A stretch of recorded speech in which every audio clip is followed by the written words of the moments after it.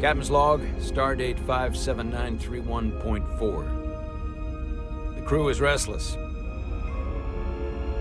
After spending too many months piecing our ship back together, we're finally about to venture out on a new mission. And the crew isn't letting this unprecedented ion storm slow them down. They're ready for something different. I know I am. Perhaps more than any of them. Fortunately, nothing ever stays the same. It's entropy, the nature of the universe. Change is inevitable. And while entropy says order gives way to chaos, in this case, change is good.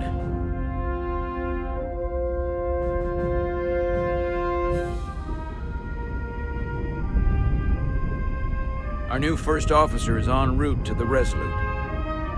Jara Rydek. I know she'll bring a welcome dose of new blood to the crew.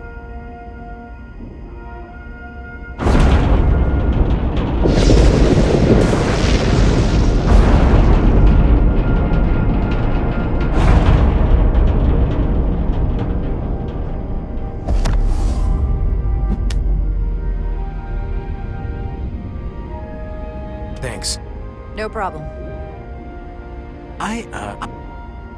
I'm not great with flying. But these little shuttles are the worst. You don't like flying. And yet, you joined Starfleet. There's a reason I'm not a pilot. You should try it sometime.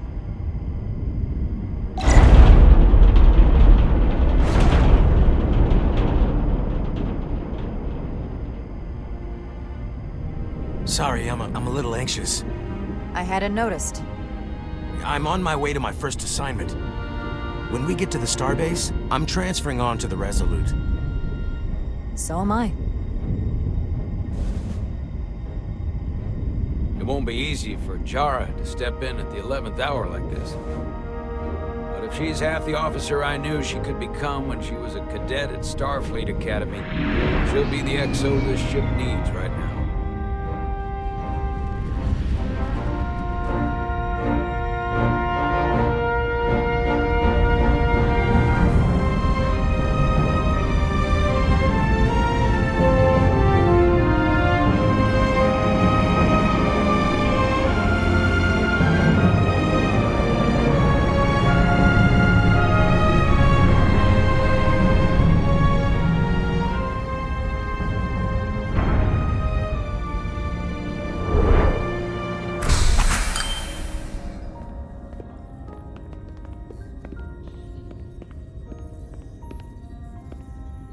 A starbase on the very edge of Federation space. Long way from home now.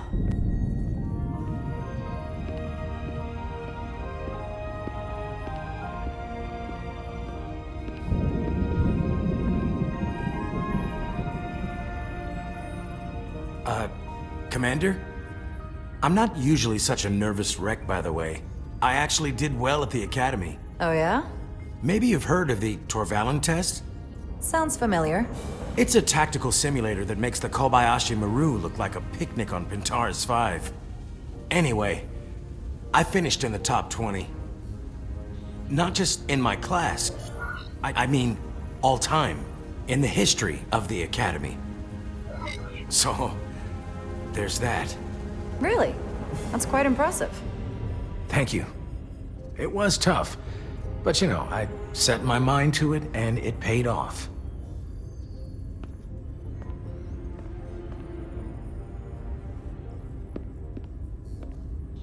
Please place your hand here. Hold it there for a few seconds.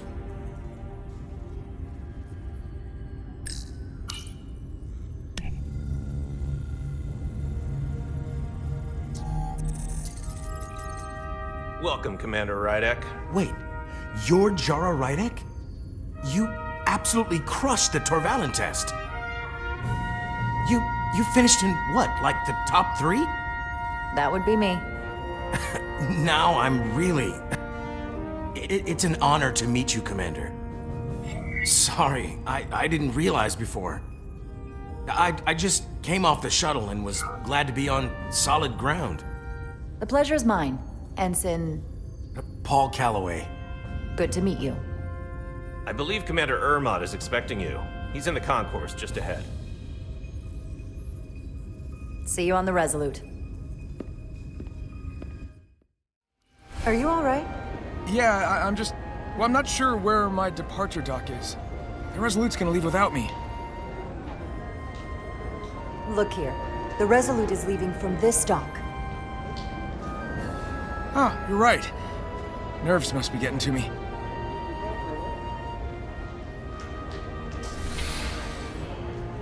Thanks so much, Commander.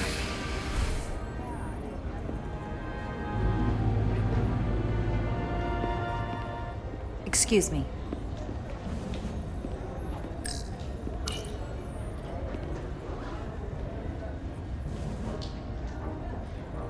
Welcome to the edge of the galaxy, Commander Rydek.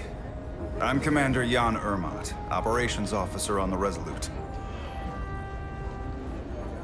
Commander? I hope there wasn't too much trouble getting here. This storm isn't making anything easy for us right now. I know conditions are less than ideal at the moment. It was perfectly fine. No trouble at all. I'm glad to hear it.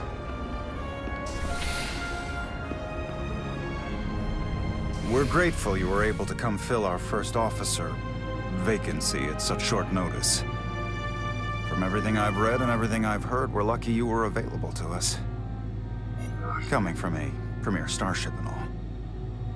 To our little research vessel. What exactly have you heard about me? First in your class at the Academy. Received the Starfleet Award of Valor during the Dominion War. Most recently, Tactical Officer and Chief of Security on the USS Endeavor. You've done your homework. Like I said, we're very lucky.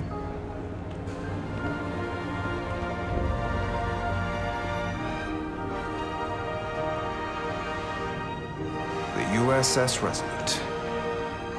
She may not look like much compared to the bigger ships, but as far as science vessels go, she can more than hold her own. And she doesn't look so bad considering 6 months ago she was nearly cracked in half, venting plasma, fighting for her life. It was an accident? Equipment malfunction. An accident suggests fault, but no one's to blame. It was a planned test, but the warp core was pushed beyond its limits.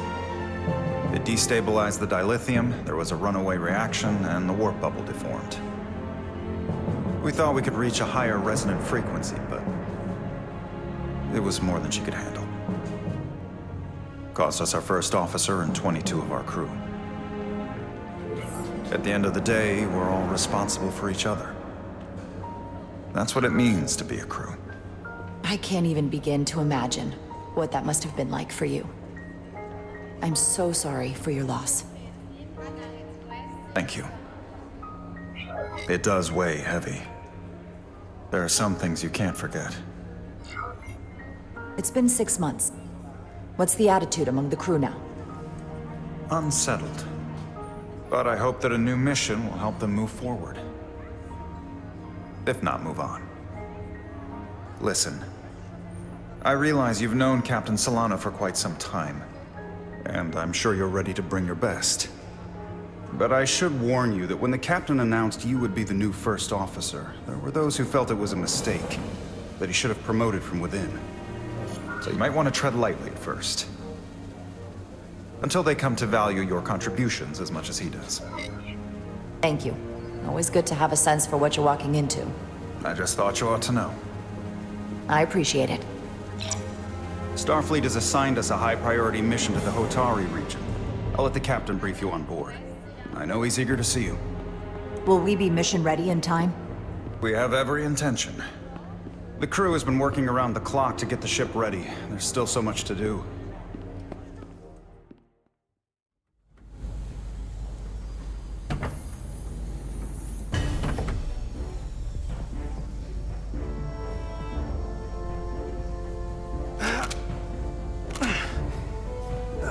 Stuck. I got just the thing.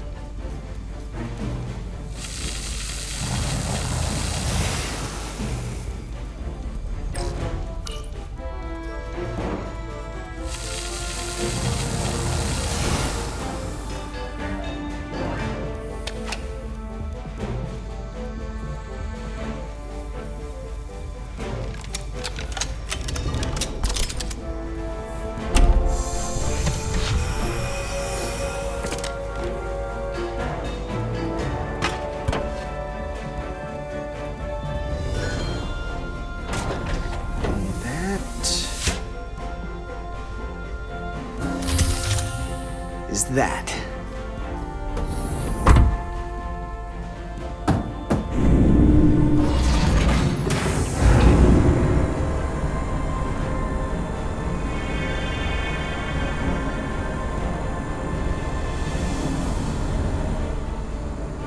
I thought the thing was totally fried.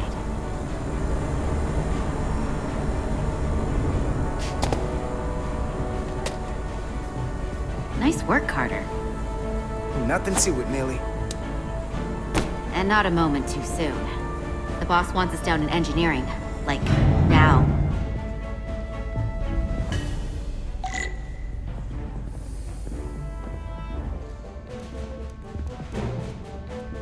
Engineering.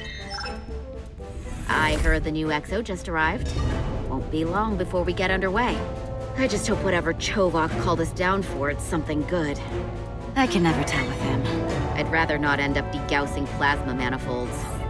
You and me working together, we can tackle anything he throws at us. Your optimism is positively contagious.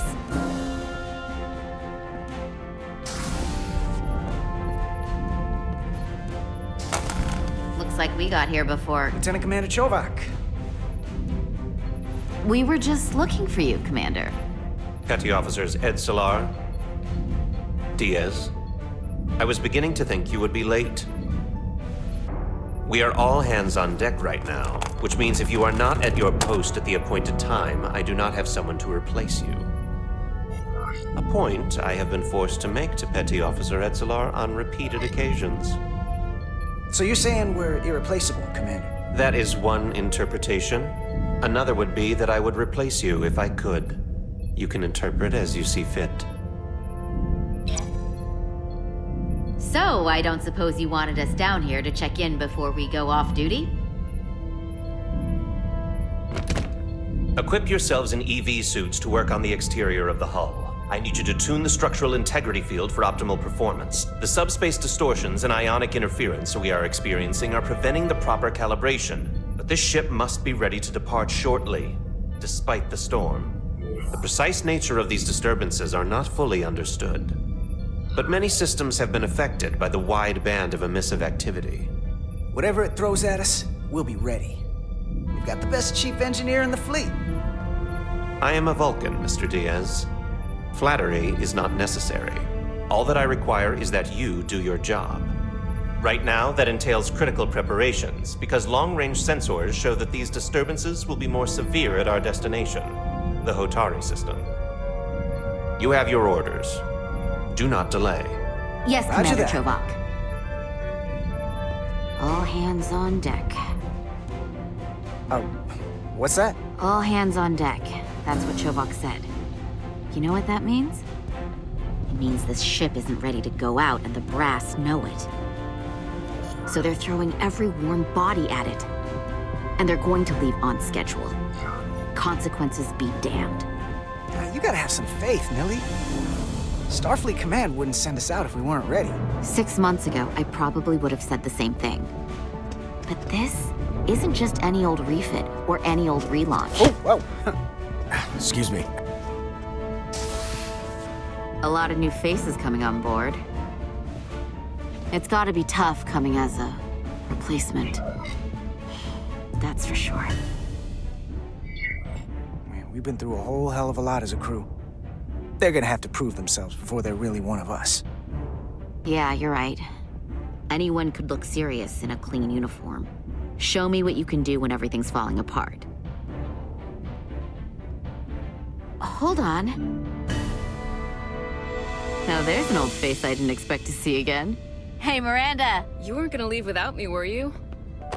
Miranda, you're here? We thought you were staying on the Adirondack. Transfer came in at the last minute, so I figured I'd slum it on this bucket of bolts. Looks like you got her back together pretty nicely. I wasn't sure what to expect. Don't talk badly about one of the best ships in all of Starfleet. We've rebuilt enough of her by now. She better be one of the best. We'll see about that. But I am glad to be here. He still owes me a bottle of Saurian brandy. Don't think I forgot. Oh yeah, it's coming back to me now. Maybe Carter can rustle up that bottle and we can give you a proper welcome. As soon as we wrap up this quick little spacewalk.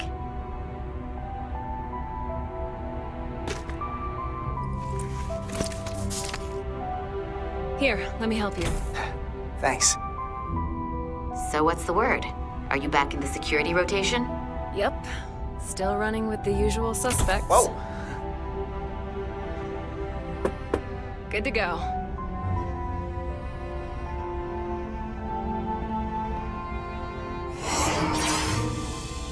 See you on the other side. Activating magnetic souls.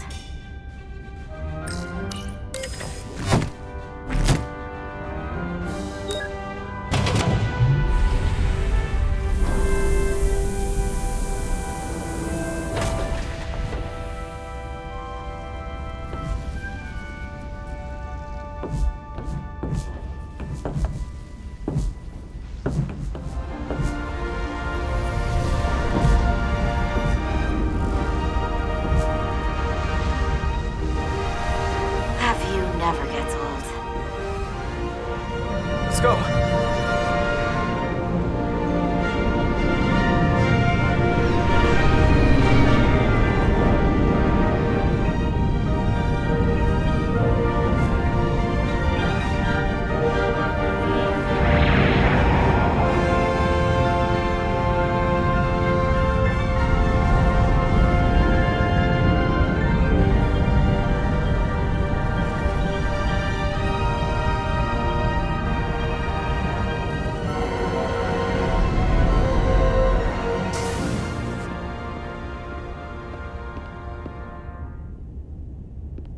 Captain Solano should be here momentarily.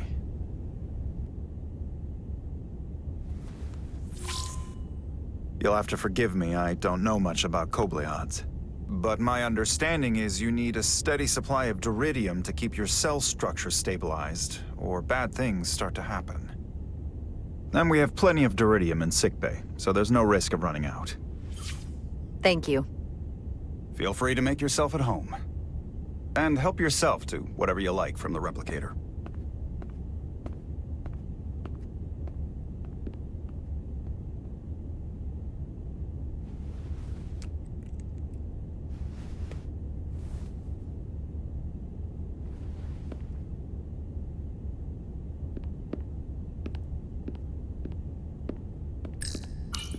Just a sip of something. Raktajino.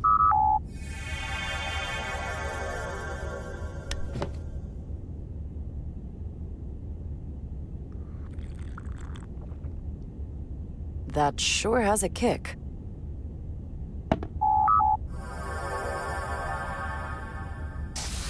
Jara Rydek. Last time I saw you, it was graduation from the academy. You'd already secured one of the most prestigious assignments possible. And you were burning with enough ambition to fuel 7 trips around the Necrid Expanse. It's good to see you again, Captain. I could not be happier to have you on the Resolute. The only regret is that we couldn't provide you with a warmer welcome. The arrival of a first officer to her new ship deserves a bit of fanfare. But, unfortunately, we've had our hands full with the refit. You can spare me the pomp and circumstance. There's plenty of work to be done without all that. You always had a work ethic like nothing I'd ever seen. That's just what this ship needs at the moment. As I'm sure you've heard, we've had a rough go of it these last 6 months. The ship suffered some damage, but not nearly as much as the crew. I assume you mean the accident. That's right. The tragic accident, really. We were on the verge of a major scientific breakthrough.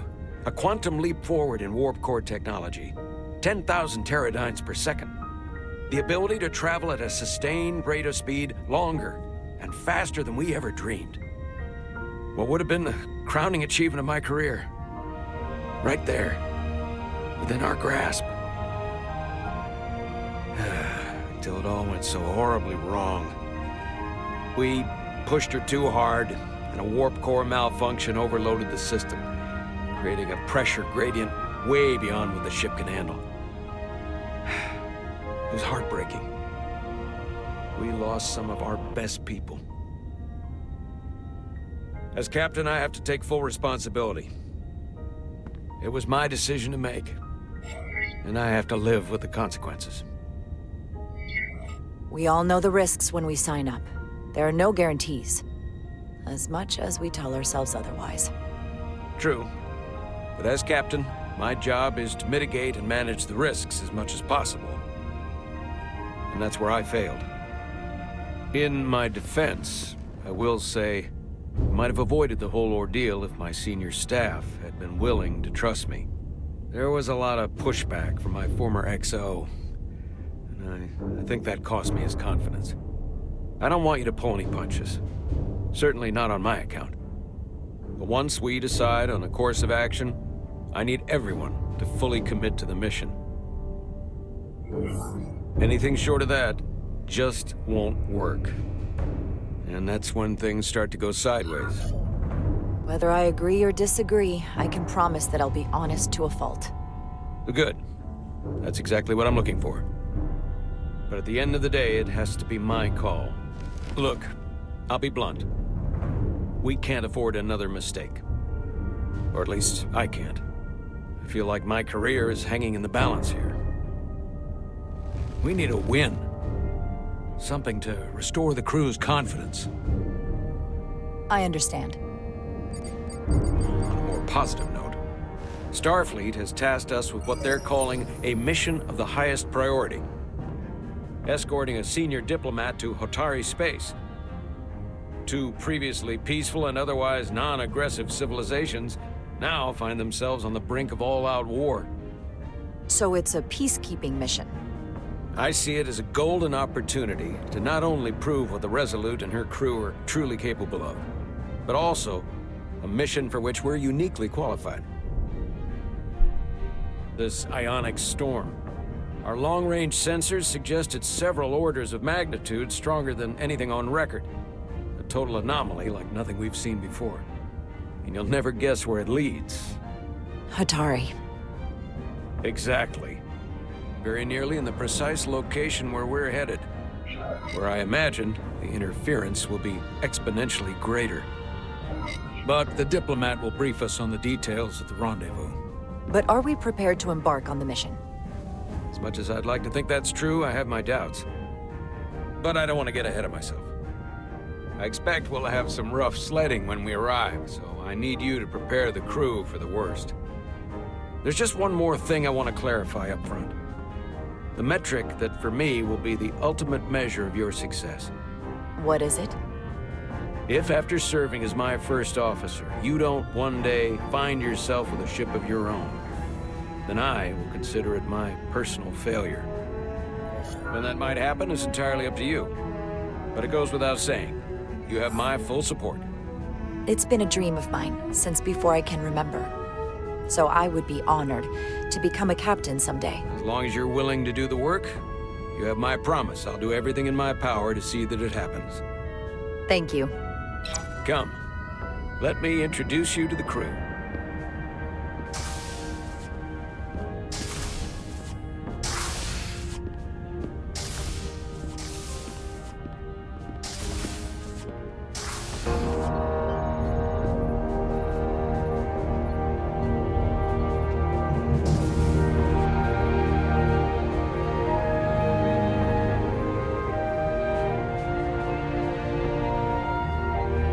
Everyone, if I could have your attention for a moment. I'd like to introduce Commander Jara Rydek, our new first officer. Some quick introductions. This is Lieutenant Handar, our helmsman, one of the best in the business. One of? Well, what he lacks in humility, he more than makes up for in ability. A pleasure to meet you, Commander. Likewise. Next, we have Commander Westbrook, our Chief Science Officer.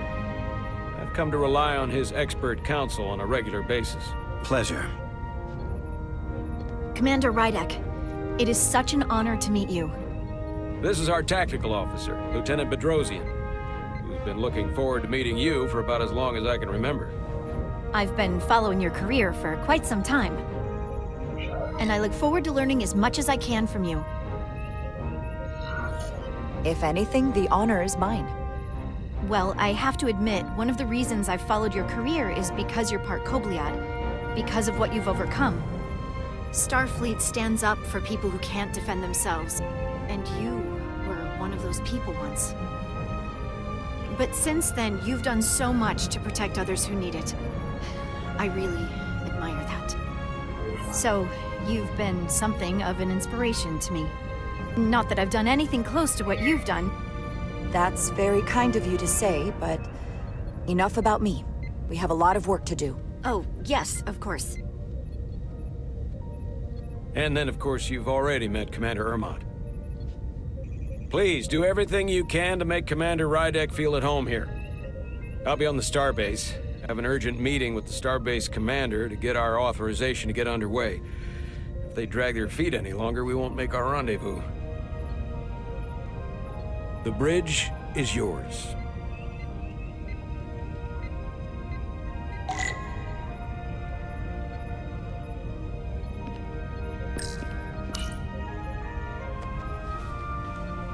Commander, Chief Engineer Chovak needs to lower the structural integrity field.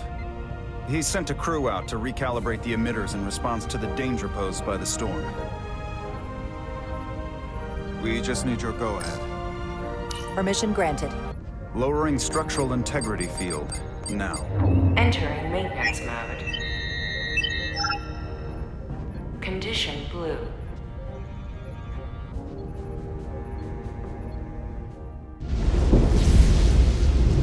The storm is getting worse. Looks like they turned off the SIF. Great, let's get to that emitter.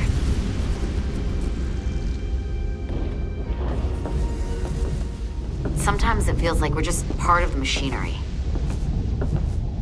Don't you want more than that? I mean, Starfleet is noble and all, but it's still a machine. Now, what are you complaining about? We got the best seat in the house out here. You wanted to get away. I enlisted because I didn't want to wait years just to get out and see the galaxy. I wanted to go somewhere. See new worlds. Look up at a sky no one's ever seen before. Just because I'm cranking a hyperspanner up in a Jeffries tube today doesn't mean that's all I'll ever be.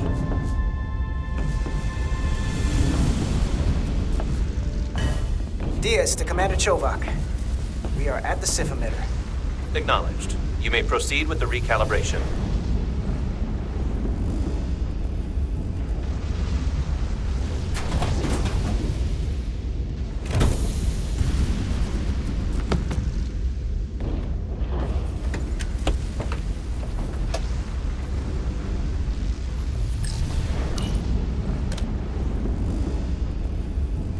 Beginning recalibration.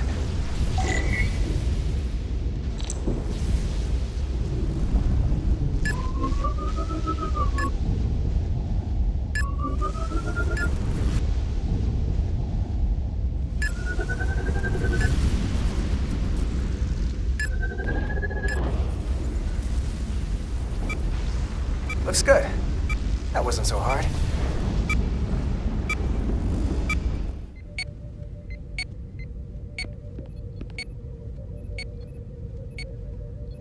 Commander Westbrook, right? Chief Science Officer. You remembered my name and my rank. Impressive. Yes, I am the Chief Science Officer, and I have the dubious honor of being the most senior officer on this bridge. I know this ship inside and out. Better than just about anyone. What a very impressive list of credentials. This is a research and discovery ship, first and foremost. Now with a former tactical officer as its new first officer. I'm curious, though. A Kobliad, or half in your case, is an odd choice for first officer, given your vulnerable condition and all. But if, as an example, we found ourselves in a hostile situation, and you were suddenly incapacitated because you needed an infusion, what would happen then?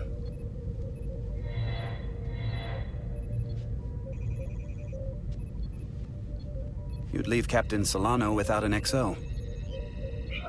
Granted, that would be a worst-case scenario, but not outside the realm of possibility.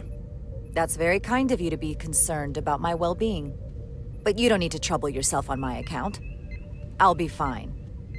Well, I wouldn't say I was concerned, just curious, that's all. Listen, can I be blunt, Commander? I see no reason to stop now. Commander Sutherland, your predecessor, was one of the best first officers in all of Starfleet. His record was impeccable and his reputation was without equal. I mean no disrespect, but the shoes you're stepping into are almost impossible to fill. He was loved by the crew. And he was one of my closest friends. Hey, we just met. You might like me after you get to know me. They say familiarity breeds contempt, but who knows? Seeing as Captain Solano is on the starbase, let me give you an update on this ion storm we're flying into. It's unusual, unlike anything I've ever seen. At the moment, I can't tell you if the Resolute will shrug it off or if we're putting ourselves at risk. However, if we learn more about its patterns, its nature, we can come up with a scientific countermeasure. Just a moment.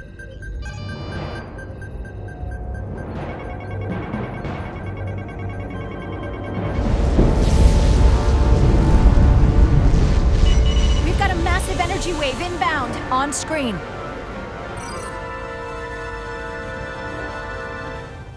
Tracing its trajectory. Starbase docking clamps are holding. The storm's emissions are fluctuating, coming in waves. And if my projections are right, we're about to get hit by a wideband burst of ionic energy, like a tsunami. I'm reading power abnormalities all over the ship. Estimated time to impact, 2 minutes. Red alert. Aye.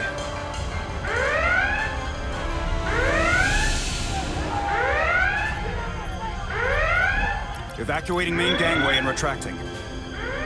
Putting sensor visualization on screen. With the structural integrity field shut down, we can't take a direct hit. Time to impact, 1 minute. Shield systems are severely impacted. We have limited protection. I need every available solution. What are our options? We can weaken the impact of the storm with a deflector pulse.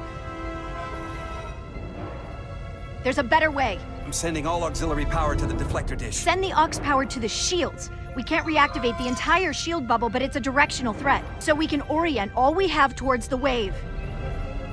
You have to believe me. We only get one shot at this. We can't afford to get it wrong. That's right, which is why we need to send power to our shields. Bedrosian, get those shields up. Rerouting power to shields. Stand by. I need a heading. We've only got one shot. Understood. On my command.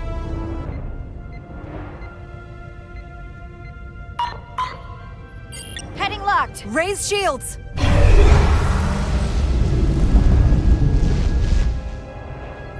This is it! All hands, brace for impact.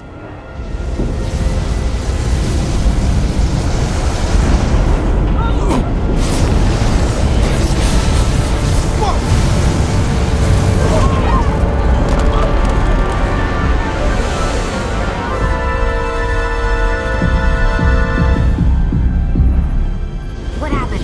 We have experienced a surge of radiation. Oh, you don't say. This radiation supercharged the plasma, forcing it to backflush through the system and creating a dangerous imbalance. Blow out every primary system on the ship. Just tell us where you need us. I need you to traverse the hull to the access port to recalibrate the port nacelle plasma regulator.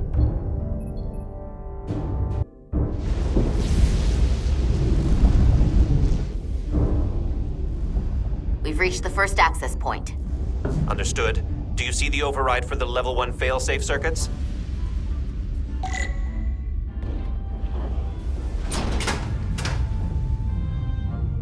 Affirmative. Engage the override. It should allow us to stop the EPS flow to the warp engine without triggering an automatic core shutdown.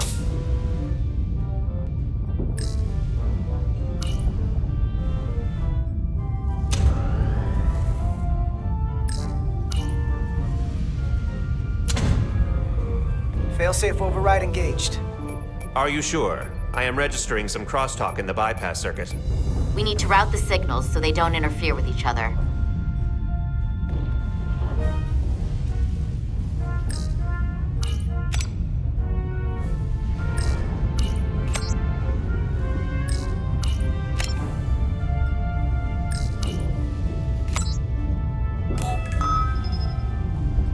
to Resolute. The failsafes are temporarily disabled. Moving on to the EPS regulator. Heads up, Carter. What is that? What if the discharge has coalesced? It's coming right toward us. I'm gonna try to disrupt it with my phaser.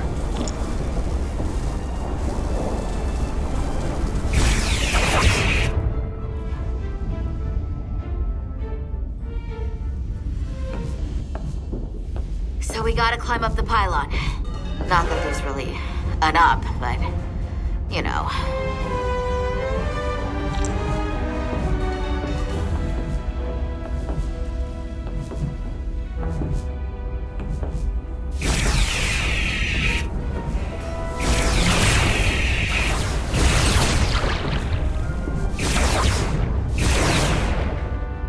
We're at the regulator. Opening the access panel. Now halting the EPS flow to the port nacelle. We have little time before it causes an overload in the engine. You must work efficiently.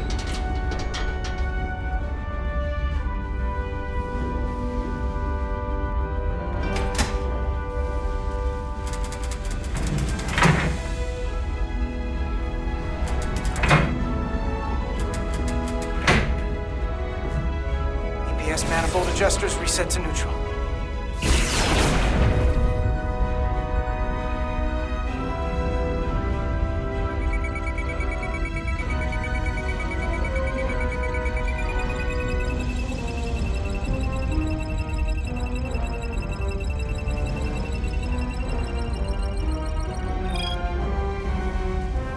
EPS lines to the port warp engine are back in balance.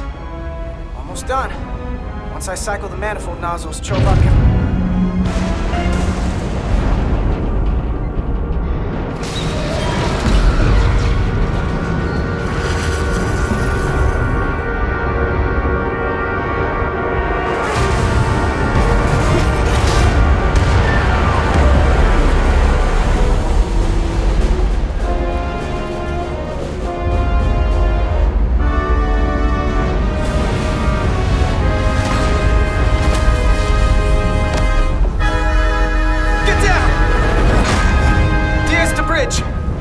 docking clamp. We've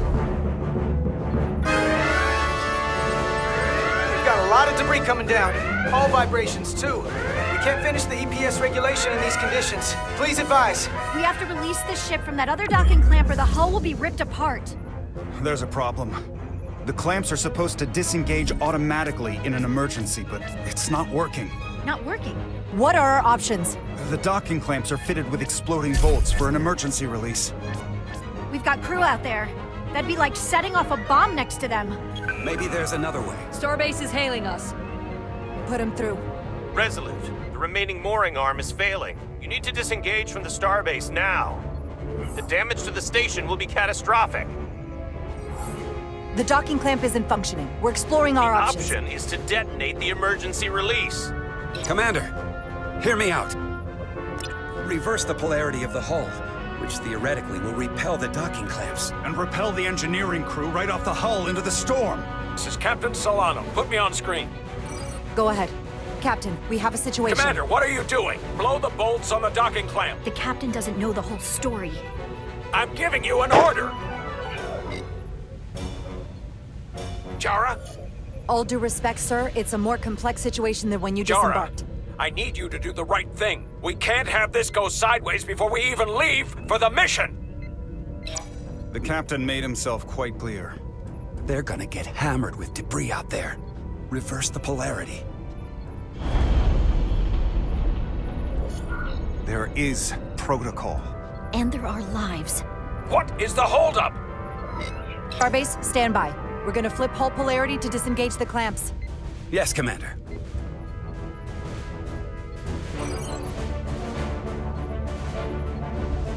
Repair crew, this is Acting Captain Jara Rydek. Be advised, we are going to reverse hull polarity to free us from the remaining docking clamp. Tether yourself and deactivate your boots on my mark. Understood.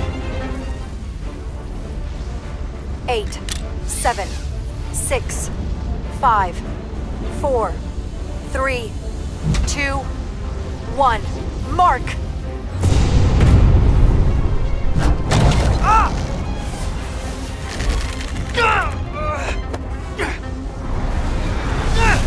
Grab my hand! I got you. Thank you.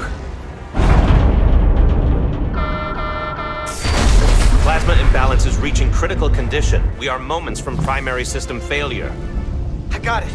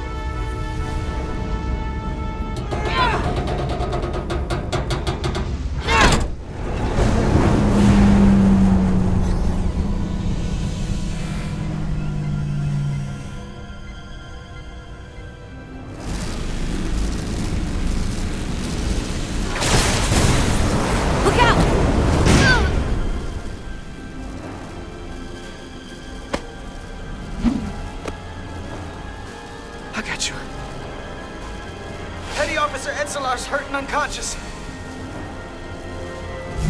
I'm gonna have to tow her back to the airlock.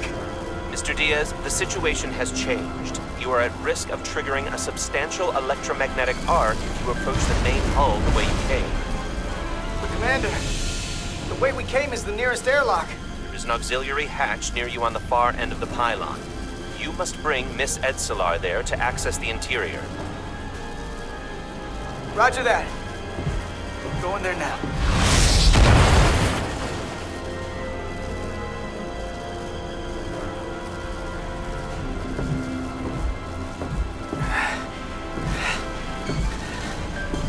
I'm at the auxiliary hatch.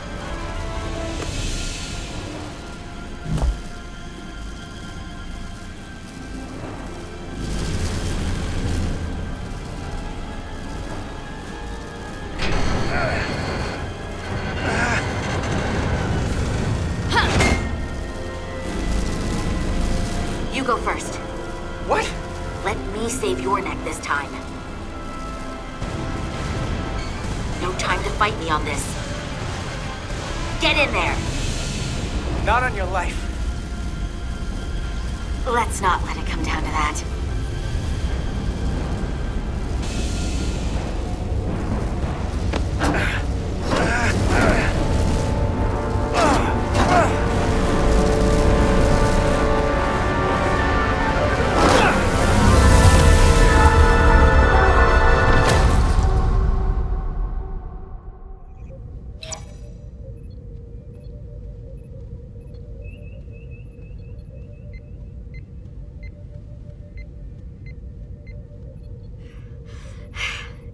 We made it.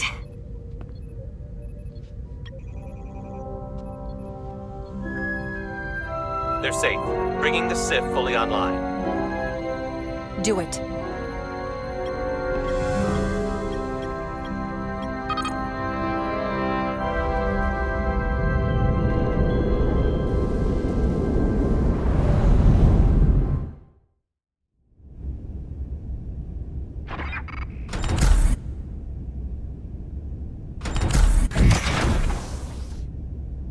Nilly.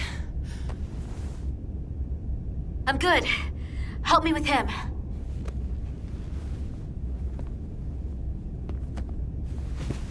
Let's get this off.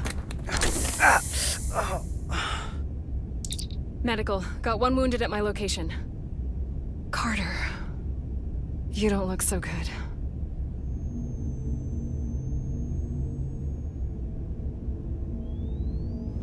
You gotta be more careful. I just got here. I'm not ready to see you two get blown to space dust just yet. Now let's get you down to sickbay. Great.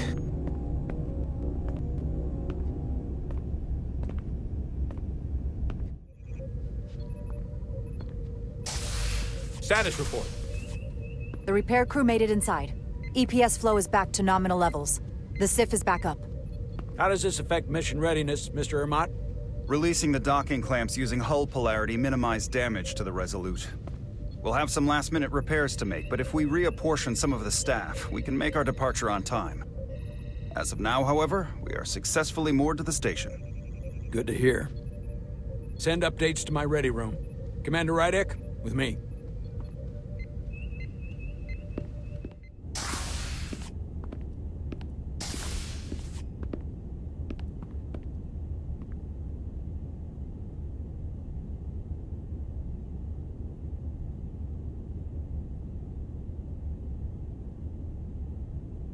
You disobeyed my orders. Well?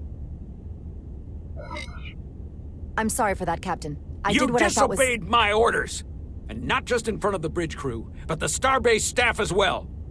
That's going to get around. My name's already tarnished around the fleet. But what is it going to do to my credibility on this ship?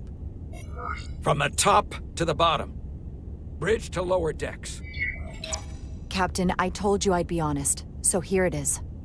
Maybe I shouldn't have disobeyed a direct order, but you were wrong.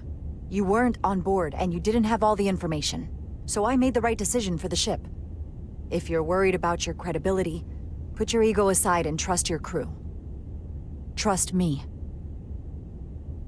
You might have won some fans on the bridge with that stunt, but not everyone. Lieutenant Commander Chovak has already bent my ear. I'm sure he doesn't take it personally. He'll get over it in time. Mr. Chovak is more complicated than he would want to admit. I guess we all are. And, if I'm being honest, I'm not sure what I would have done in the moment either. You never really know if you weren't in those shoes. So, let's just boil it down to, you did what you had to. Thank you for understanding, sir. I'm sure no one knows the burden of command as well as you do. I'm sure you will, someday. Despite it all, we got our final Starfleet clearance to depart. So if you'll fetch Mr. Ermot, we'll knock out the final details of any outstanding repairs, and then we'll set out for Hotari. Yes, sir.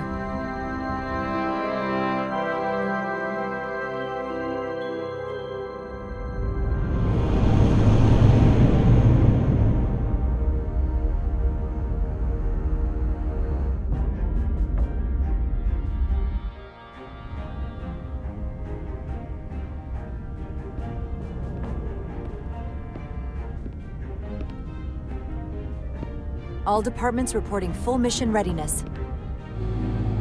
We've got our full complement on board.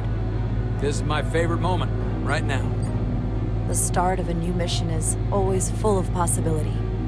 The Orion Syndicate could sell it as a drug. Don't let the Admiralty hear you say that.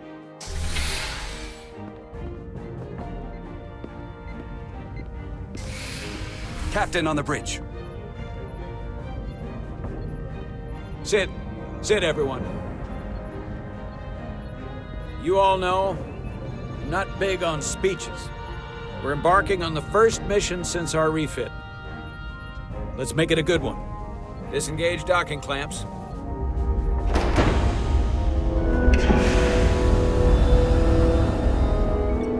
Docking clamps released. Thrusters ahead, Mr. Handar.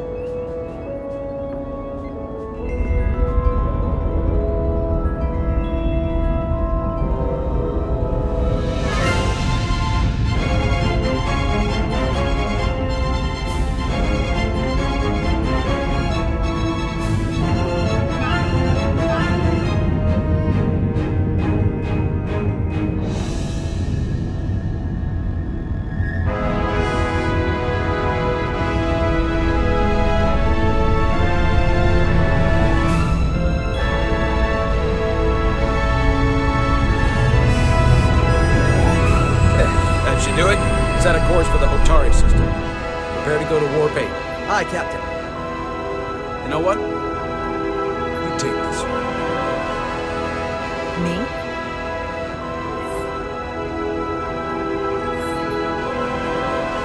Engage.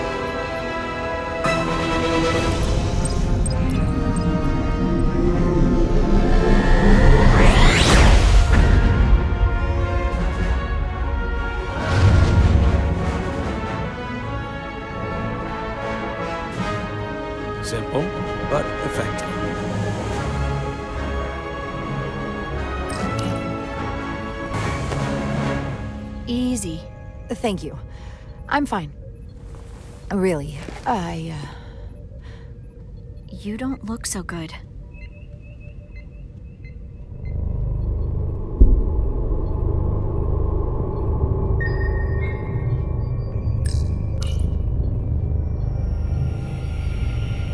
I have to get to sickbay. Go.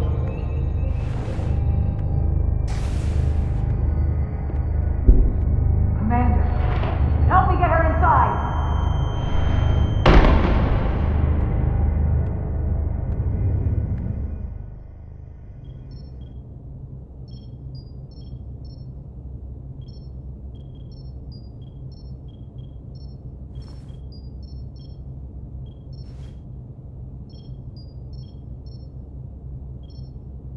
Well, that was quite a scare. A few minutes more and it would have been one of the shortest tenures on record for a first officer. Is that the engineer that was out on the hull? That storm did a real number on him, but he'll live. Just needs rest. You should worry about yourself. Your duridium levels got dangerously low and destabilized your cell structure. This is definitely one of the more memorable first days I can think of. My name is Dr. Aram Duval, Chief Medical Officer. To be honest, I've never met a Kobliad before. You're rare. I know. I was going to say special. Your people's numbers have dwindled, despite the Federation's efforts to find a more readily available alternative to the duridium you need to survive. Yet you joined Starfleet and managed to thrive. I imagine the responsibility must be overwhelming. Maybe even a burden at times. It does make me unique, but it's not a burden at all. I'm honored to be Kobliad, to represent my people. As you should be. And don't worry, I won't treat you like a science experiment. I just do the science and leave the experiments to Solano. You don't agree with his methods? I don't agree with his definition of acceptable risks. Not when the lives of your crew are at stake. My professional opinion is that the accident took a toll. More than he's willing to admit. He's overstressed, operating in the pressure cooker of his own mind. Which is never a good headspace when the lives of your crew are at stake. What concerns me is that now he's even further away from the thing he's been chasing his entire career. Breakthrough discovery. The major innovation. Something he can put his name on. We all have to chase our dreams, don't we? We need to take some risks. Isn't that why we joined Starfleet? But not at the expense of other people's lives. It's too high a price to pay. And I have to give you credit for what happened on the bridge. It took guts to defy a direct order. Huh. I guess word travels fast around here. It's a small ship. And everyone's curious about the new XO. Fortunately, your cell structure is almost completely stabilized. And I'll spare us both the lecture, but I do feel it's my responsibility to remind you, without regular infusions of duridium, you will not live. It's as simple as that. Understood. And my work here is done.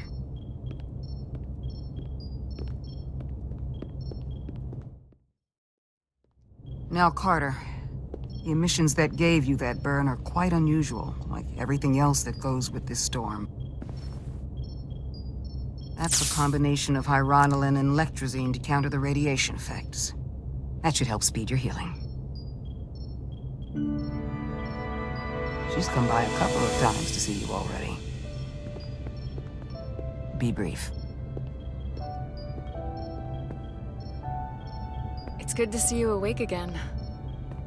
I was starting to get worried. Not that you aren't in good hands with Dr. Duval.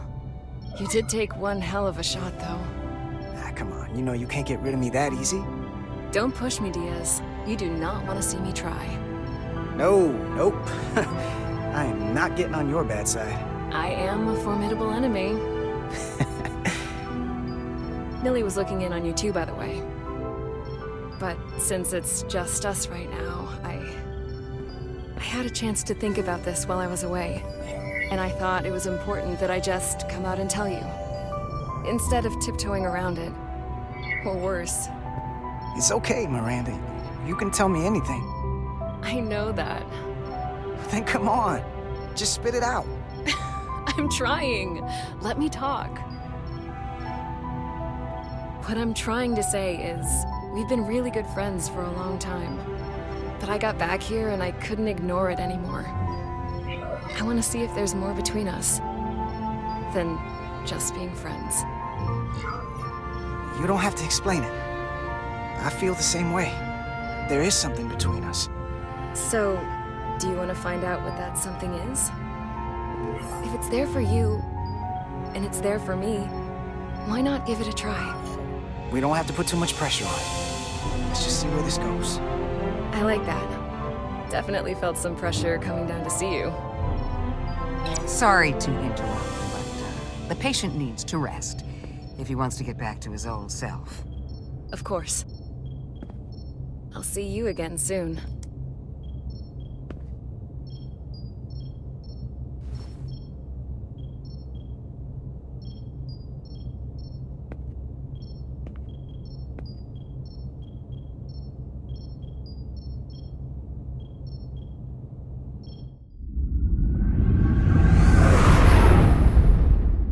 Approaching the rendezvous point outside Atari space. Helm, bring us out of warp. Dropping to impulse.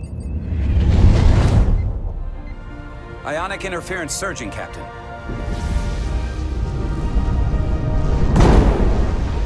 Shield integrity holding. We can take it. We are at the correct coordinates to meet the shuttle. Commander Rydek, find us our diplomat, if you will. Aye, Captain. Let's reduce the noise. Filter out environmental signals. I can manually tune what's left for Federation signal types.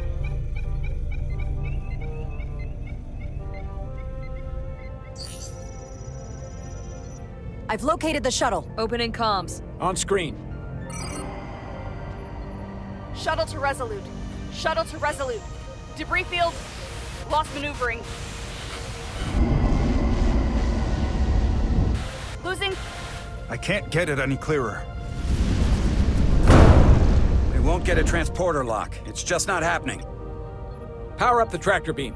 We'll pull them directly into the docking bay.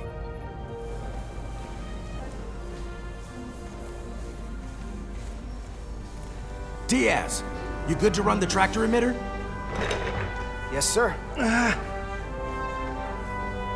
You sure? I'm sure.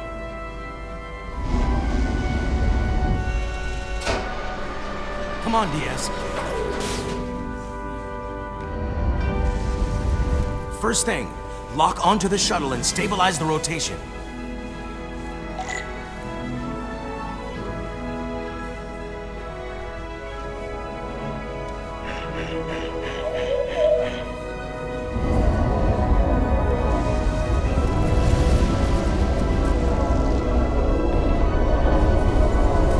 We're pulling in debris. I'm on it.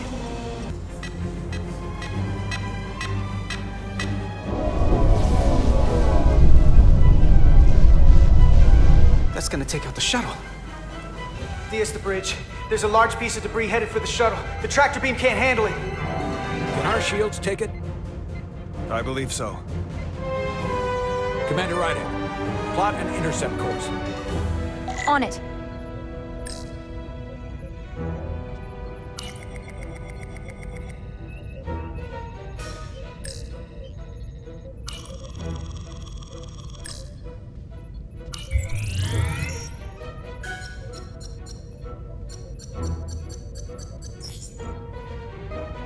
Here we go. Maneuvering thrusters bearing 53 Mark 17. 200 meters on an intercept course. Maneuvering.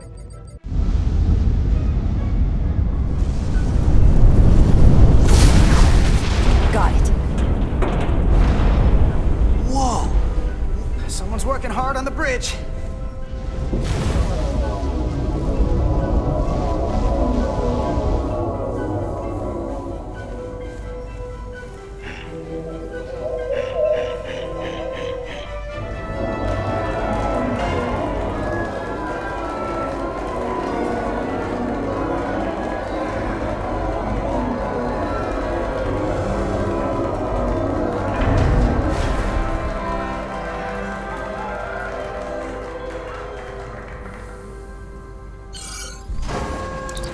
shuttlecraft on board. Good job. We're on our way down to meet them.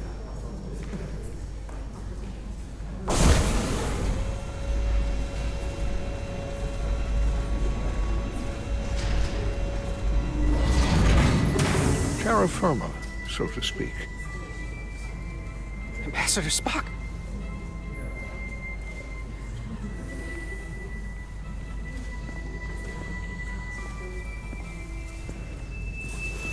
The captain will be right down to meet you, sir. In that case, I will wait for him here.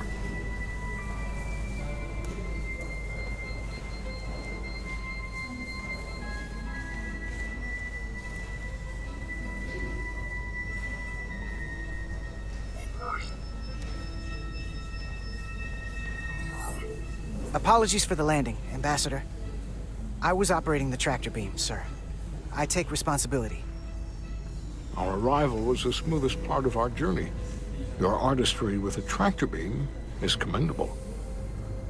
We thought we were prepared for our arrival in Hotari space, but it is evident my craft was not sufficiently robust for such intense ionic activity.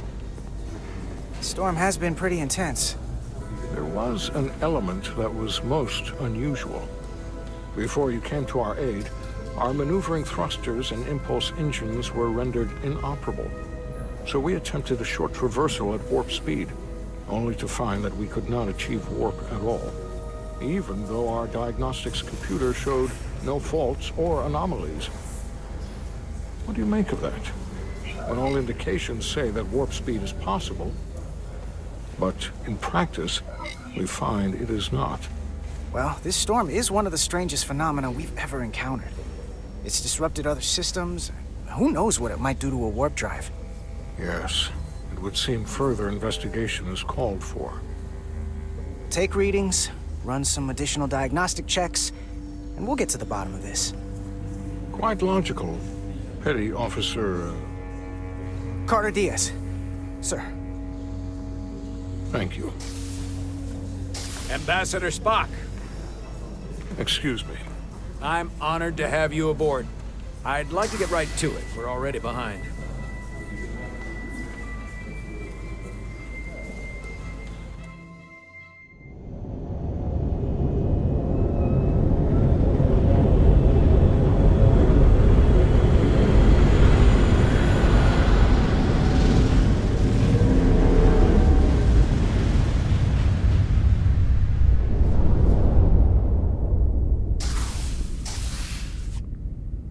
Ambassador Spock, my senior staff.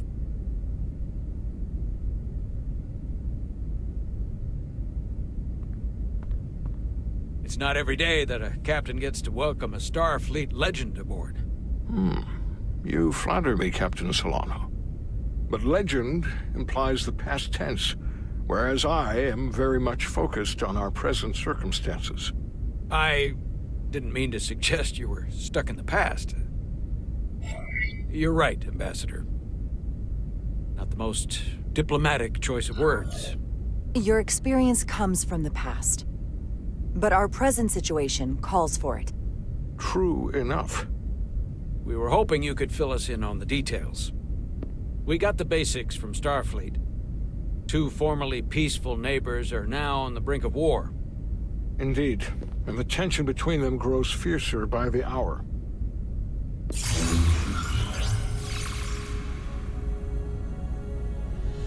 Lydia and Hotari.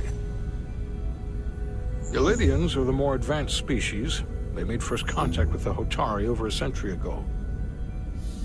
This is Tau, the Hotari moon. It is rich in dilithium, and for decades, the Hotari and the Illydians have shared a mining operation there. The Illydians provide the technological resources, while the Hotari have served as the labor force. The stability of that arrangement was the source of their peace, until recently. The Hotari have suddenly and forcefully seized control of the mining operations and expelled the Illydians from their system.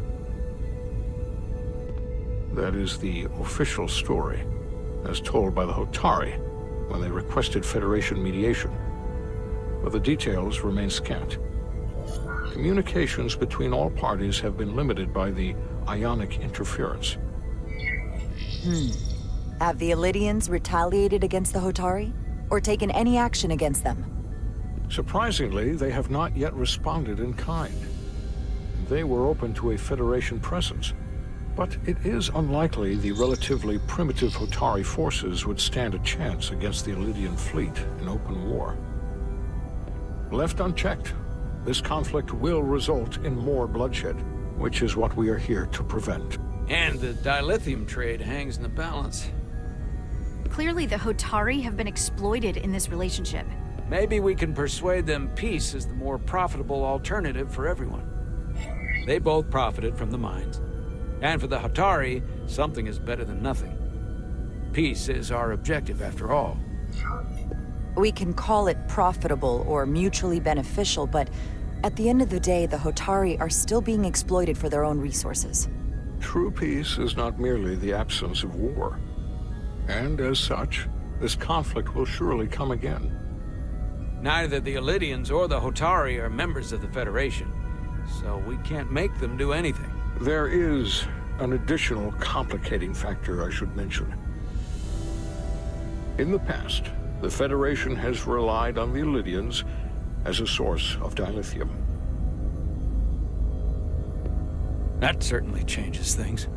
The Federation sources its dilithium from a lot of places. Yeah, and this is one of them. So we've already played a part in this.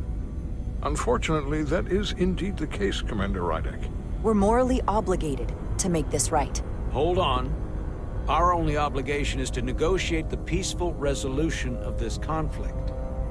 Given the Federation's involvement in the Illidian dilithium trade, Captain Solano and I must make every effort to appear neutral in these negotiations. What worries me is if this whole thing unravels, and we're at the mercy of the storm at less than full strength. We can't let it come to that. Considering what the Ion Storm has done to our ship, and the Ambassador's shuttle, we have to assume the Illidian fleet has had problems with it as well. This recent surge in the energy disturbance temporarily levels the playing field. Commander Westbrook is correct. The energy anomalies around the Hotari systems have been noted in the past. If it's keeping the two sides talking instead of shooting at each other, that actually helps us negotiate a peace. And we'll take advantage of that as long as it works in our favor. And when it doesn't? All the more reason to learn as much about it as we can while we are here. We do not want to be caught unprepared, should the energy anomaly continue to fluctuate. So I trust we understand our circumstances. We're operating on a strict timetable here, and we're going to be leaving for the negotiations shortly. Commander Westbrook, I want you to leverage our systems to investigate the anomaly from here while we're gone. Aye, Captain. Thank you all. Dismissed. I want to speak to both of you privately.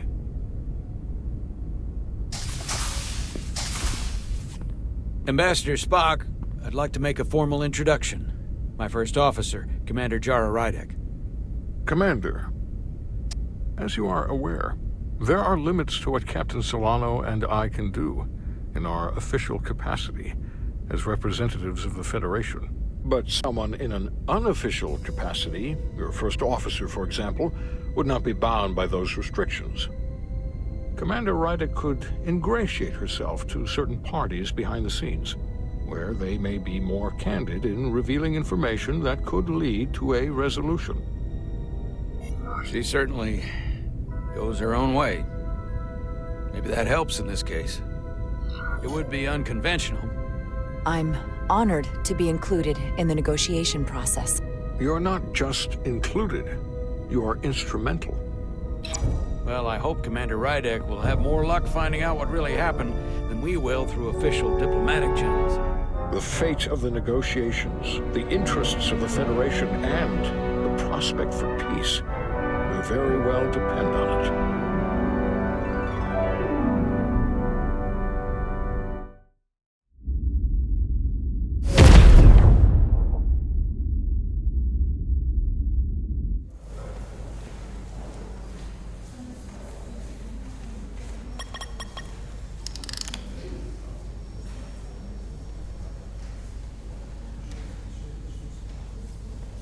Mr. Diaz, I understand you have already discussed the warp drive failure with Ambassador Spock? I have. It is imperative that the Ambassador's shuttle be flight ready. I need you both to ascertain the root cause of the system failures he encountered. I'm surprised, Commander. I thought you would have wanted to work on Ambassador Spock's shuttle yourself. I respect the Ambassador and his many accomplishments, but I do not derive any satisfaction from interacting with his shuttle as if it were somehow transubstantiated through its association with him. Especially when I have the entirety of this starship to concern myself with. When you look at it logically, yes, it is just a shuttle. No different than any of the others. There is plenty that is different about it, and that is what you are to investigate. But please limit your findings to observable scientific phenomena. We'll try to restrain ourselves. Then I will leave you to it. Make note of any abnormalities in your report. Carry on. Navigation array checks out, so it must be a coil. Except it's not. Checked and double-checked. Well, the readings don't lie. Here comes the security detail for the way team.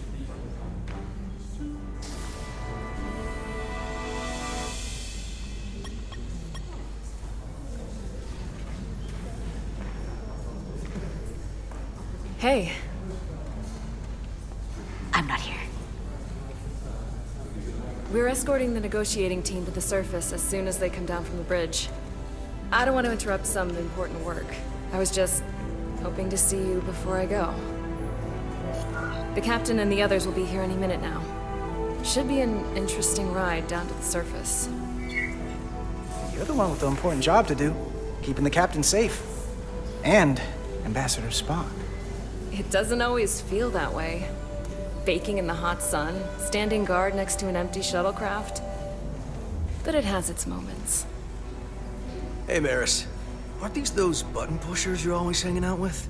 And you're the phaser jockeys we always beat in Parisi squares, right? All aboard for Hotari. That another one of the captain's railroad things? Gotta be. I just usually zone out by the time he gets to the whole, steam engines were the warp drives of their day part. Catch y'all later. You don't want to miss your train. I do have to go.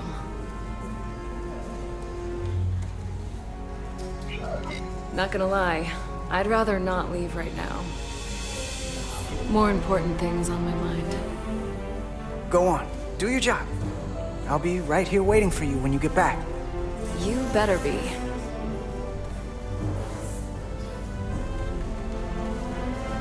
Be seeing you.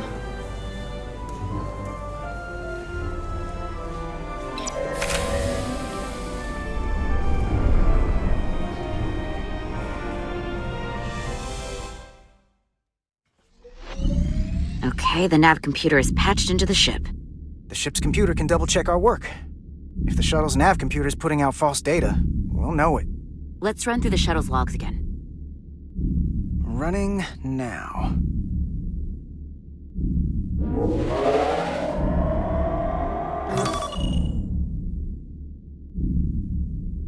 Same. Warp field inversion and a cascade failure. However, the Resolute computer doesn't show the same subspace variance. We're in the same conditions that the shuttle was in when it failed. Why wouldn't the ship's computer get a matching result? What if the subspace variance was a momentary occurrence?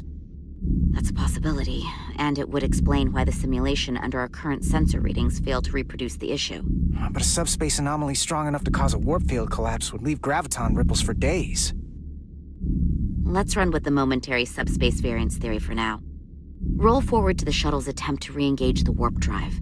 We need the conditions of space around the shuttle at the moment of warp failure. Resuming simulation.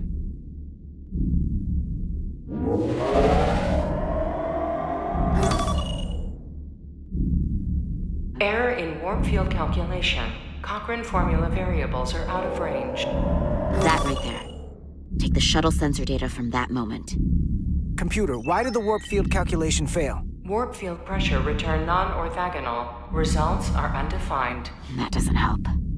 Wait, what if we use a different ship? Put the Resolute into the simulation instead of the shuttle. Yeah, it should work just fine. Unless... Computer, run the simulation with the Resolute. Resolute simulated. Computer, give me manual control on the warp power.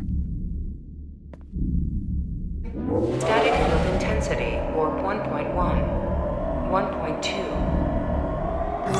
3. Warp pressure is destabilizing. Error in warp field calculation. The warp drive has experienced a system-wide cascade failure. Warp field collapsed. Subspace variance is out of tolerance. Cochrane formula results are undefined.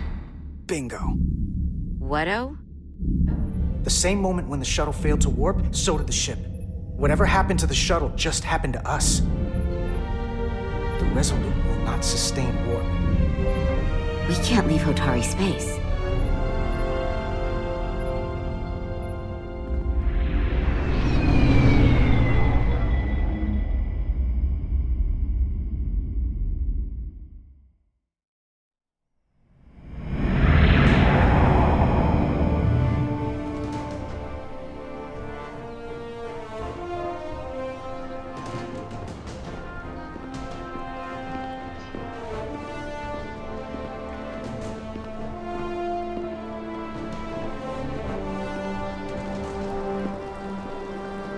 Ambassador Spock, Captain Solano, welcome to Hotari. We are honored you have come. My name is Tylos Altaris, Minister of Diplomatic Affairs. The honor is ours. And this is Commander Jara Rydek, first officer aboard the USS Resolute. You'll find she has a keen mind and unique insight into the dynamics between the Hotari and the Lydians. It's very nice to meet you. Likewise. I hope... These must be the representatives of the mighty Federation. The reigning authority in the galaxy. Or so we've been led to believe. Whether that's true or not remains to be seen. But, either way, we're grateful you've made the time to come to our little corner of the universe. And you are? This is Galvin, and this is Citron, the heroes of the revolt in the mines.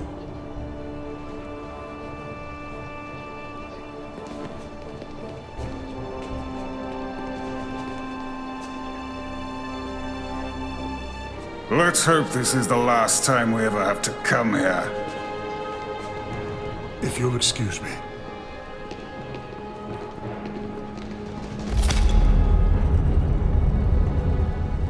I think we're about to begin. Did you hear the arrogance from that guy? I don't know what we're walking into here. But that guy was something. That may be true. But let's keep an open mind going into the negotiations. Hopefully he's just one voice amongst many. Then let's hope he's the outlier. The Hotari have invited us as their guests, so we must show them the proper respect.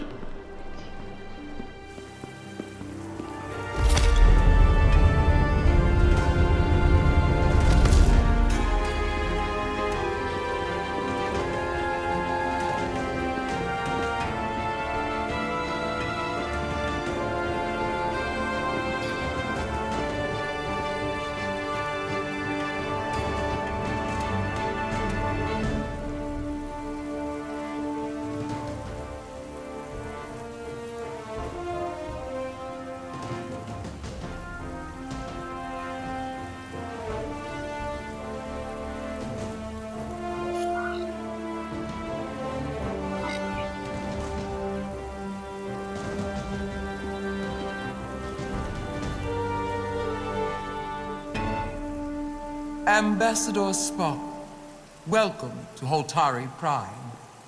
The honor is mine, Your Majesty.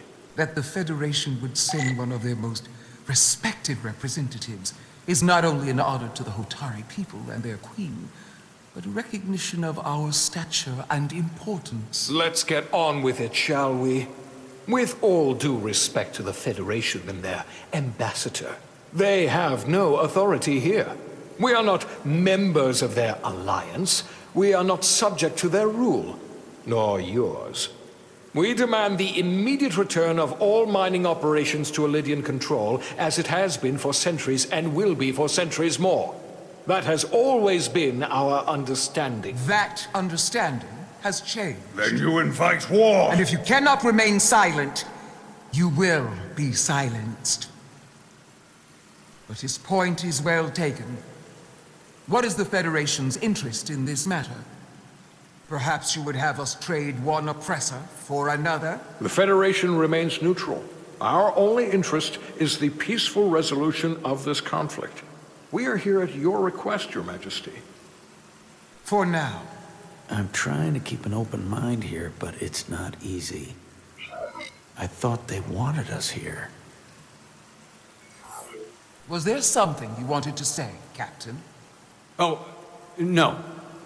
My apologies. And what about the Kobliad? She's not She part can of... speak for herself, can't she? Then let her.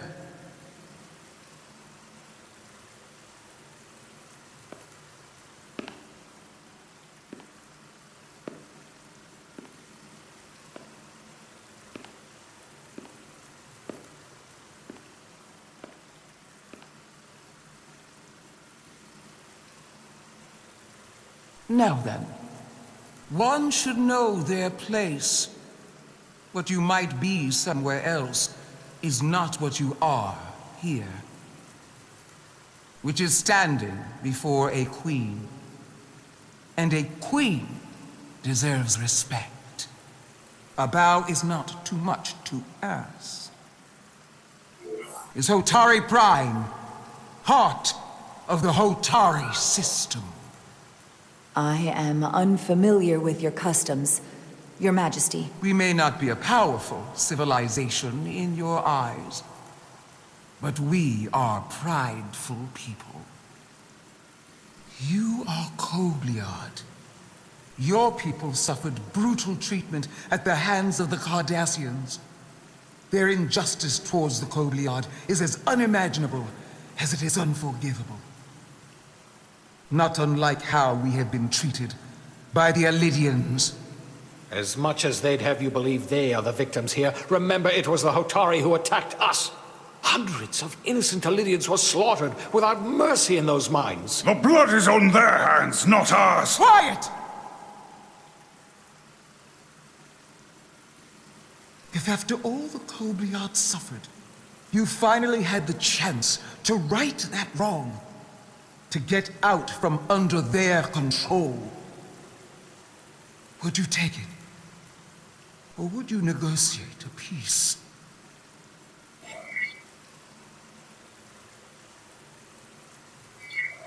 There is no remedy for what the Kobliad suffered. And I fear who we might have become in pursuit of it. There is no justice if the oppressed become the oppressor. So I would willingly accept a peaceful resolution if it were offered.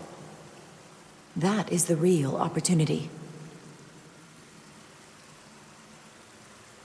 You may be right. Unfortunately, that was not the case, was it? No, it was not. Peace is often elusive to those who need it most. The Federation is the most powerful, most advanced alliance in the galaxy.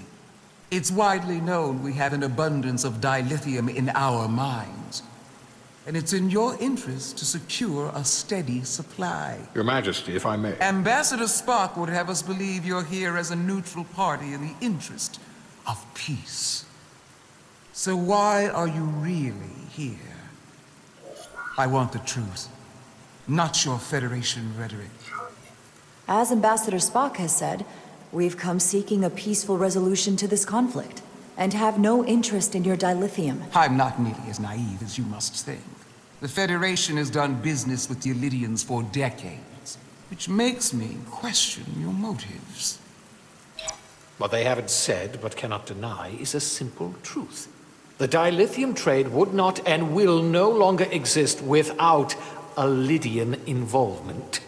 We created it for the benefit of everyone, especially the Hotari.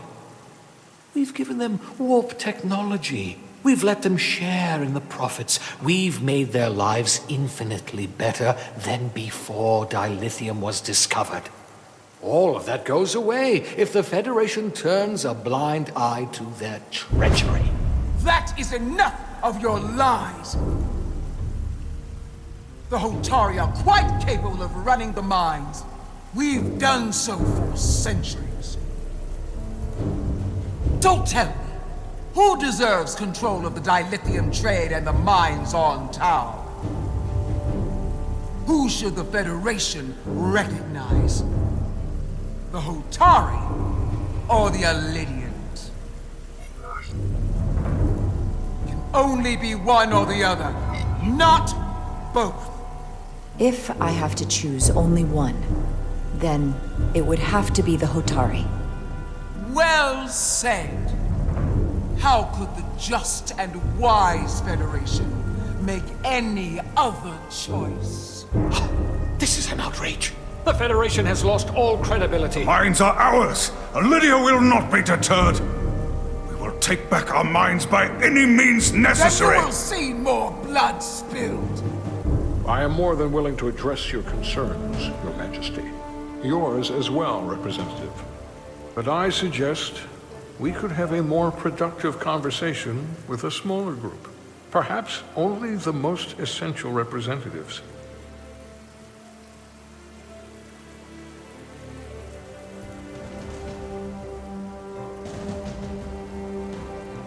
I suppose there is some sense to that.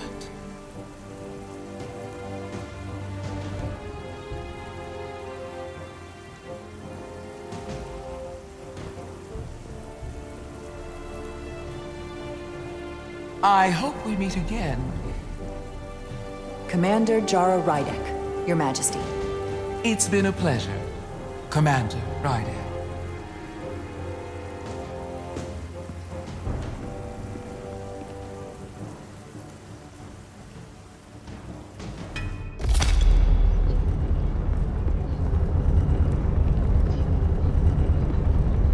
Spock and I will cover everything on the diplomatic front. You make nice with the locals and see if you can get some answers. We need to find out why the Hotari are so willing to risk war. What happened in those mines?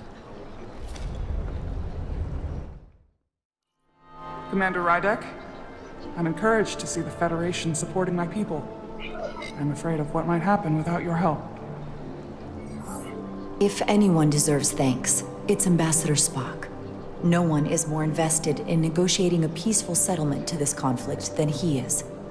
I'm so glad. We need his help before the situation escalates further than it already has. It's been very trying. For the first time in our history, the Hotari have the upper hand. We see ourselves as strong instead of downtrodden. New voices have risen up. Old voices shouted down. Galvin and Sidron have become national heroes. Now, they have the Queen's ear. Better or worse, depending on your perspective. I get the sense you don't exactly trust them. They're miners, not diplomats. I don't trust their instincts, which are leading us to war. My fear has been that the Alidians will launch an attack and crush us. You've seen their starship, no doubt.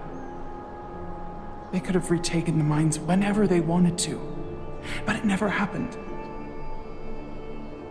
And as strange as this may sound, I'd almost say they're afraid.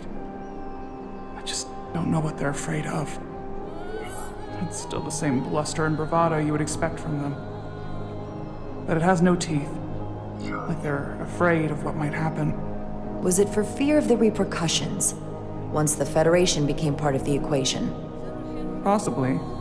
But I almost want to say this was from the very start. Before engaging the Federation was even on the table.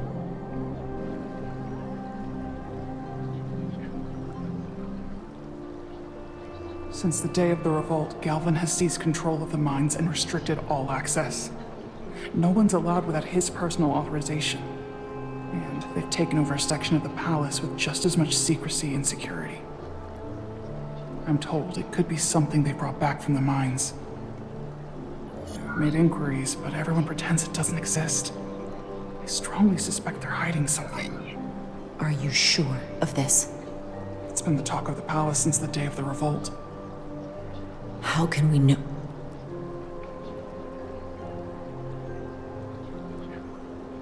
I'd better see what's happening. Do you think you can find out what they're hiding? I need to see proof of something before I can make my case to the Federation. I can try, but even if I found it, I might not know what to make of it. Take this. You can use it to capture whatever you find, and then send it to me.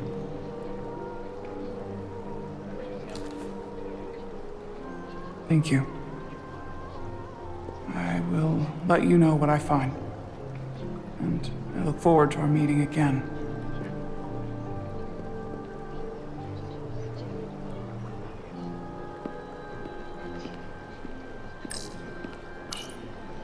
Commander, I'm glad you've chosen to side with the Hotari. I knew the Federation would see through the Elydians' baseless claims and protect the interests of my people. Even though the Hotari should have control of the mines, some of the Elydian claims are still valid. There you're wrong, but we can agree to disagree.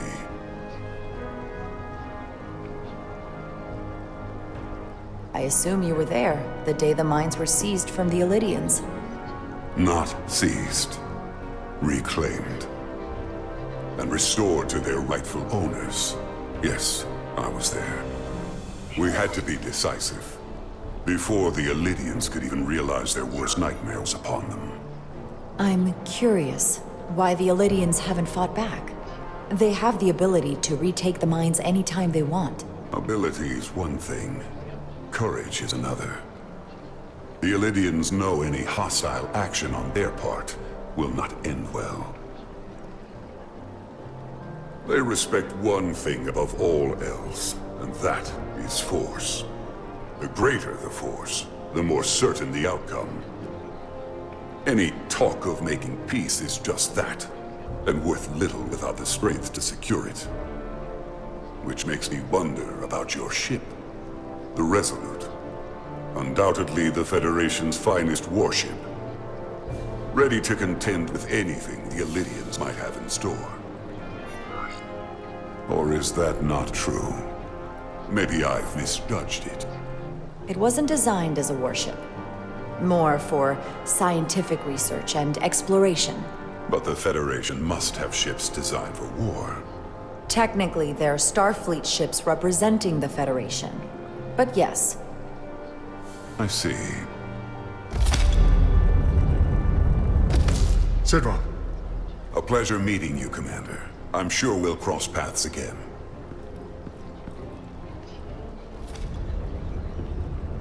Sorry, I couldn't help but notice you were speaking with the Hotari this whole time. I figured in the interest of fairness, I should offer another perspective. Of course. I'm probably not telling you anything you don't already know, but these negotiations rely on the Federation's neutrality, as does any hope you might have for a supply of dilithium in the future. So, why you would choose to side with the Hotari escapes me. Without Elydian involvement, there is no dilithium trade. But clearly, you weren't aware. We are and will remain completely neutral. Our only interest is the peaceful resolution to this conflict. As is ours. Of course, the question is, at what price? Major Sarlet Arminta, Special Attaché, Elydian Armed Forces. Pleasure to meet you, Commander. I have my issues with the Hotari, but I have to give them some credit. They know how to seize an opportunity. Inciting an uprising the same day as a massive once-in-a-lifetime ion storm. Our assumption was that this storm was just an anomaly. Yes, a very convenient anomaly. At least that was what we were told. Of course, I wasn't there. But who am I to say otherwise? You sound skeptical. Well, the official story is that it was the storm that enabled the revolt. How else do a bunch of unarmed, unorganized miners seize control of an entire moon, much less thousands of mines? But I've talked to people who were there. They tell a different story. They say they're lucky to have escaped with their lives, that it was more than just the storm, that somehow the miners were able to harness the energy from the storm. I know it sounds crazy. I'm not even sure I believe it myself. But that's what they said. You said the Hotari were primitive. Well, they are. Except for the part about weaponizing ion storms.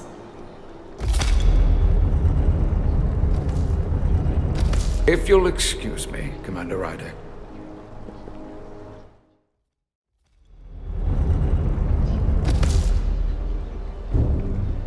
Well, that was a disaster. What happened? The Hotari refused to concede anything, so the Elydians stormed out. The Hotari did not invite us here as peacekeepers. I hope your efforts were more fruitful than ours.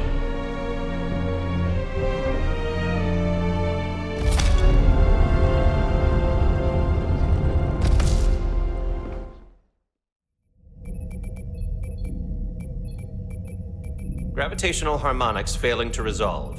Warp bubble stability degrading. Increase output to maximum. Increasing warp output to maximum. It's happening again.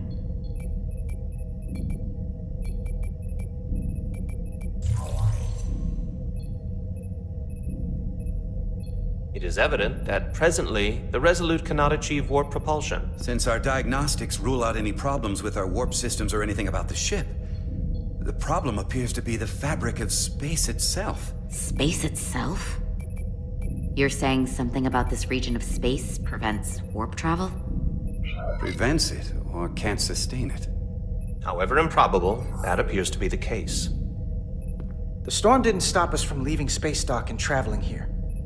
But could it still be causing this interference with warp travel? We must follow sound investigatory principles. Do not let an assumed conclusion drive your analysis. Sometimes we need a little inspired thinking, Mr. Chovak. Captain Solano is on his way back from the negotiations, and I want to have some answers for him when he gets here. Indeed.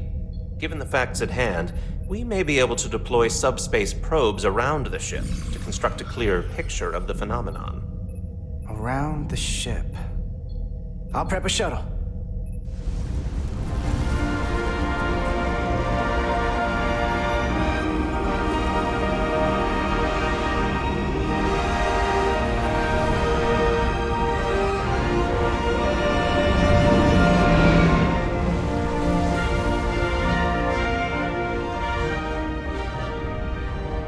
Setting up a waypoint at a distance roughly corresponding to the edge of our warp field. When we get there, I'll deploy the first probe. Commander Westbrook, the Resolute systems are calibrated to receive the probe's readings. We are standing by to reproduce the warp field collapse after the first probe is deployed. Thank you, Mr. Chovak. We'll be in position shortly. And, Mr. Diaz, do take care in piloting the shuttlecraft. Now is not the time to indulge in the human penchant for joyriding. Here. This is close enough. Stop the engines. Deploying the probe. Westbrook to Commander Chovak. We're ready for another sampling of data. Very good. Running the simulation again. Warp field collapse in 3, 2, 1. Mark. There it is again. I saw it. It seems to be directional. Well, what about the scans? Anything?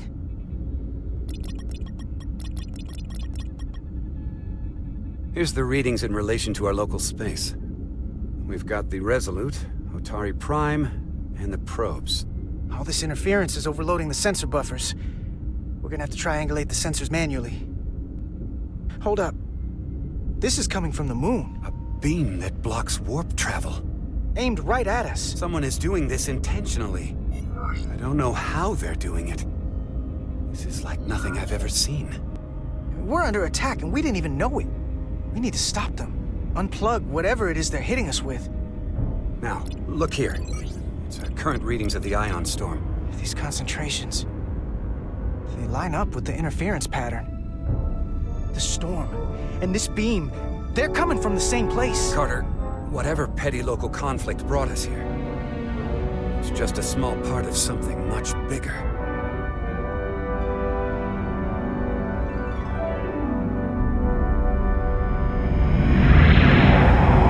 Presently, we don't have an explanation for how they're doing this. But one thing is clear.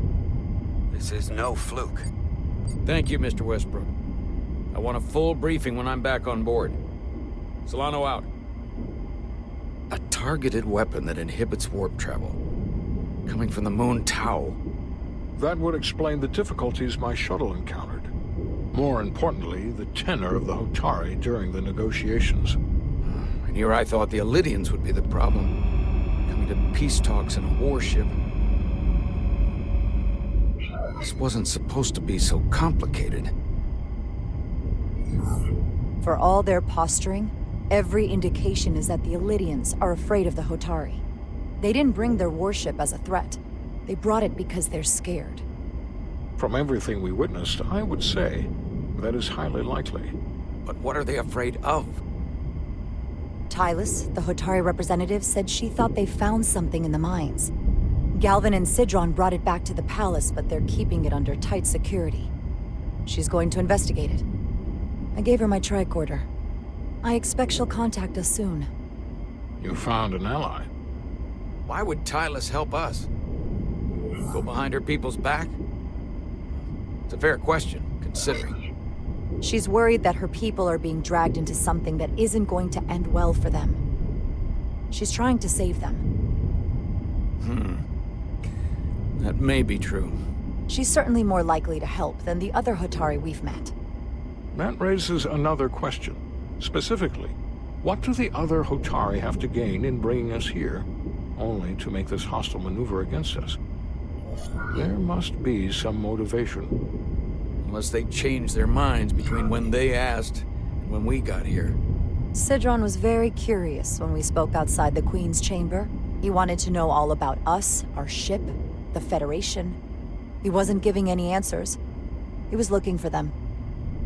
Well, I'm sure you didn't tell him too much. I don't think the Elydians know what's really down on that moon either. Major Armintas said the revolt defied explanation. That the Hotari miners somehow harnessed the energy of the storm. Harnessed the energy of the storm? Doing that is beyond even our capabilities. So is a weapon that disrupts warp travel. There have been civilizations and entities, both past and present, far more technologically advanced than the Federation. The Elydians and Hotari don't fall into that category. But that is all the more reason to investigate further. Commander Rydek, sorry to interrupt. We've received an urgent call from Hotari. The Queen's advisor, Tylus, has asked to speak with you. Put her through.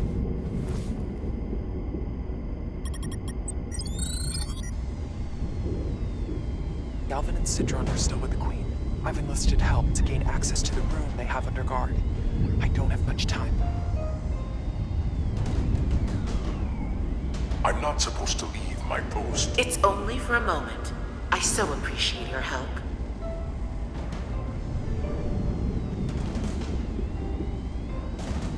I found something. I'm sending you a scan.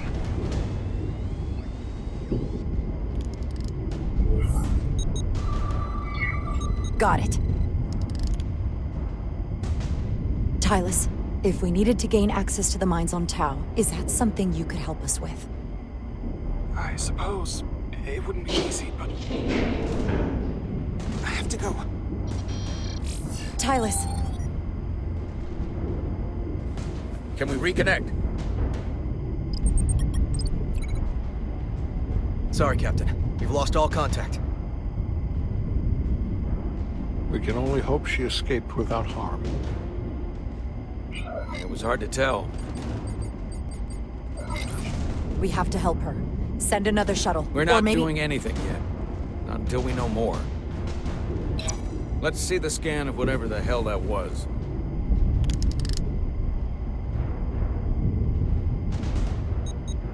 Tylus suspects this came from the mines on Tau. It appears to be of ancient origin, but the markings are unfamiliar. We can run a full analysis when we get back to the Resolute. But if this came from the mines, then it might be the key to how they got the upper hand against the Lydians. Then we have to go into the mines. The Federation would not allow that.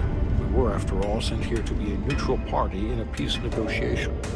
However, we could demonstrate that the Hotari have acted in bad faith, which would enable us to investigate the mines on Tau with full justification.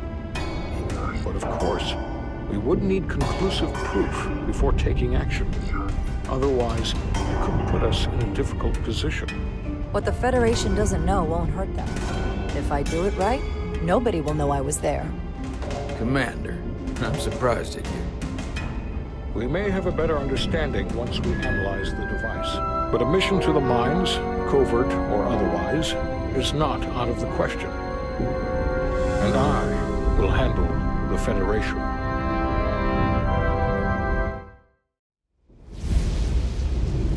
As I was telling Carter, I want all the data I can get on this warp problem. And the negotiating team's shuttle has been recording data all the way back from Hotari. Even better than our probes.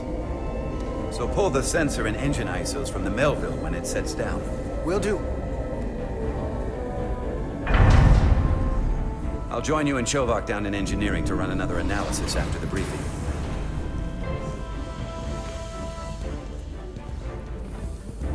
I didn't like this warp problem when we thought it was some astronomical anomaly. And I like it a hell of a lot less now that we know someone is doing it to us. How does it work? What do we even do about it? What do you say we pull these chips and find out?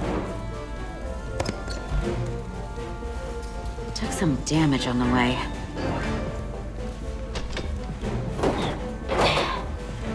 That ionic interference scored the hull plating.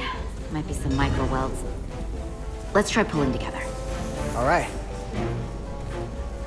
3, 2, 1. It won't budge. Gotta be the storm damage. We need to... Welcome back. Any excitement down on the surface? Excitement? No. Nothing like that. Hey, can you hand me the EJ7 interlock? From the toolbox. I don't know what that is. Not much use for one on a security detail, huh? Carter? Yeah, I'll get it.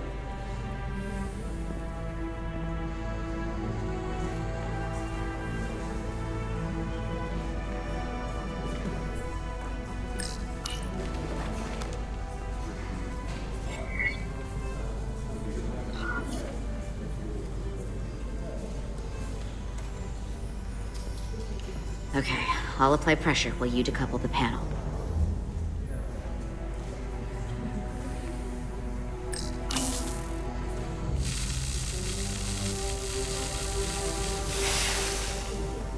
Here, I'll help.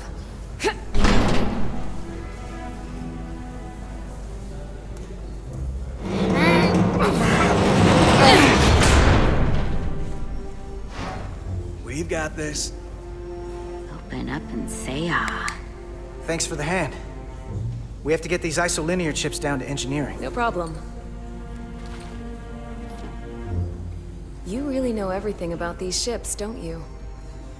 The tools, the systems.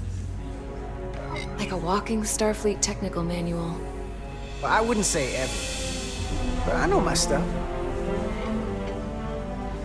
I can see that. Come on, start pulling chips.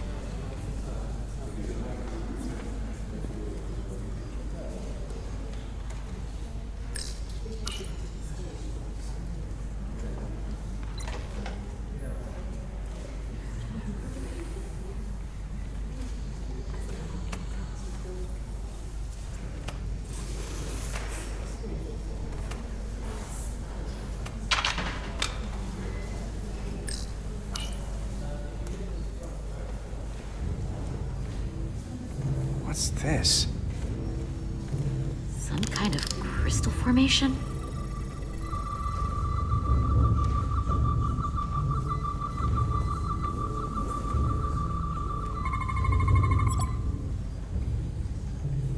Whoa. This substance is a quantized spin crystallization of hydrogen, carbon, and lithium. It's emitting tetrametric pulses at an interval of 3.8422 seconds. Quantized crystallization isn't natural. I mean, it's only theoretical as a means to engineer matter on a subatomic level. What's it doing in there?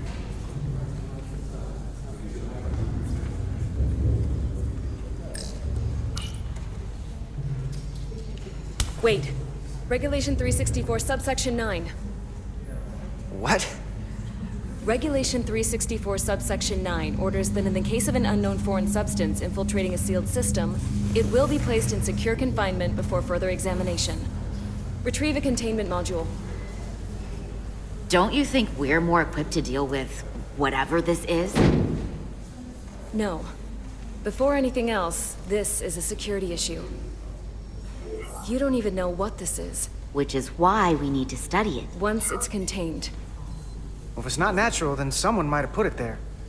It could be a tracking device, some kind of sabotage, or even a bomb. Which is why we need to get it to the containment lab. Come on. I can't make an exception. Not even for you. I'm still going to report these crystals to Commander Westbrook when we send the shuttle data. And I will inform my superiors. I'm taking this just as seriously as you are. But I overheard talk about the warp disruption on the shuttle. Now these crystals? Maybe this situation is more than we can handle with just a science vessel. We could trigger a distress call, get Starfleet to send more ships. Or I could send a message to my old CO on the Adirondack. Get some combat-tested vessels. We're at the edge of the quadrant. Help isn't just gonna pop over like we're in Sector 001. Wouldn't hurt to try. You talk like you've never had your backs up against a wall before. This is Starfleet. We solve our own problems.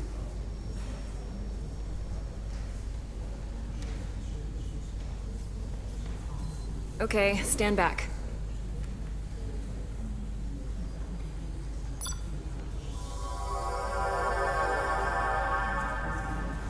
Get this to the containment lab.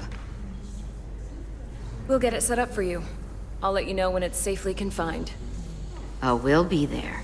Last thing you want is to study this down in main engineering and have it explode next to the warp core.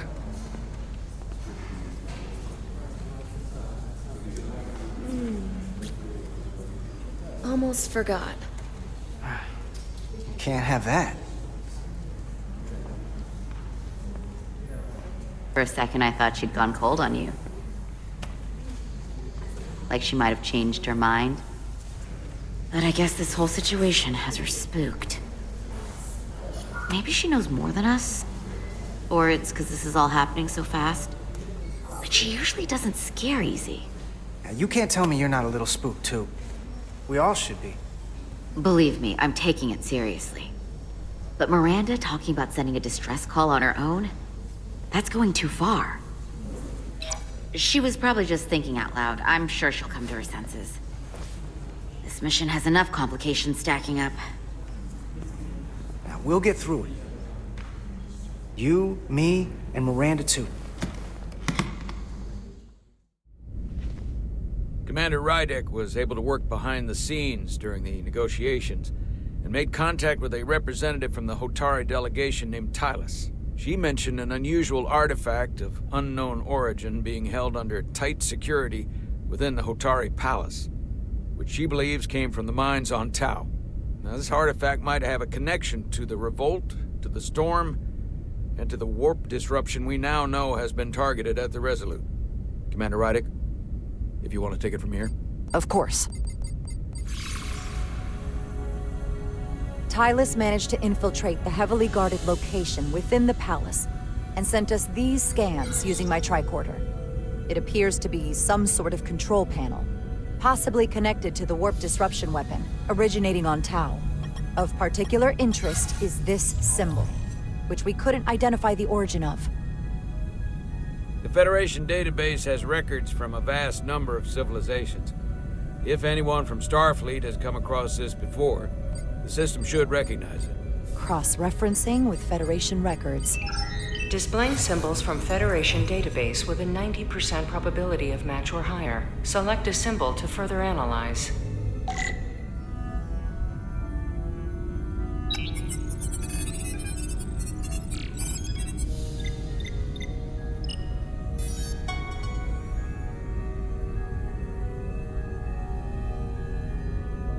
99.2% match. Got it.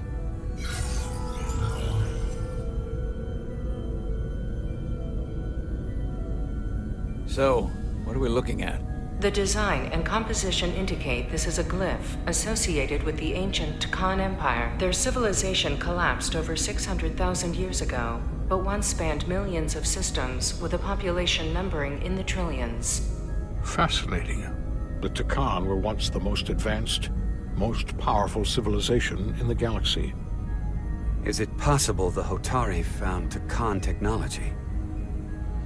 I wonder if they even know what they have. Our knowledge of the Tkon is limited. I have only encountered passing references to them. I can't speculate about how much they know, but one thing's for sure. They know how to use it. Indeed. Which might explain how they seized control of the mines. And targeted us with a weapon that prevents warp travel. Computer, what is the last recorded discovery of other Tkon artifacts? On stardate 41386.4, the USS Enterprise D, under the command of Captain Jean-Luc Picard, discovered a Tkon outpost in the Delphi-Ardu system. According to the mission summary, an unbreakable energy-draining field was deployed against the Enterprise and a Ferengi ship. The Enterprise was only able to escape after negotiating their release with an entity known as Portal 6-3, Guardian of the Tkon Empire. Unbreakable energy draining field. It starts to make sense. What else is there? There's a lot here. Let's take it piece by piece. Select the aspect you wish to learn more about. Someone from the Tkon Empire is actually still around. Or at least was, 16 years ago. Computer, what other information do you have on Portal 6-3, Guardian of the Tkon Empire? The entity known as Portal 6-3 is of an unknown nature. A biped humanoid, he was unaware that the Tkon Empire no longer existed at the time of the encounter. He was able to control the crystal-based technology of the Tkon outpost through apparent telepathic means. It was by his choice that the Enterprise was released from the energy draining field after Commander William T. Riker of the Away team argued on behalf of both Starfleet and the Ferengi. Telepathic control of their technology. As I have said, they were the most advanced civilization in the galaxy.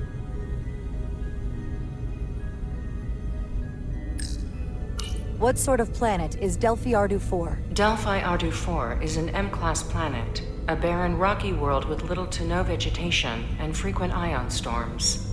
The giant crystals that grow there absorb energy, but it is not understood how they do so. The entire Delphi-Ardu system, consisting of 11 planets, was considered completely uninhabited until the encounter with Portal 6-3. Frequent ion storms. That can't just be a coincidence.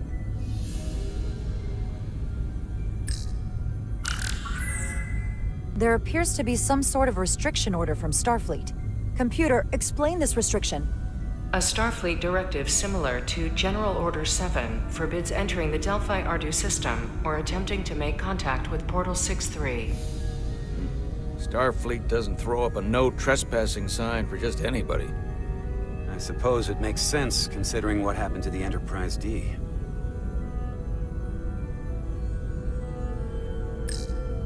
The technology to capture and hold the Federation flagship would have to be unbelievably powerful. Computer, what else can you tell us about the energy-draining field the Tkon used? The Enterprise D was unable to break free on its own. The precise nature of the technology was never fully understood. Only that the crystalline technology used was beyond the comprehension of then-current Starfleet science. The engineering team found a quantized spin crystal formation in the shuttle you took to Hotari. They registered tetrametric radiation coming from it. We have Tkon technology on board right now? We might. I'll run a full analysis in the containment lab. The Elydians should have crushed the revolt. But if the Hotari have Tkon technology and can control it, I see why they're willing to negotiate peace. For all we know, this could be just the beginning. And we're up against something greater than we can imagine.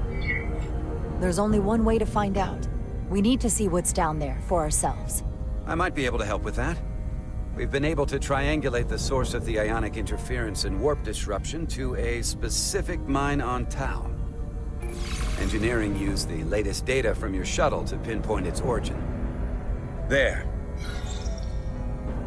so we know where to look. Commander Rydek's right. We need to know what's down there, what the Hotari are hiding, to better understand what we're up against, and to neutralize it if we can. Captain, embarking on a mission to the Hotari moon would not be viewed favorably by either side. However, given the circumstances, we are entirely within our rights to defend ourselves. I just want to make sure this doesn't blow up in our faces. Which is why I'm thinking of sending Commander Rydek on a covert mission to Tau. Assuming you're up to the task. It would require absolute secrecy. And obviously, it's not without risk. I'll get the away team in and out. They're in safe hands with me. Under normal circumstances, that would be the case. Given the sensitive nature of this incursion, I'm afraid you'll have to go it alone. I'm hoping Tylus can accompany you. The priority is to avoid detection. It's a calculated risk. The last thing we need is to get caught and then blamed for violating our neutrality and aggravating an already tense situation. We can't afford any mistakes, which is why I've chosen you. Yes, sir. I'll do everything in my power to make sure no one knows I'm there. Good. Of course, you'll have full support from the Resolute, and we'll make sure we take every precaution. Every precaution. Get in touch with Tylus and make the necessary arrangements as discreetly as possible. Bridge to Captain Solano. The Illidians have moved additional ships to the edge of the Hotari system. Current heading is straight for the homeworld. Understood. It would seem we no longer have the luxury of waiting. In that case, may I suggest you and I return to Hotari Prime. Doing so will provide Commander Rydek as much time as possible to complete her mission. Agreed. We'll hail the Queen's delegation from my ready room. We all know what we need to do. Dismissed.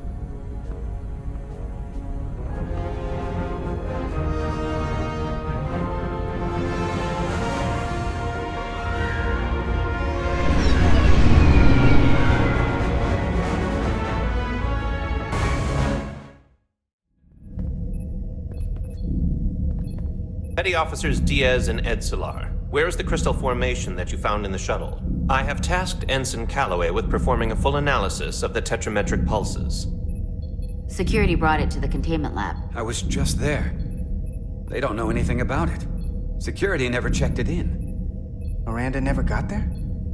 She's the one that had the crystal formation? Yeah, her and the rest of the security detail from the negotiations.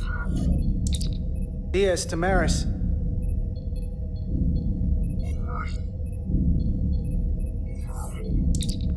Carter Diaz to Miranda Maris.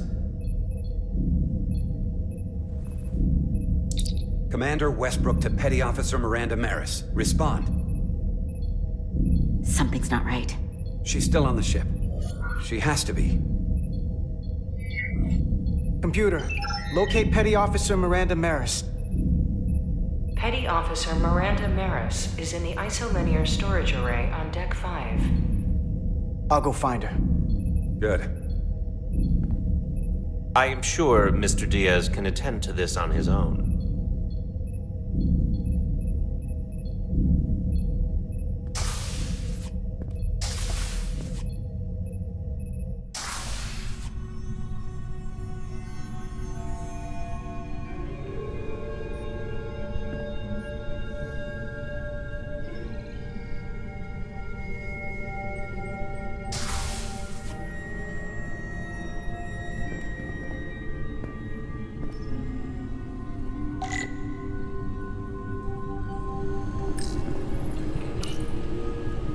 Someone improperly pulled these isolinear chips.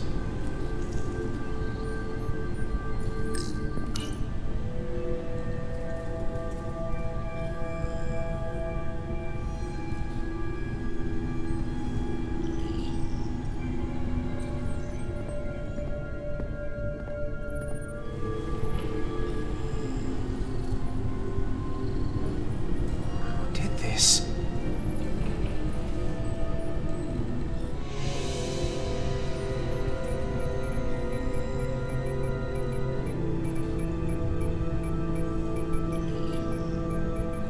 What the?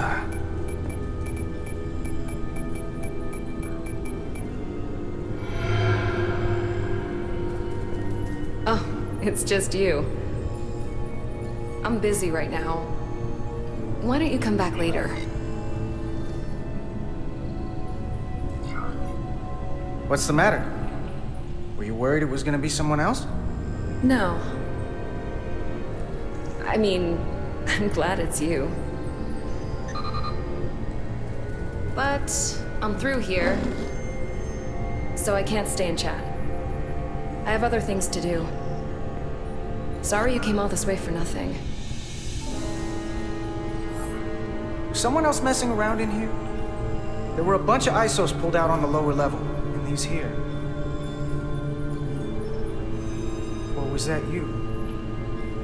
I didn't see anyone, but I'll report it. A team will come to investigate.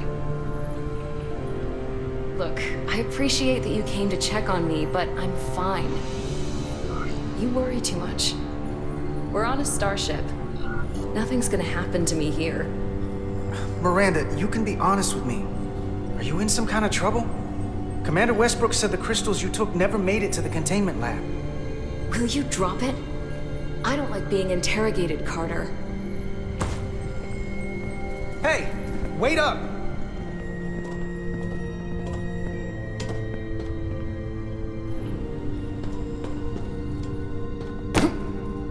I'm getting some very mixed signals from you right now. I'm sorry. I'm under a lot of stress right now. Just tell Chovak or whoever I don't know where the crystals are, and let me go about my business. I know we have some things to figure out. I don't have time to stand around and debate with you. I want to help you, but you're not making it easy. Then I'll try to make it simple. You don't have to say anything at all. Miranda, hold on! No. Get out of my way.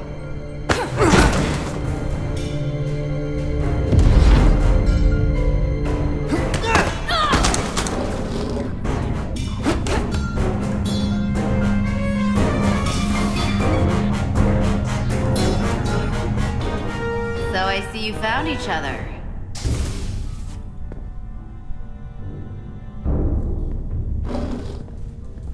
You were taking so long, the commander sent us to see what the problem was.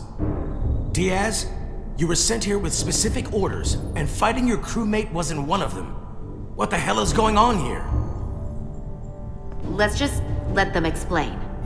I'd like to hear that, because I know what it looks like. Ask her! She was doing something with this. Copying all kinds of data. This drive is unauthorized. There are ISOs all over the floor. And that's why I was in here, investigating this situation. And when Carter came looking for me, we got our wires crossed. It wasn't anything more than that. Look, I wish I was wrong about this. That I was overreacting.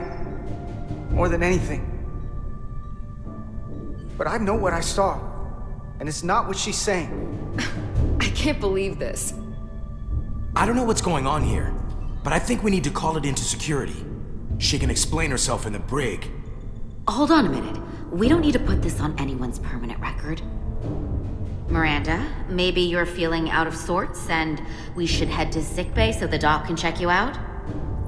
Yeah, I haven't felt right since I came back from Hotari. I think I should see the doctor. You two know her? If you really think she's not well, we can take her to sickbay first. But what I know is this is a security breach, and we should treat it as such. Please, just let me go see the doctor. She did have a bumpy ride back on the shuttle. Let's take her to sickbay. It's better than the brig, isn't it? Yeah. Yeah, it is. Fine. Get checked out by medical. You two go with her. I'll put this back together.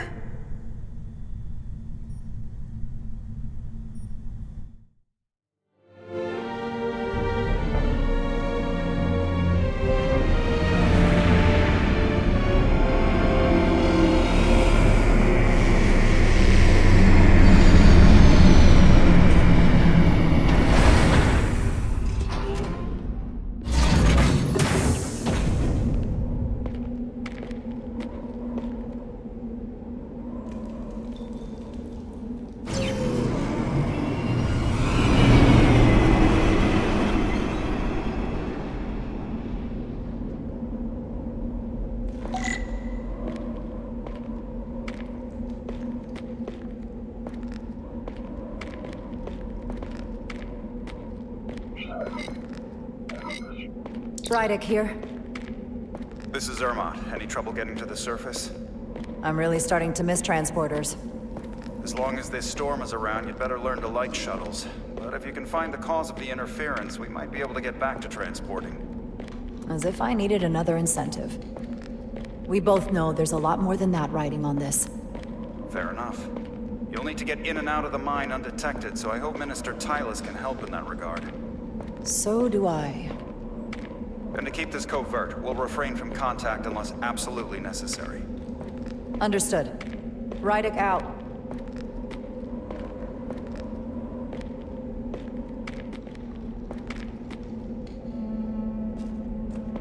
I saw your shuttle take off. Hopefully no one else did. It's good to see you. Even under these unfortunate circumstances. You came alone? Of course, why wouldn't I have? We've recently discovered a great deal of deception on the part of the Hotari. Can't be too careful. Well, I suppose I can't fault you for that. Though I thought I'd earned a little more faith by now. Lead the way. I'll fill you in on what we've learned about the situation. Follow me.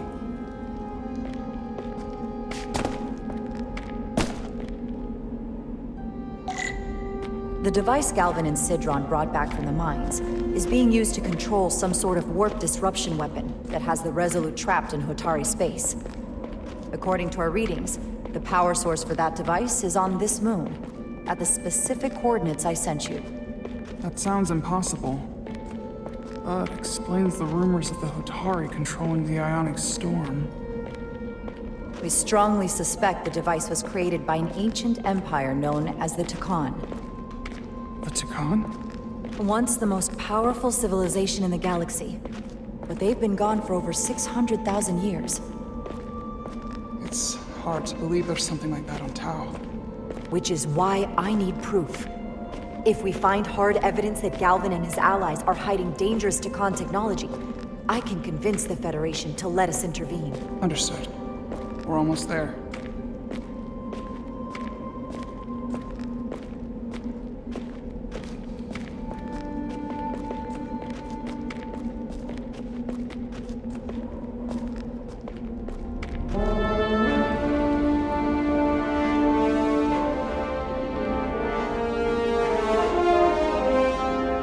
That's the mine?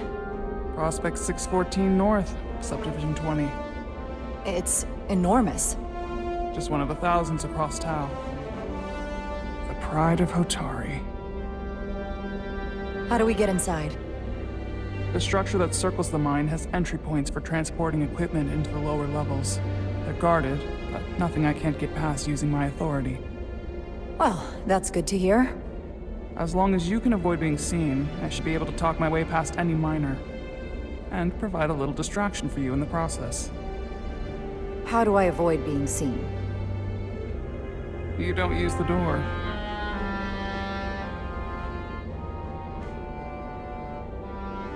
How dare you! Don't you know who I am? I am Tylus Altaris, Minister of Diplomatic Affairs. That's not... The Queen would be furious to hear you try to deny me entry. The Queen? But I just... You just what? Just now realize the trouble you've made for yourself?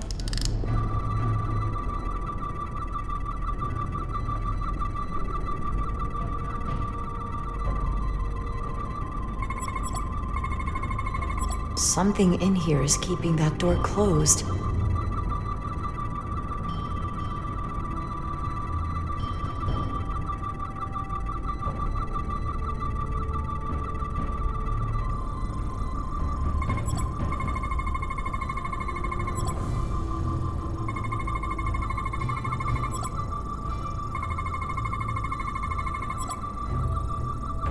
Got it. Should remove the security check on the door.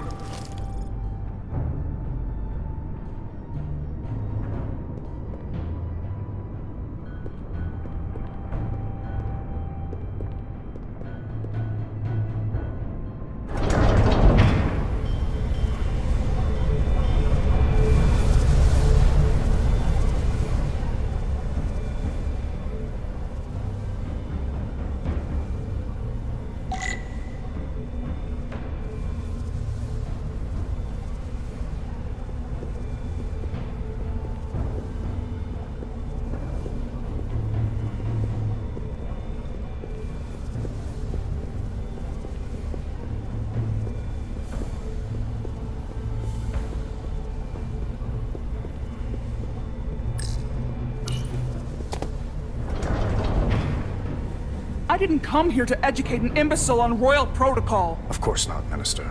So I will be about my business here, and you will take yourself out of my sight.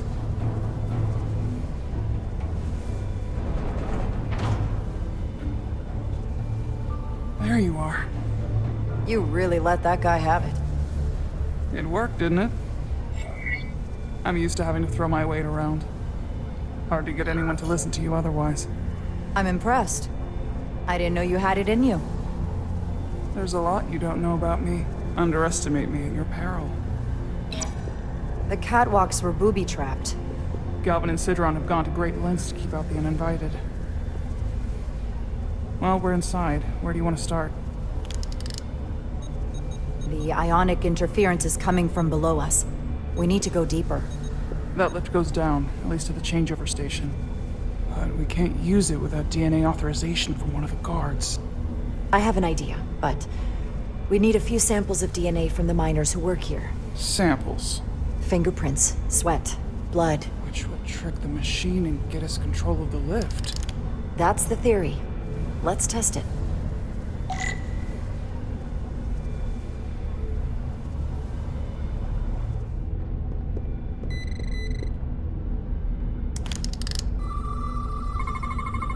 I can use this.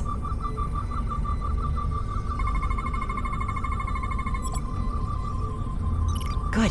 That's another I could use. Just need one more sample.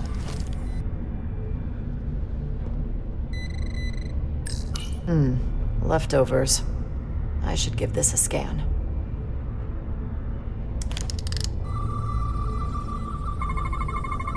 There's gotta be stable DNA here.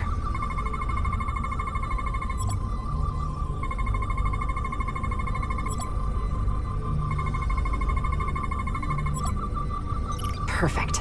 That's enough to make the DNA profile. Time to go back to the lift. Some kind of glowing mineral being used as a light source. Might want one of these for my cabin, actually.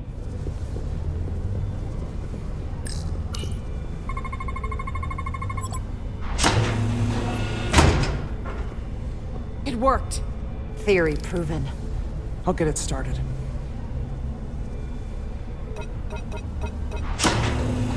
Ready?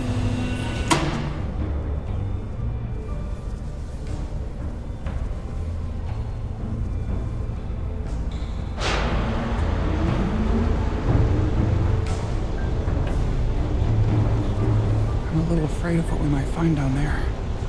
We'll be okay. I've survived worse than this. Well, I haven't.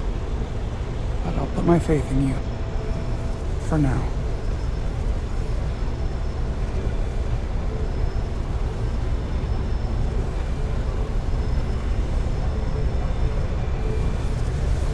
Jara.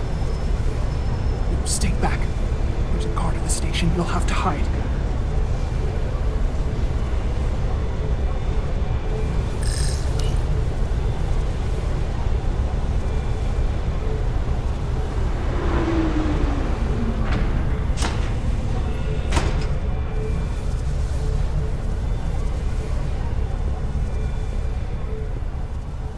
Who are you? What are you doing here? You watch your tone with me. I'm Tylus Altaris, Minister of Diplomatic Affairs. I speak for the Queen herself. This is a restricted area. No one gains access without the approval of Galvin or Sidron. Wait. Jues Gawad Abawit.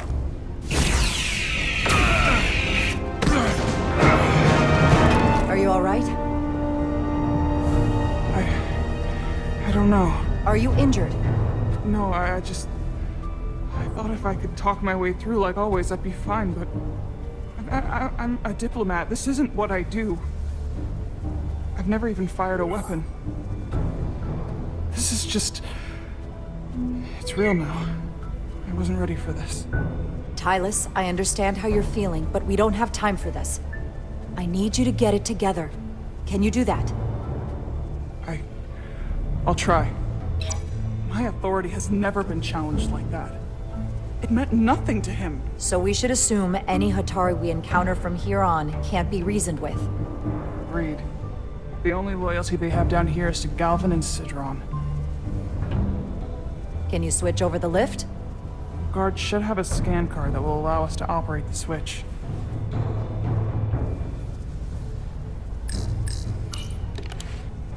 Got it.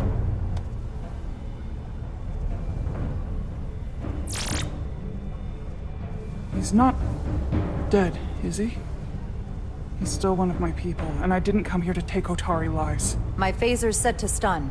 He'll be perfectly fine, just unconscious for a while. I see. We don't have that sort of technology on our weapons. Good to know.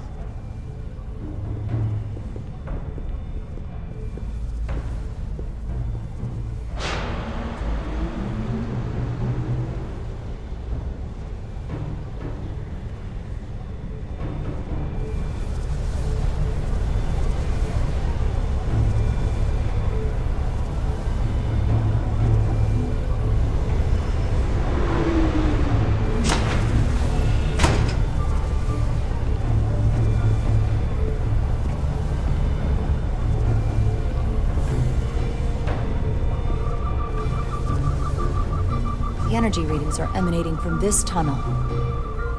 It's sure to be guarded in there. Stay low and follow my lead.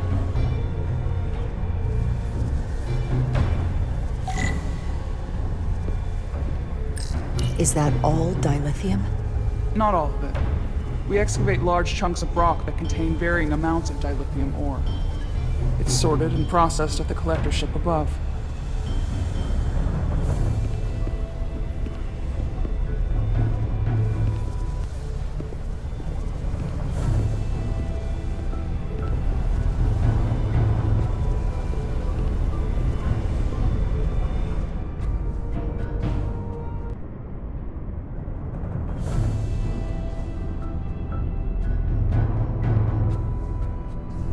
More guards.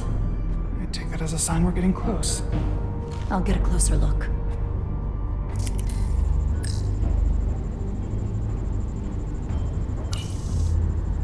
Looks like they've improvised a barrier. Yes, we must be getting closer.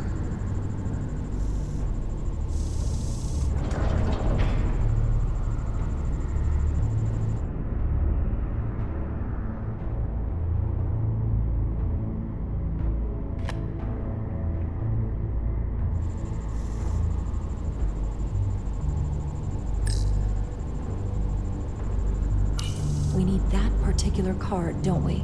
I'm afraid so.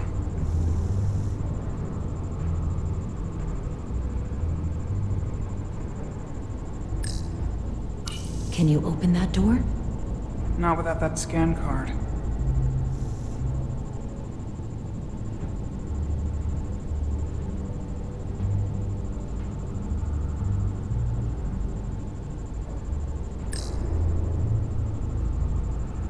We don't have time to wait for them to finish whatever they're doing.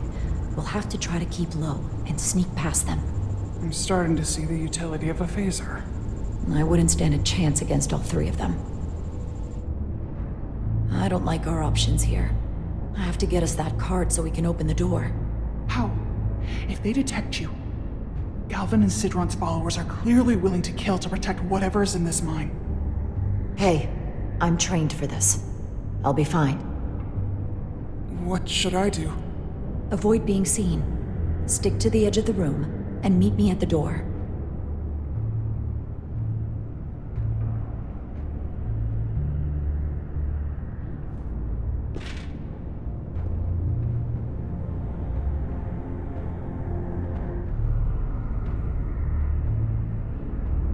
I saw something.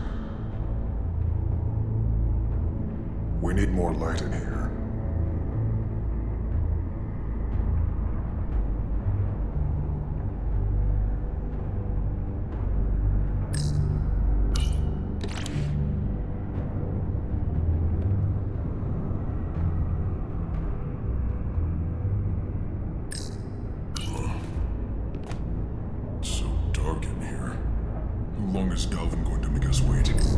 I'd melt if I went through there. That as well so far. Keep moving. It's a miracle we're even here. We've been waiting for so long. Patience, brother. We'll get our chance. It's inevitable after all. That it is. almost done here.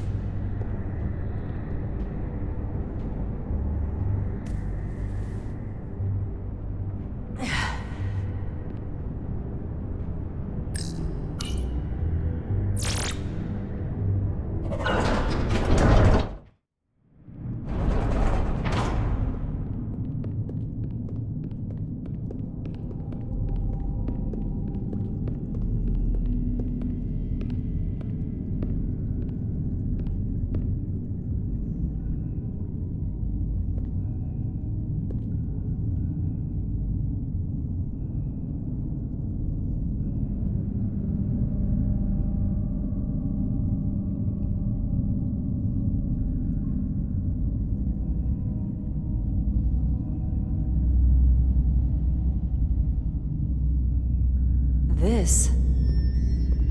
It's where the uprising started.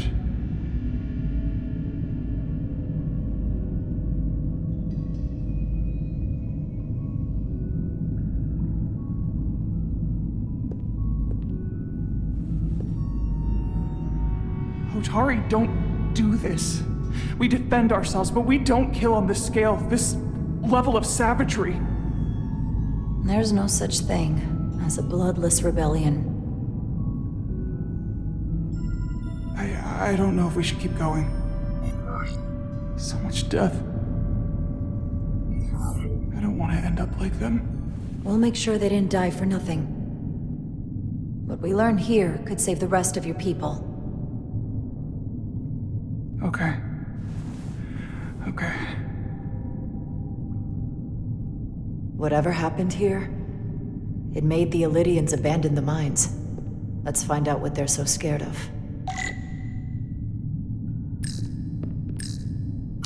Otari and Illydian.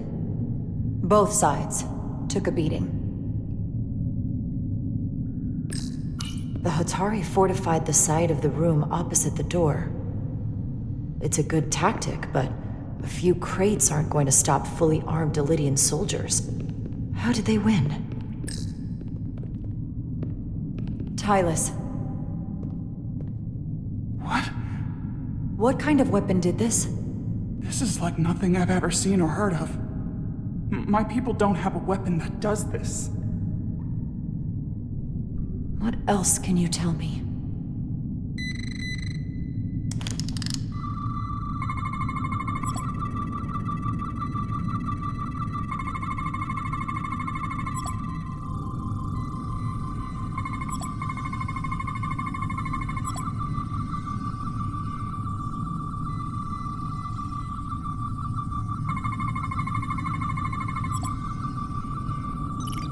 What an awful way to die. This must be why the Illydians are so afraid. Technology that surpasses their own, in the hands of the Otari that they've lorded over for centuries. Where did this weapon come from? Well, the crystals are giving off tetrametric pulses. If I set my tricorder to search for that frequency, it'll lead us right to the source.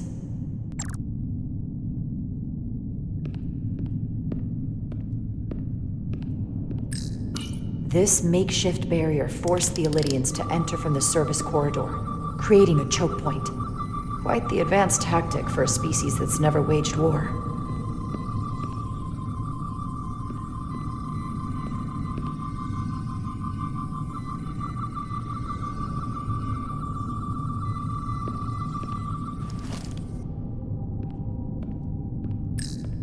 This Illydian tried to run. They didn't let him.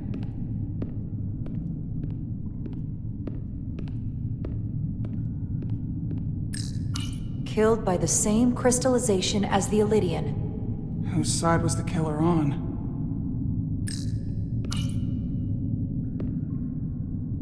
The Illydians shot to kill.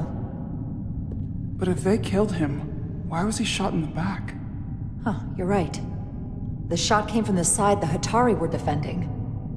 We don't kill our own. And he wasn't just caught in the middle.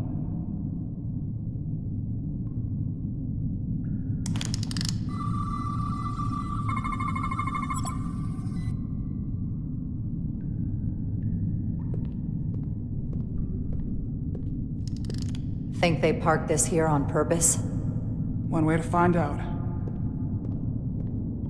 Need any help? I've got it.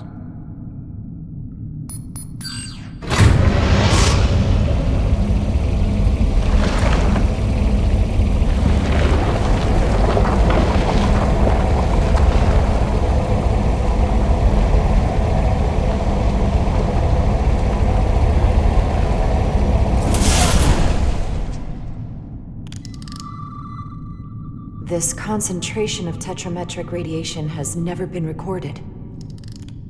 Whatever they're hiding, it's right through here.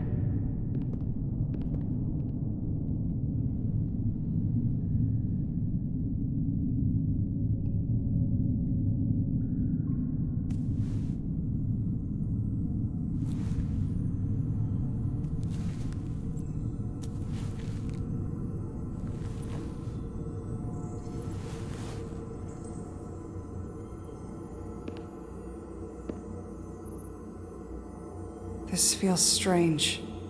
The crystals are increasing, growing outward, replacing the soil. It's like an infection. A parasite. Growing inside Tau. Incredible. This is definitely not Hotari.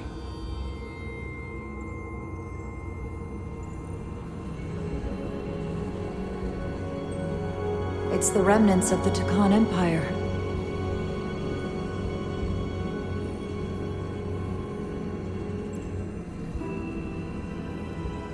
I don't think we should be here. This is exactly where we should be. Every strange thing we've seen in this system, it might all come from this room. We need to learn everything we can.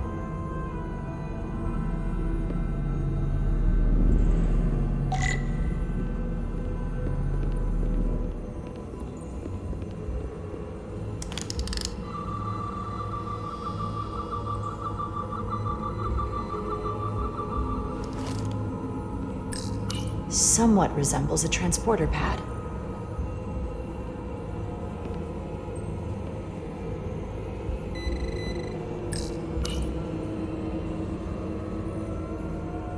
Look familiar? It's almost identical to the console Galvin has hidden in the palace. It looks like a control surface.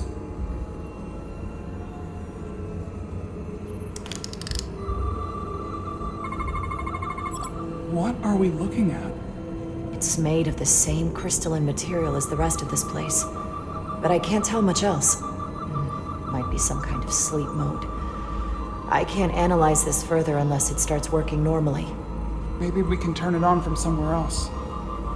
Hopefully. Let's keep looking around.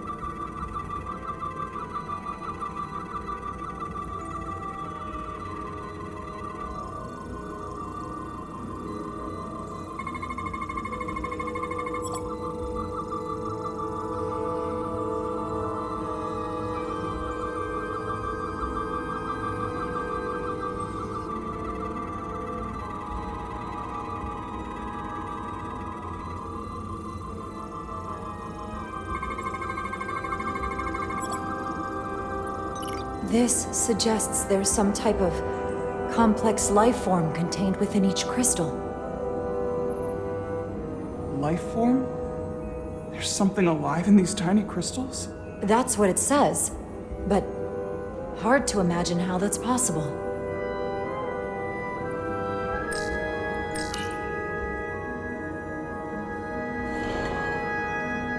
Our science division will have a field day with this. We need to study it on the ship.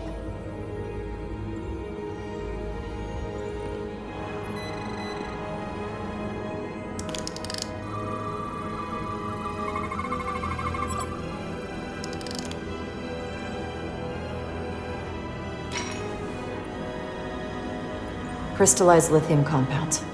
Its internal structure is extremely ordered. In fact, the states of these crystals on a subatomic level suggests a storage device of some kind. Energy levels are both stable and ordered, like information. Some of them appear to be depleted. What kind of information would you deplete?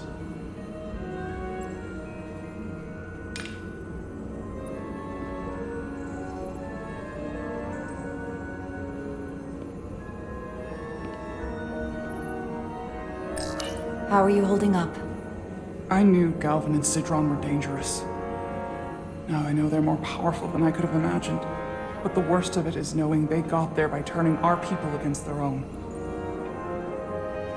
This place feels wrong. I'll get what I need, and we can get out of here. Thank you.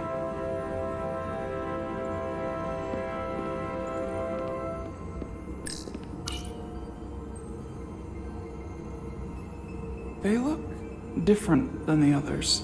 These haven't been depleted yet.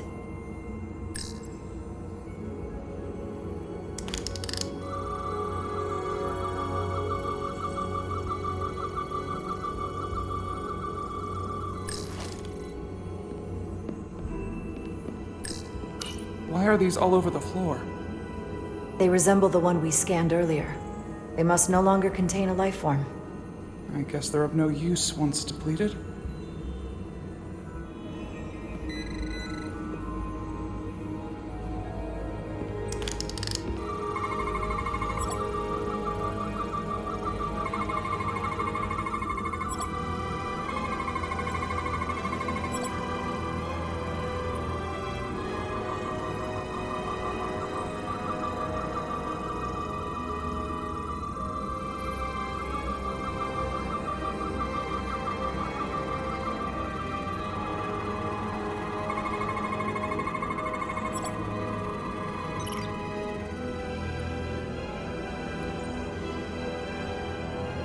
What is it?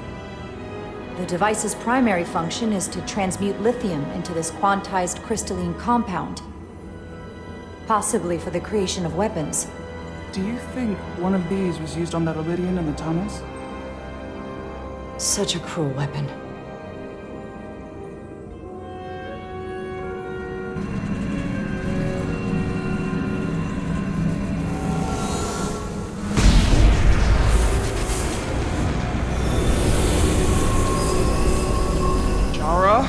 I see it. What's happening? Someone turned it on. There's no one here. Then maybe the device I saw in the palace can send a signal? If that's the case, we may not be alone for long. Let's hurry.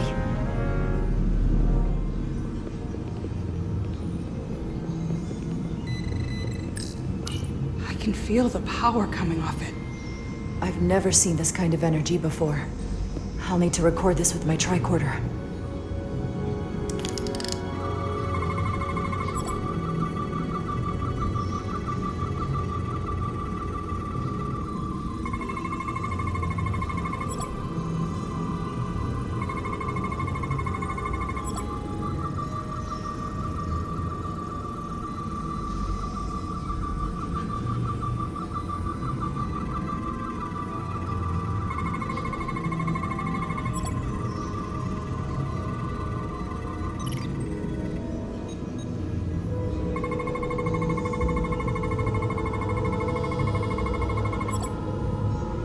This can't be right.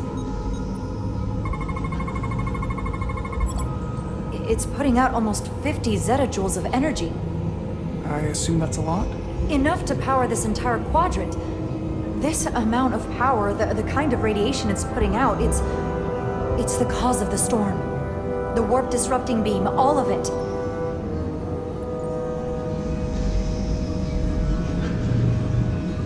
What do we do now? We get back to the Resolute. They have to know about this. Come on, let's...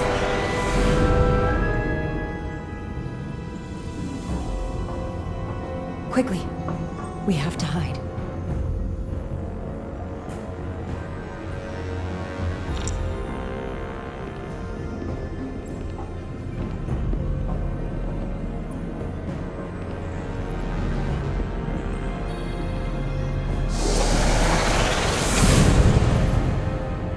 is outrageous! I demand you let me go! No need to complain.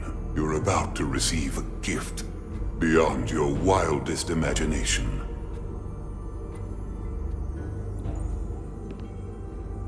If anything, I consider it an honor.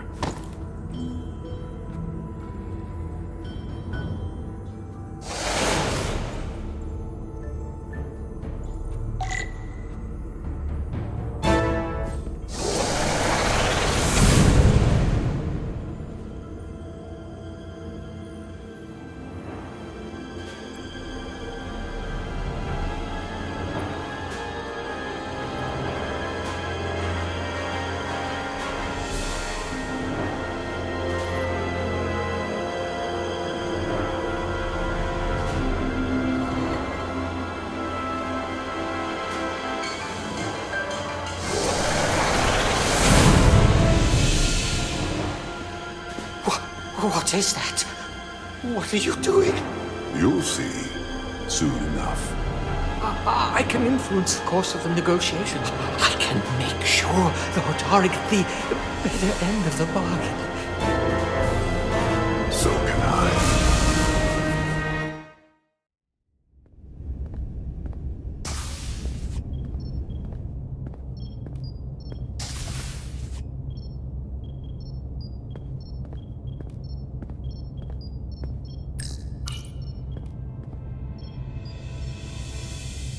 The doc's on her way here to check Miranda out. We did the right thing, bringing her here. She was off, from as soon as she came off the shuttle. Talking about a distress call? I don't want her to get into any trouble. There's something seriously wrong with her. She's in the right place. You should talk to her. Keep her spirits up.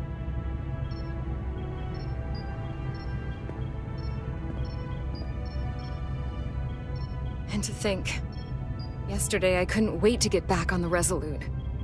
To get back to see you. You can't imagine how stupid I feel right now. I can't even believe it myself.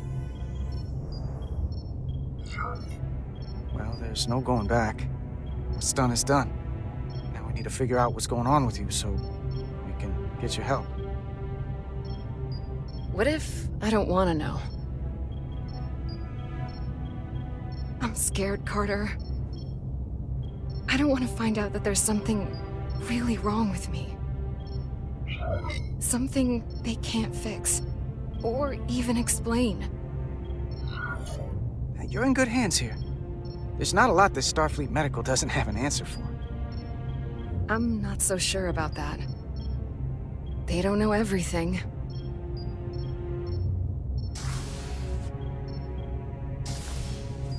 There she is. It's good that you brought her here. Petty Officer Maris and the rest of the security away team skipped the bioscan when they came back from Otari. And they've been impossible to track down since. We don't know what kind of pathogens they might have picked up.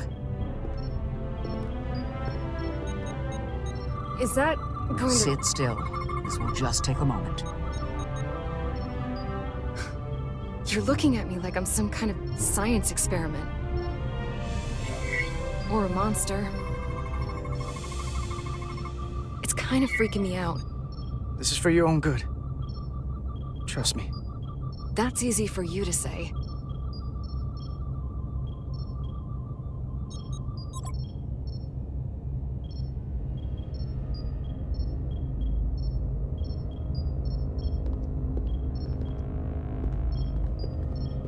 What is it? A pathogen?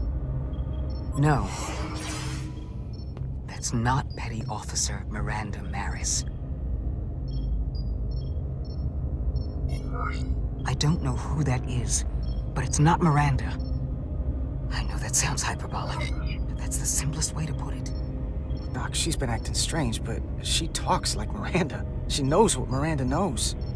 That may be, but the genetic material, the brainwaves I'm getting from her, well, there are enough differences with what's in Miranda's 15501 that I cannot say with certainty this is the petty officer we left Starbase with.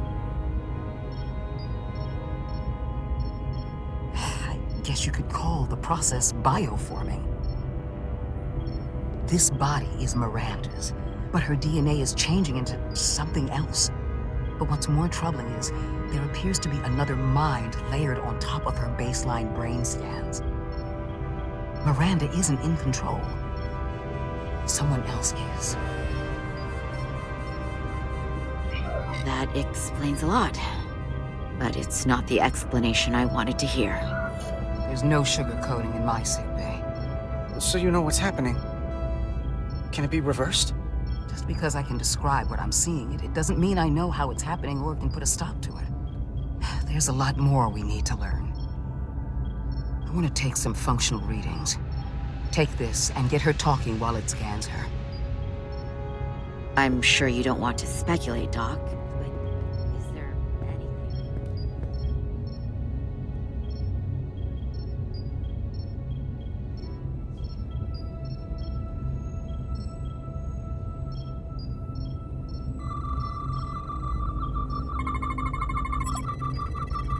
I don't want to be incinerated as biohazard. I don't know why I did it. Any of it. But it's like there's a voice in my head. It was telling me to go download the data. It told me not to let you stop me. And there was nothing I could do to say no. But I didn't want to. So this voice in your head, what else does it tell you? It's not like a conversation. It's hard to explain.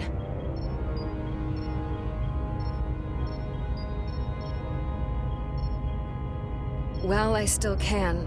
I just want to say, Carter, I'm sorry. I really am. I hope you know that. Don't give up on yourself just yet. We can beat this thing. Oh, I'm not giving up.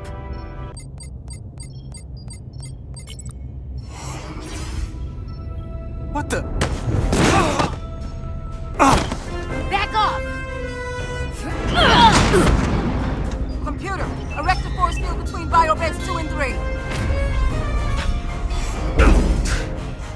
Computer, lower force field! You do not have authorization. I just want to live. I have a right to exist. Miranda! We can help you! 1 sec. Go! I'm right behind you.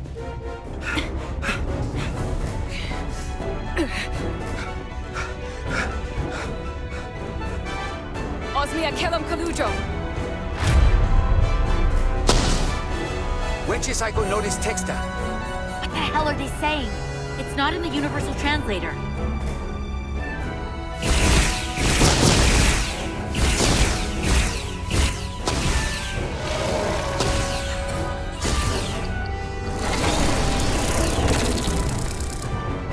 Is that some kind of transporter pad?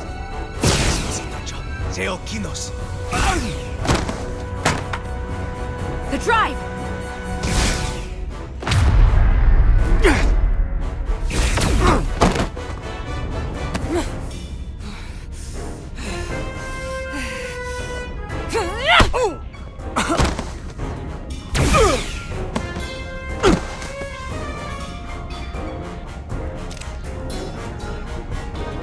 Who the hell are you? We are scions of the flame. They can't get away with that. You have to shoot Miranda.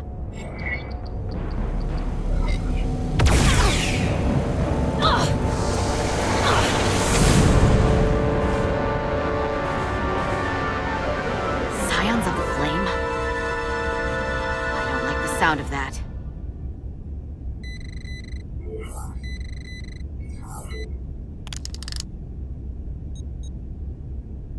You're never gonna believe this. The reason the Universal Translator didn't recognize that language is because it's only ever been read. It's the Takan language.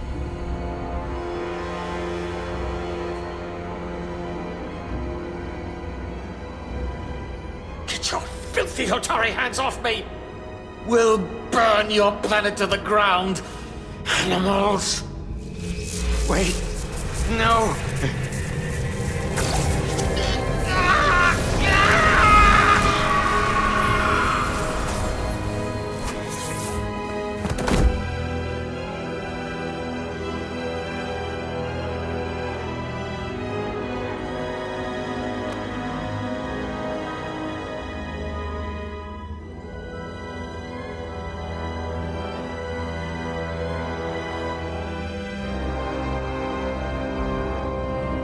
Rise, brother. Rejoin the flame.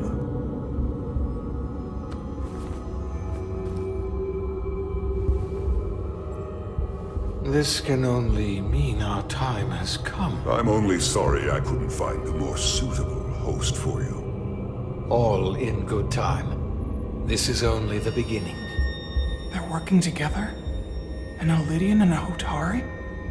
They did something to him.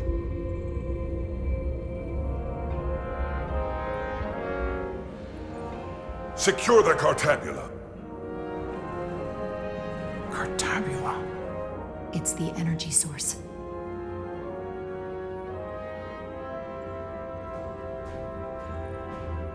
Spread out. Search the vault. Go back through the mine. Cut off their escape. Find them. Time to go.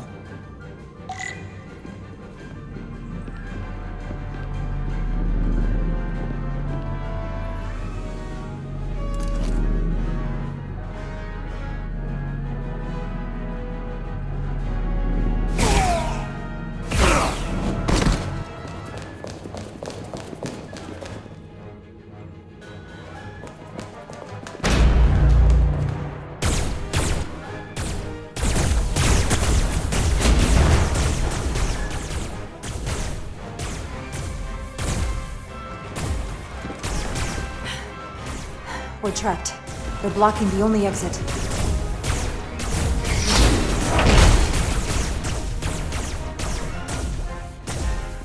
Maybe not. Can you buy me some time? For what? This vehicle looks a lot tougher than that barrier.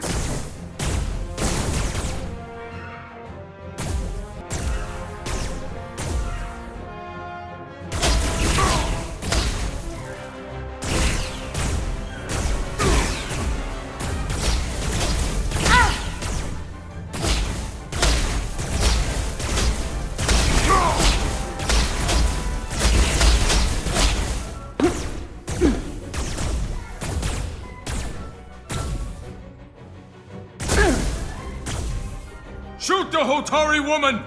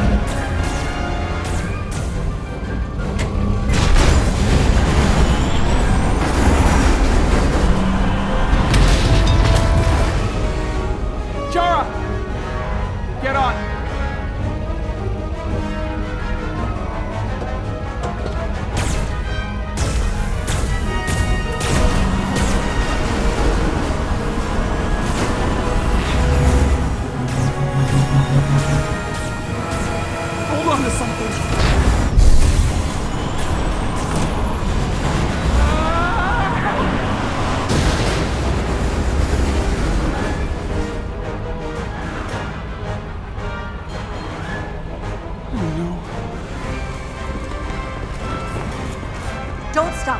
I'll handle them.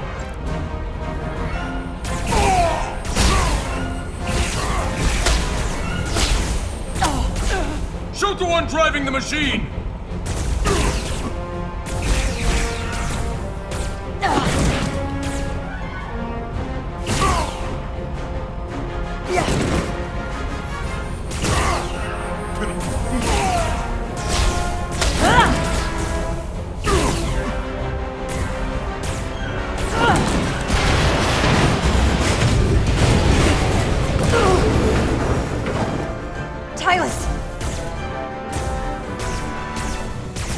Surrounded. I'll get it working. Just need some time.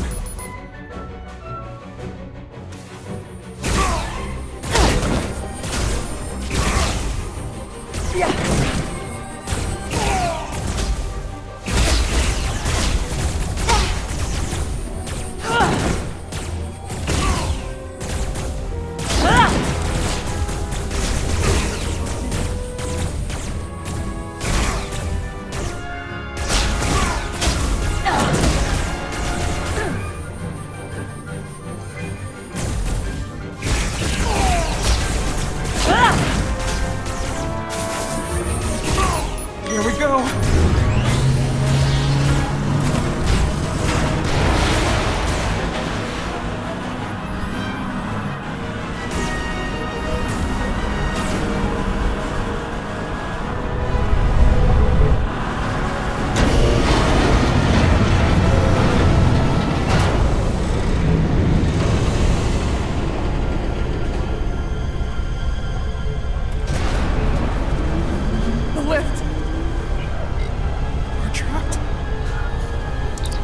Resolute, 2 to beam up immediately. Resolute, come in. Jara!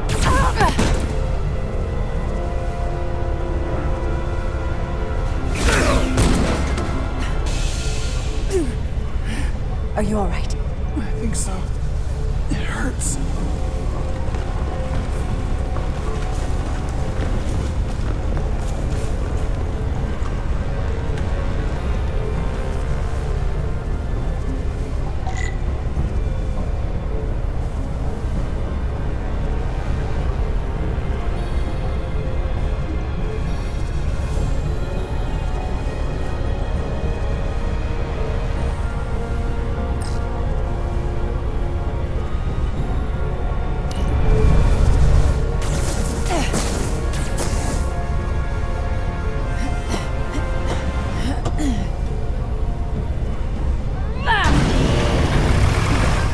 Hold on to me.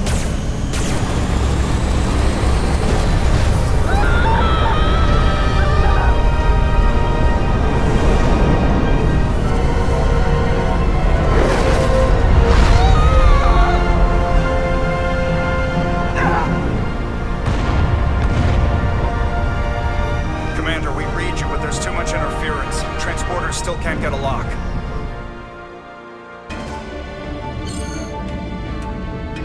Miranda was able to transport through the storm. There has to be some path through that we're not seeing. Tetrametric radiation is saturating our sensors. There is too much interference to pick up the residual transporter signature. Wait. Tetrametric radiation. Of course. I can align the transporter with the tetrametric signature. The crystals emit tetrametric pulses every 3.8422 seconds, roughly 26 centihertz. All of this is connected. The storm, the warp-killing field, the crystals, Miranda's alien transporter tech.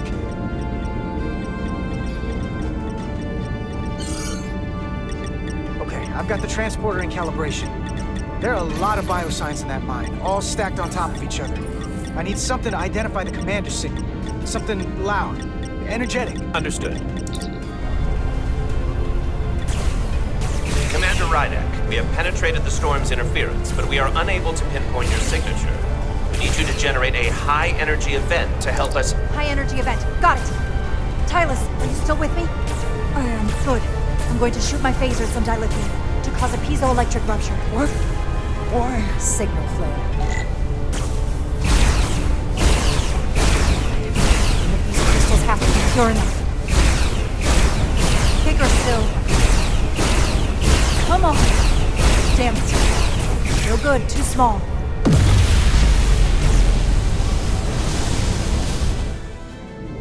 Whoa! Dilithium explosion! Is that energetic enough? More than enough. I can lock onto their biosigns now.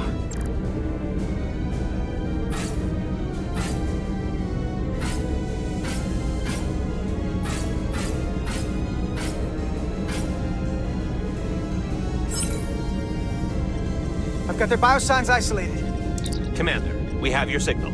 I'm gonna tunnel a path through the ionic interference.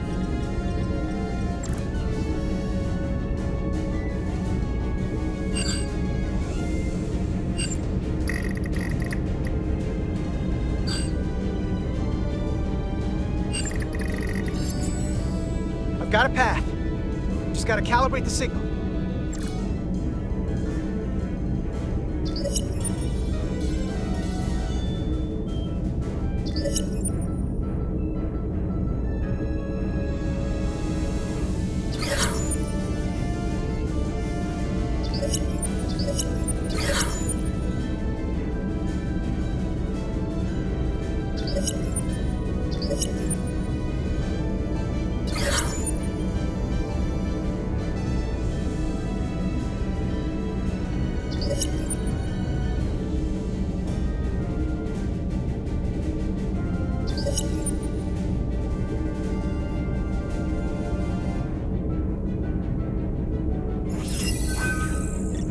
got a lock. Energize.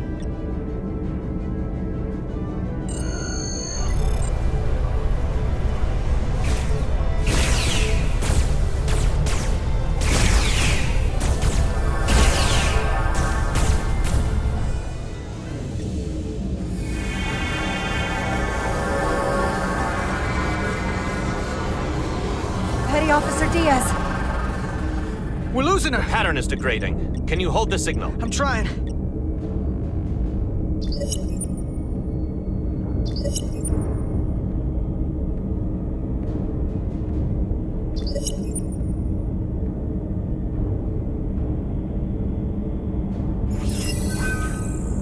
I got it. Come on, come on.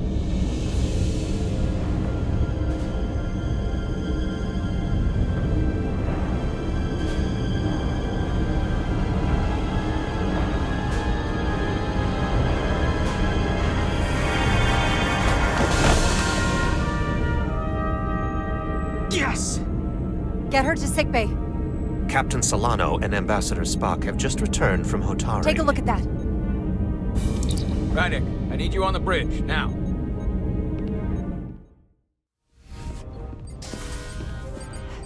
I'm here. The Elydians are preparing to attack Hotari. Status report. The systems are now fully powered. All torpedo tubes open. They're preparing to fire! We should hail the Elydian flagship, Captain. Readying phasers if you want them. Stand by. Await my order. Recommendation, Commander? We need to act quickly. Hail the Elydians. Maybe we could talk some sense into them. Hail them. No response. Try it again. Still nothing. The Elydians. They've powered down their weapons. Odd. You sure about that, Mr. Ahmad? They're venting some kind of gas from their ship. Hold on. Now all of their systems have shut down. That's unexpected. They were hostile moments ago. We can't drop our guard. Aye.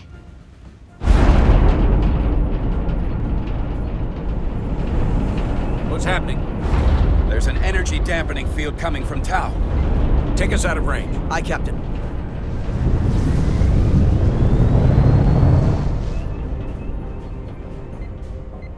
Captain, the flagship is hailing us. On screen. Zeldy to the starship Resolute. Our main power cores are completely disabled.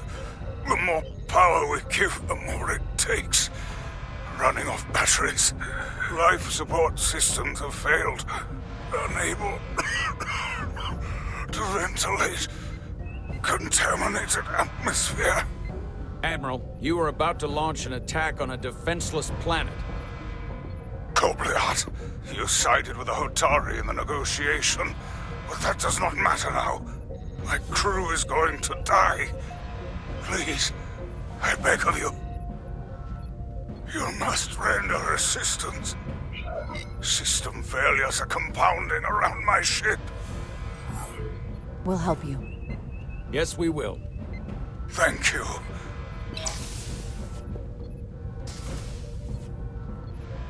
Admiral, excuse us while we devise a rescue plan.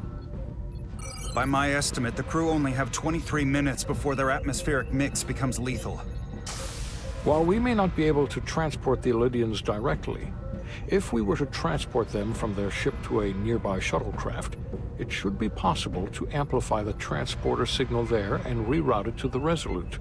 The Ambassador's plan is incomplete.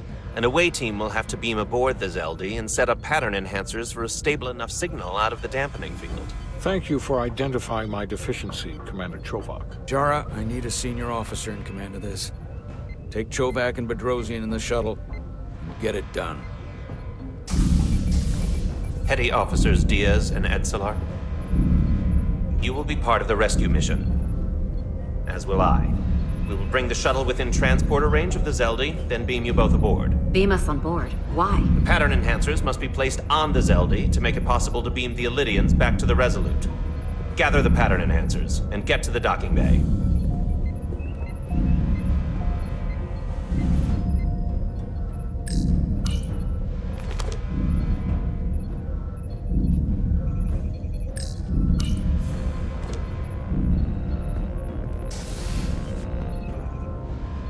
going on the wrong mission. Oh, what's that? We're going to rescue the Illidians, the people that oppress the Hotari, when we should be going to rescue Miranda. This thing that's happened to Miranda is like the Trill symbiosis joining, only worse. And I've seen too many people I care about wiped away by some greater entity to stand by while the same thing happens to her. I wanted no part of it then, and I won't stand for it now. Their bodies stolen and used like puppets. I'm not gonna get my hopes up just yet.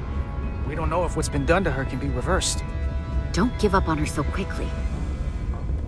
Right now, we've got other lives to save. Yeah.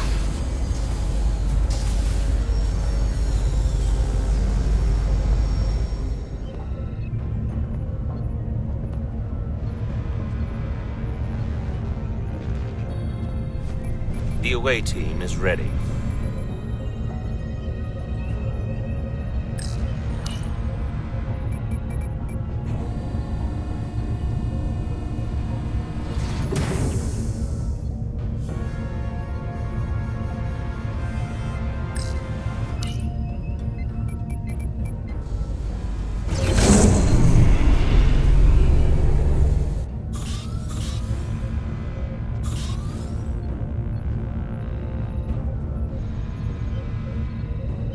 Resolute to Shuttlecraft Melville.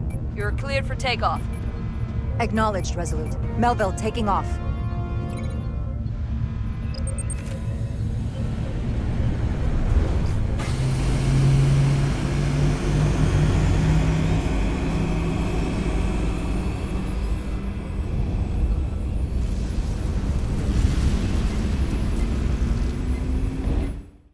We are within range. Any closer will put the shuttlecraft at risk.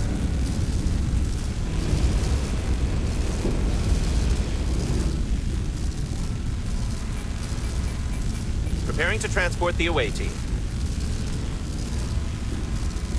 Energizing.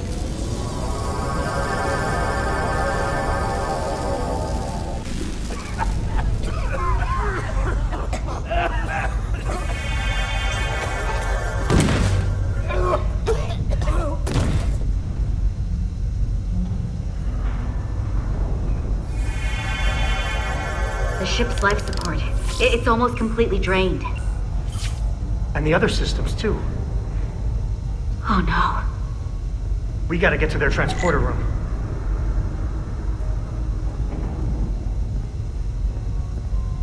The atmosphere in here is turning to poison.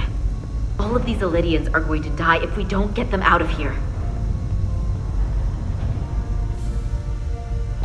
These must close in case of emergency. They don't have enough power left to function. Carter, give them a charge with your phaser. Should make them open.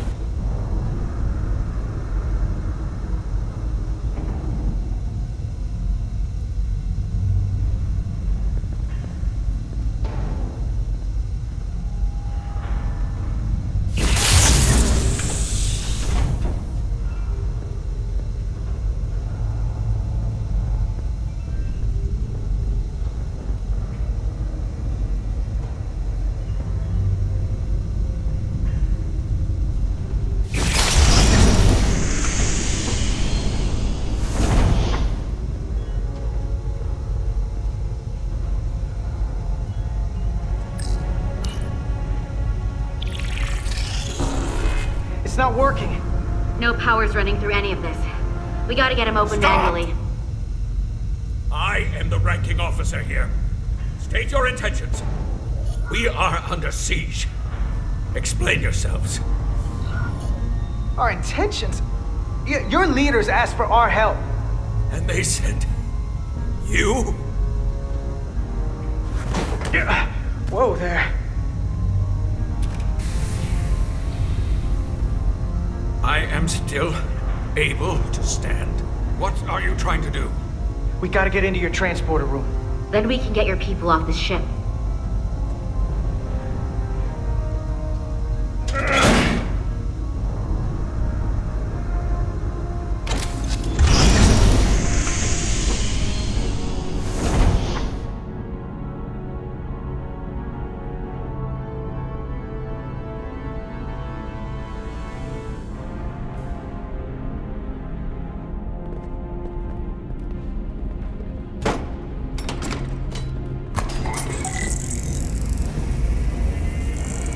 Make sure they're evenly spaced.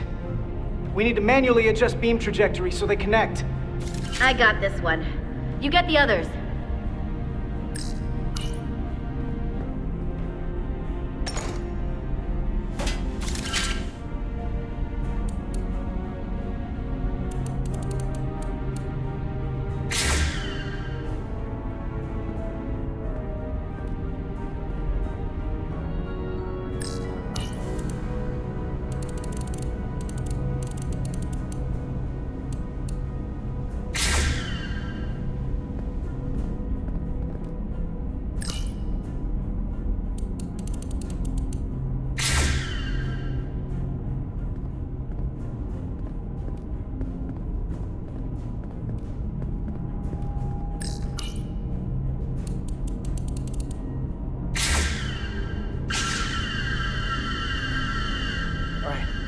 Pattern enhancers are aligned and ready to go.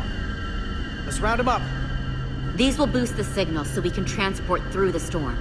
We have a shuttle outside this ship that will route the signal to the Resolute. All crew to Transporter Room 2. We are evacuating.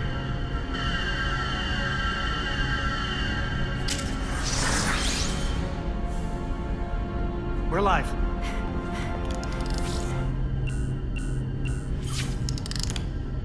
Here they come.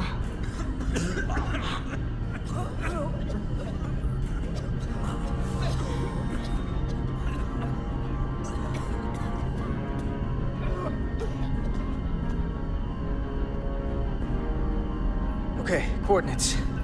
Beam status. Energizing controls. Please step on the platform so we can evacuate you, Admiral. The crew goes first, Arminta. Sir. I mean it. You! Get on the platform already! Even at this range, the interference is too much. The system is suggesting better transport coordinates. D, it's the shuttle. You're sitting right in the thick of it. I'm sending you specific coordinates for a clear signal path.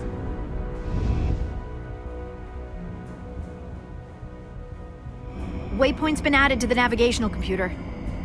There, Commander. Give or take 50 meters.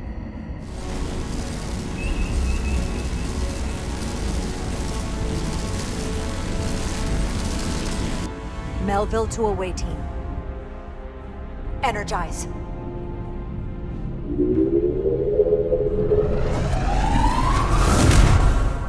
I have the first group of Illydians in the pattern buffer.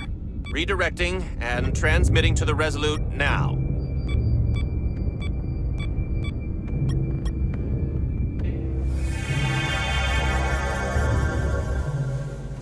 This is Resolute. We have the Illydians safely aboard.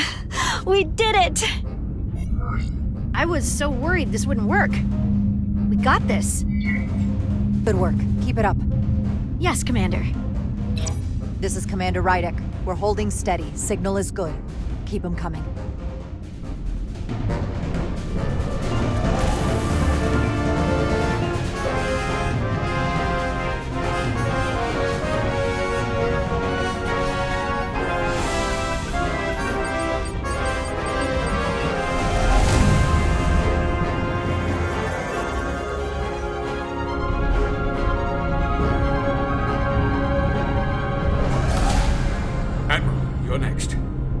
I've made it clear.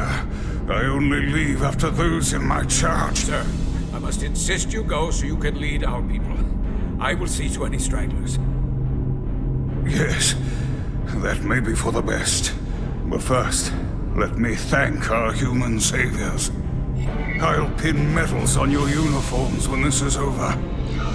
For all your brave work. You're very welcome, Admiral. Does Starfleet let you wear another fleet's medal?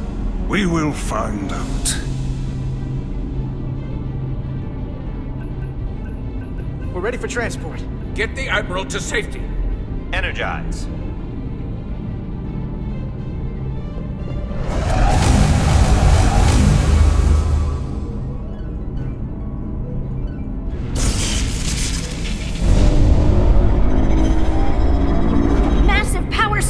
Sending available power to the annular confinement beam. I have the Illydians in the pattern buffer, but I cannot resolve their signal to send them through to the Resolute, nor can I materialize them here.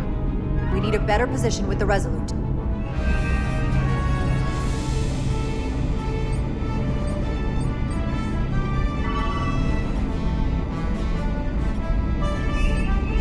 I am losing their patterns. I need more power, but internal relays are not functioning. I'll do it manually. Do it! I am trying. I will lose the transport if I do not have more time. Signal is resolving. Please!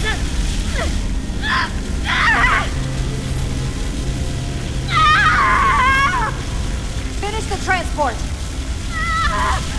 I have them. Transport complete.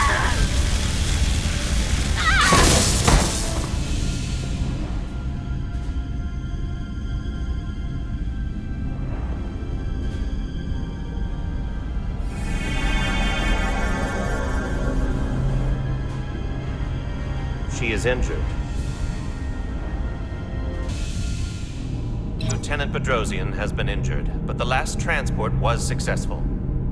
Thanks, B. Unfortunately, our shuttle systems were damaged by the power surge. We can no longer serve as the transporter node. Carter, these readings are off the charts. The source of the storm is on this ship. That must have been the power surge when it came on board. You're right. The Takan energy source. They call it the Cartabula. It's here. Is that? The intruders are preparing to bring the Zeldi to warp. And we're about to be stuck on it.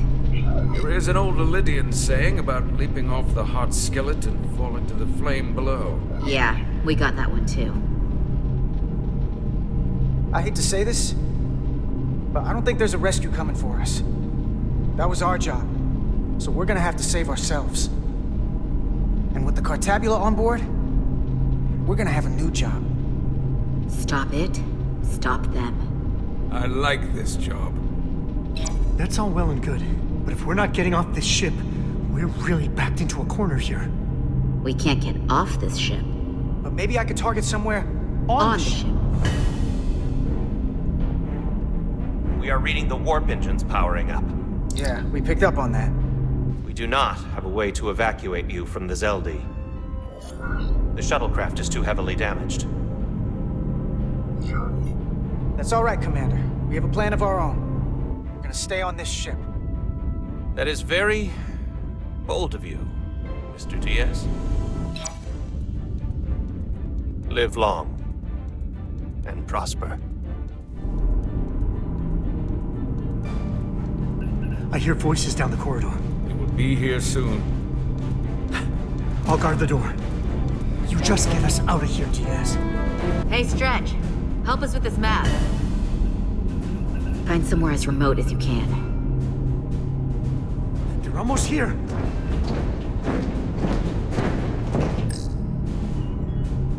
Mess hall. Too exposed. There. The aft cargo bay. That is acceptable. Sounds good to me. Whatever you're doing, do it now!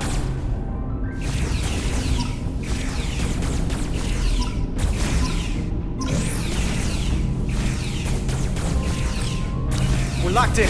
Board to transport. Come on, Val! Bell!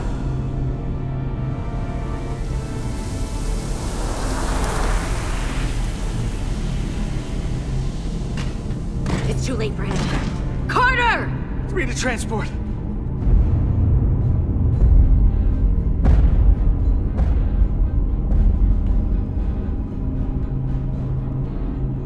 Energize.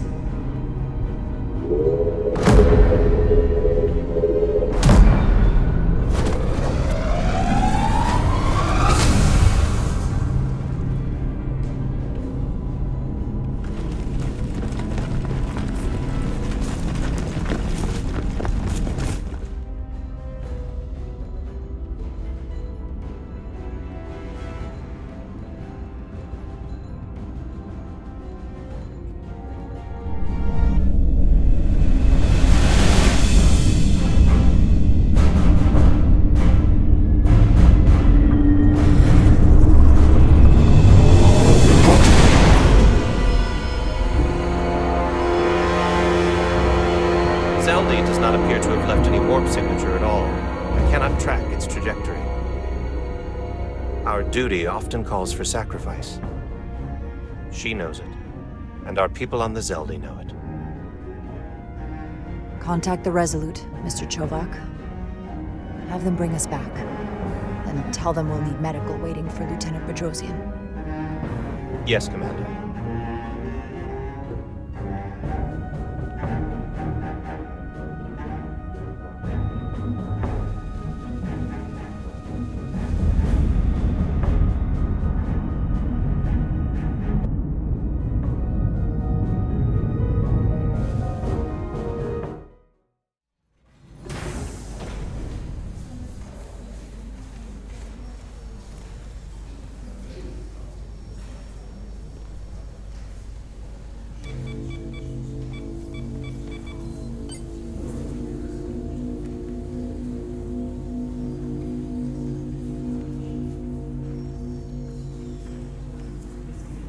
Through your efforts, we were able to save almost 100 Elydians from certain death. As for Lieutenant Bedrosian, well, Duval will do her best, but the prognosis isn't very encouraging. I feel horrible about the whole thing. I just hope she'll forgive me. Our crew expects us to protect them. It's always hard on us when we can't. Commander Rydek, I heard what you did. The sacrifice you made for our sake. You saved not only my life, but the lives of my crew. An incredibly heroic deed. All of Elydia is in your debt. We cannot thank you enough. Just doing our duty, Admiral. I'm sure you understand. If you'll excuse us? Of course. How are we getting our away team back? Ambassador Spock and the rest of the senior staff are waiting for us in the briefing room to discuss just that. I wanted a chance for you and I to speak first, given the circumstances. While protocol might suggest we alert Starfleet about our situation, missing crew, the data breach, possible threat from the Hatari, or Khan, I think we're better off keeping this to ourselves, under our control. You know what's at stake for me here, and what is at stake for you, too. I can't afford another mission gone wrong, and I'm really counting on your support. I don't want to raise a false alarm just yet. I have every confidence we can wrap this up before it gets any worse than it already is. I'm sorry, Captain, but this isn't about you. The lives of everyone who wears a uniform are at stake. I don't see it that way. We're ready in the briefing room, Captain. On our way. Is there any update on our efforts to trace the Zeldy's warp signature? Unfortunately, no. Somehow they were able to mask the signature and block our ability to track their trajectory. I'm also concerned about what went with them. A Taconian energy source. Sidron referred to it as the Cartabula. Yes, I've been analyzing your tricorder scans. This Cartabula is more powerful than any energy source on record. It disabled our ability to warp and likely created the ion storm. We have to find that ship. It could be anywhere by now. Literally anywhere. I have faith in our away team. They won't give up easily, and if they can somehow manage to stay alive, then maybe they could get word to us about their location. That'd be a hell of a lucky break. Right now, we need all the luck we can get. The Takan also compromised our systems when Petty Officer Maris stole data from our computer core. We're assessing what was lost as we speak. It's just too soon to say exactly what they had access to. Starfleet needs to know about this. We're not contacting Starfleet until we fully understand the situation. There are too many unknowns. They stole our data. That's reason enough to warn Starfleet. But the captain does have a point. It might be better to wait until we know more. We either sound the alarm prematurely and look bad if nothing comes of it, or we keep this to ourselves and take the blame when it blows up in our face. Either way, we can't afford to get this wrong. Indecision is not without its own consequences. I want to speak with the Hotari and get to the bottom of this before we get Starfleet involved. I expect we'll meet resistance. The Hotari think we violated our neutrality by entering their minds. Assuming the negotiations are off, we no longer have an official role here. We still have a responsibility to the Hotari and the Illidians. The Takan are a threat to both their civilizations. No. They're a threat to us all. The device Commander Rydek found in the Taconian Vault is an advanced delivery mechanism for a complex biogenetic transformation process. Meaning what, exactly? Not only are they bioforming innocent hosts, transforming them into Takan, they're taking the DNA and engrammatic data of a specific Taconian and displacing that of its host. It's a hostile takeover on a cellular level, bringing individual Takan back to life, one by one. Is there some way it could be reversed? That's exactly what I've been trying to find out. So far, it appears the answer is no. Once the Taconian takes control, the displacement of the host is irreversible. And the bioforming appears to be permanent. Petty Officer Maris called herself a scion of the Flame, but the computer had no information about it. She also shot the hell out of my ship as she escaped and nearly killed a few of our crew. So we know this about those scions. They're dangerous. The Takan have crossed a line. That much is certain. However, meeting with the Hotari could offer insight into their true intentions.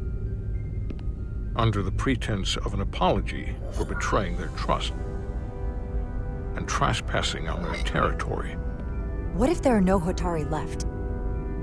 If Galvin and Sidron were Takan, who else? The Queen? I think we would know if that were the case. We'll take every precaution. With the Cartabula gone, I can confirm we have regained warp capability and the use of our transporters. Excellent. Commander Ermot, see if we can arrange a meeting on Hotari as soon as possible.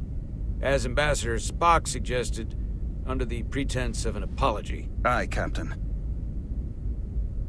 Nice work, everyone.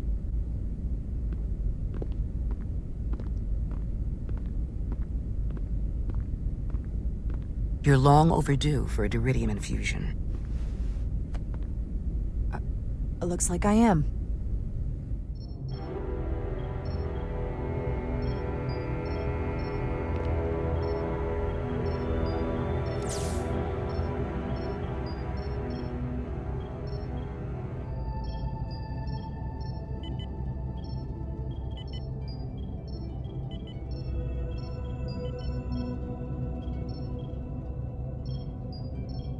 I'll give you two a moment, but she needs her rest. I understand.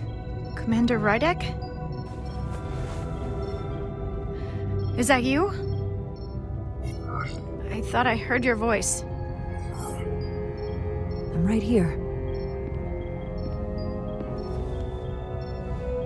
Where? Before you say anything, I just want you to know I don't blame you for what happened. I heard that last transport made it through. That was our mission, to save lives. So, I'm glad it was a success. And Dr. Duval tells me she can get me my sight back. Eventually.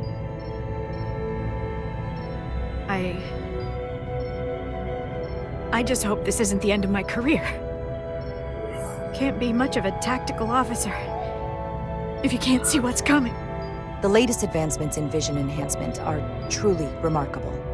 I wouldn't be surprised if you came back better than you ever were. I just want to be able to see again. That's all I'm asking. All right, you two. Lieutenant Bedrosian needs her rest, and you have an infusion waiting for you. I will check in on you soon. I promise. I'm gonna hold you to it.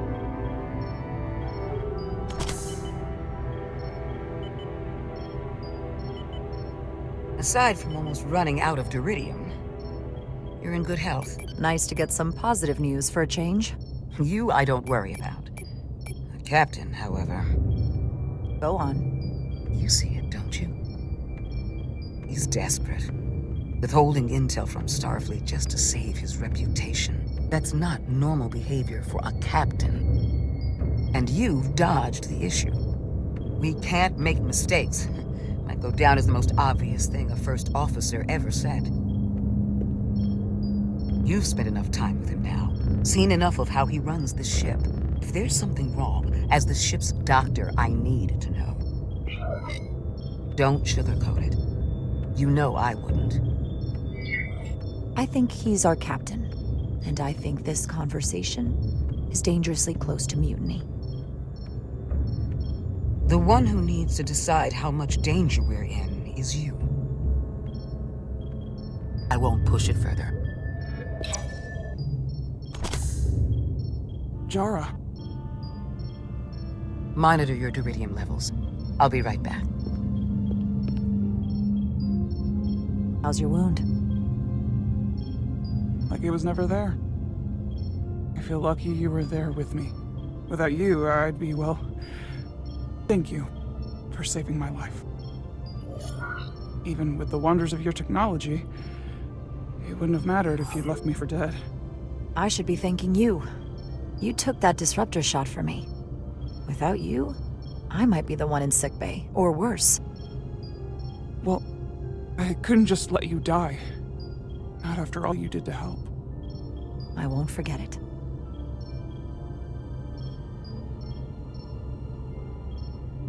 We saw the truth down in those mines. What Sidron and Galvin really are. Who they've become. The lengths they're willing to go to. What they did to that Lydian. It's hard to accept. That everything I thought I knew, so much was a lie. It's always better to know. No matter how awful, the truth is better than living with a lie. I am coming around to that thinking as well. Commander Rydek, you're needed on the bridge at once. What is it? The Hotari have agreed to meet.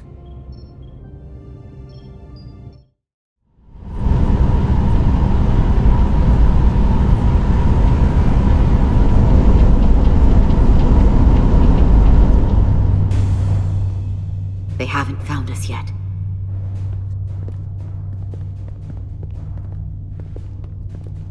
We can't just wait to be rescued. We have no idea when or if the Resolute is gonna catch up. But if we can get access to the Zeldi systems, we might be able to figure out what the Takan are up to. You got somewhere we could do that?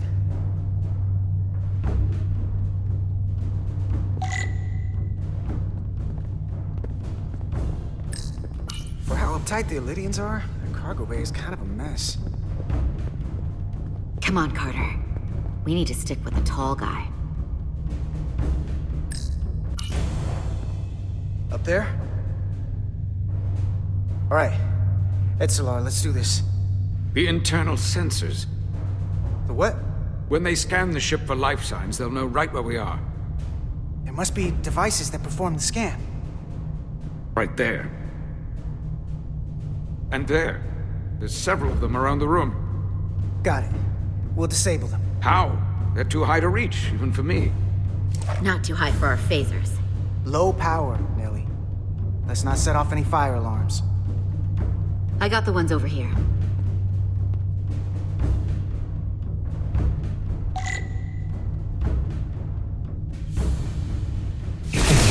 Got one. Another down. Hurry, Carter! I am! Only one left.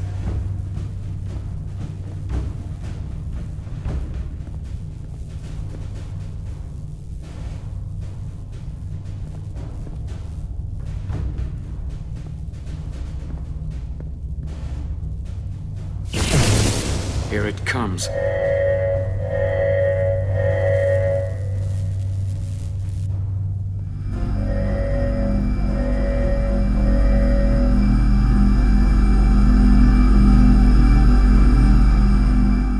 It worked. They won't be able to detect us. That buys us some time. Now that the Zeldi has its power again, I might be able to access some of the ship's systems from here. I'll take care not to give away our position. The Takan might not even know we're still on board this ship. Miranda only saw us transport away. She probably thinks we're back on the Resolute. Miranda. Don't give up on her yet, Carter. She had you in her sights, and she didn't shoot. That means the real Miranda is still in there. The Takan don't have her. Not completely, at least. She must still feel something. That is a reason to hold out hope. And a reason to remember the Takan haven't just hijacked this ship. They've hijacked every body they're in. I know she played us, used her sympathies, your relationship to break out of sickbay. But maybe there's a way to turn her back and Miranda could help us stop the Takan. Here, on the ship. Just because the Trill joining is permanent doesn't mean the Takan bioforming has to be. I've heard enough of your prattling on about your friend. You have to think like a soldier. She's our enemy now. She'll be dealt with like the rest of the Takan. My friend Miranda is not responsible for what she's doing. The Takan have taken control of her mind. We certainly can't kill her for it. Speak for yourself. If anyone threatens the Empire, they are the enemy. It's just one life, and it's already been lost. You don't get to talk about Miranda. You don't get to ignore the truth. We don't like this any more than you do. The Takan are a threat to all of us. They turned our crewmates too. Do you really think they're gonna stop there? No. And yet we still risked our lives to come help you, and not everyone made it. I'll grant that you showed your grit and effectiveness. More than I can say about accessing ship systems. They've blocked out helm control, propulsion. They're closing down systems faster than I can check them. They're always changing these interfaces. I can hardly keep up. Let us help. Fine.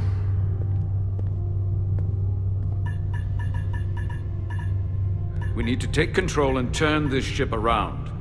Get back to the front lines of the battle for Elydia. We are on the front lines. They're going to do this all over the Quadrant. The whole Federation is at risk. That is a possibility, but it's already a reality for my people. I'm sure it's pretty damn real for the people who are trapped in their own bodies controlled by the Takan. You can't just turn your back on them. I'll take this ship without you if I have to. And I'll bring it back to Elydia, or I'll destroy it. I won't let it stay in the hands of the enemy. You want to get back to Elydia? You want your vengeance? You'll get it. I have every intention. So help us stop this ship. For Elydia. And for everyone. Very well. The most important thing is that we get control of this ship. So that we don't end up so far away that the Resolute can't ever catch up to us. And if we control the Zeldi, that also means they can't use that Cartabula thing. I'm not sure we can do much more from here. What's this? It's a data stream. It looks to be a two-way communication. Let me see if I could put it through a demultiplexing processor. Can you get that clearer? I'm trying.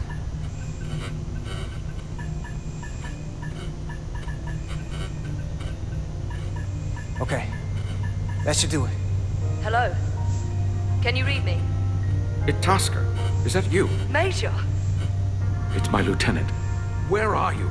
I'm here with some of the others. We're trapped in the ATP. Our artillery targeting platform. The bulkheads are sealed, and ruptured power conduits on the other side are discharging at high voltage. Major, we've seen Sidron and the other Hatari, and if we can get free, I think we'll be able to overpower them and take back the ship. Itasca, are you still there? Itasca, are you still there?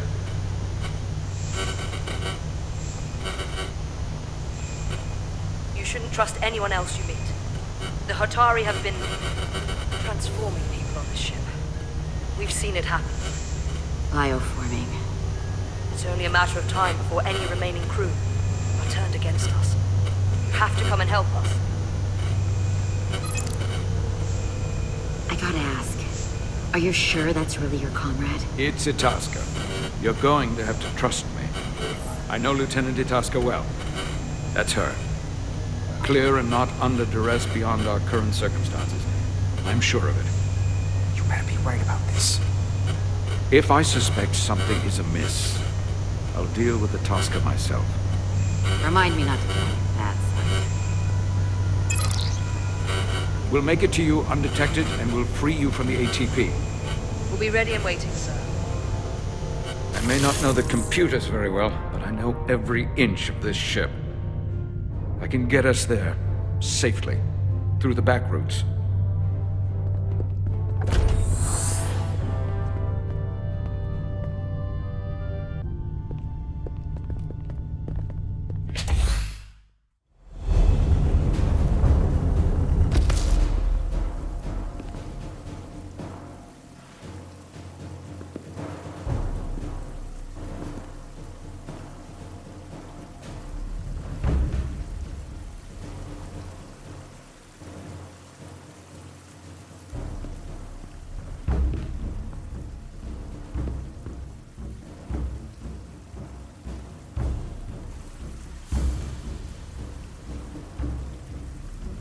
You may approach. Your Majesty, an apology is in order. The Federation... Spare us your apologies, your excuses, your pathetic explanations. You said you were here under the pretense of peace, yet you trespassed into our minds. I should have known you couldn't be trusted when you sided with the Elydians. Your intentions have been clear from the start. I take full responsibility for my actions, which were entirely my own, not the Federation's. How noble. Your Majesty, if I may. Her actions nearly caused a war. I was addressing the Queen. Galvin speaks for the Voltari now. Fortunately, we were able to resolve this ourselves despite your interference. The Elydians have agreed the mines will remain under Hotari control. We now recognize the Hotari as the sole authority in this region. Your presence here is no longer necessary. So you can consider the matter resolved. They never wanted the Federation involved. This was all just a ploy from the start. We never needed the Federation involved. But we're so thankful that you've come. That being said, the sooner you leave, the better. The hell we will. What about my crew trapped aboard that ship? Or what you did to my security team? The data you stole? I want to make one thing clear. No one is to leave Hotari space without Federation approval. No one. You think you have that power, when in fact you have none. You came here under the presumption you would be the ultimate authority. That you would show up and render judgment in this petty dispute over precious resources between lesser people. But instead, your arrogance and self-interest was your undoing. Blinding you to the real power at work here. Something far beyond your feeble imagination. We came at your request. To help solve the problem, not create one. You came because I wanted to see the mighty Federation for myself. The greatest power in the galaxy. Needless to say, I was disappointed. They never wanted our help. They were setting us up from the start. Commander Rydek saw what you did in those mines. How you bioformed innocent people against their will and turned them into Takan.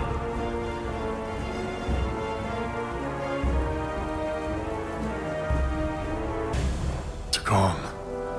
A word I haven't heard in a very long time.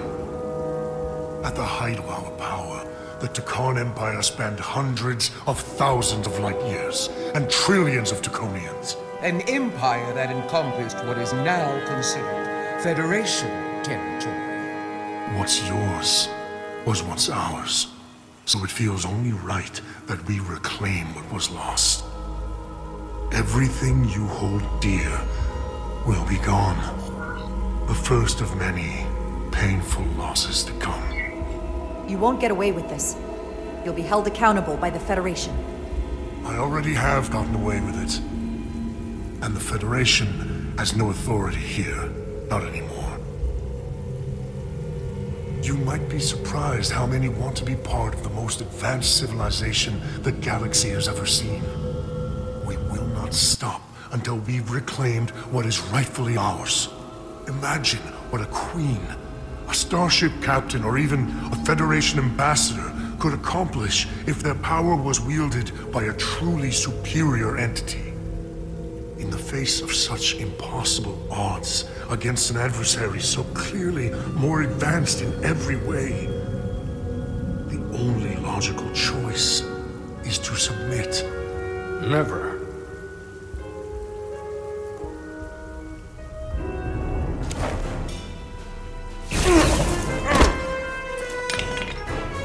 Seize them.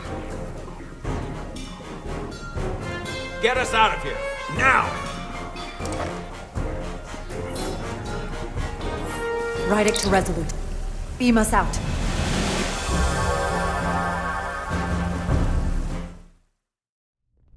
You ever done something like this before? Close quarters combat? Infiltrating an enemy stronghold? Something like that. I once spent 6 days crawling through sewers during the siege of Tofar Ket to retake the citadel there. That's just one of many campaigns I've served in. My dress uniform is well decorated. I can't say I'd want to be wading through sewage right now, so I guess things could be worse. War is rarely a tidy affair, Petty Officer. Lieutenant Itasca knows that. She fought shoulder to shoulder with me in that siege. So you're pretty close, huh? She's like a daughter to me. She's saved my life more than once. She's more than just a comrade in arms. Don't worry. We'll get her and the others free. I'll worry less when that's been done. But once we have my comrades, proper soldiers, we'll be able to retake the bridge. Then, our fleets will catch up to us. The ATP is just down that corridor.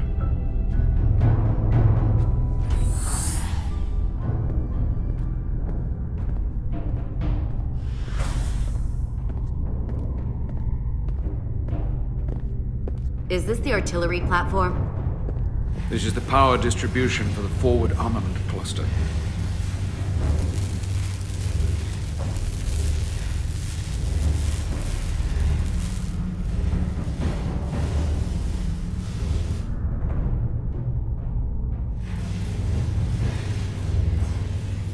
There was combat here. Disruptor burns on the walls. Signs of a grenade detonation. If there was a fight, the Takan might still be nearby. Maybe my people killed them. Or they could be waiting for us. And that's a problem for when we meet them. The distribution conduits have been knocked loose. The currents in those lines would be lethal. Is there any way to power those down? Each circuit has a control panel that regulates power to the magnetobanks. Track connections between the power lines and the control panels. I should be able to clear a safe path to your crew. We'll get the door open here.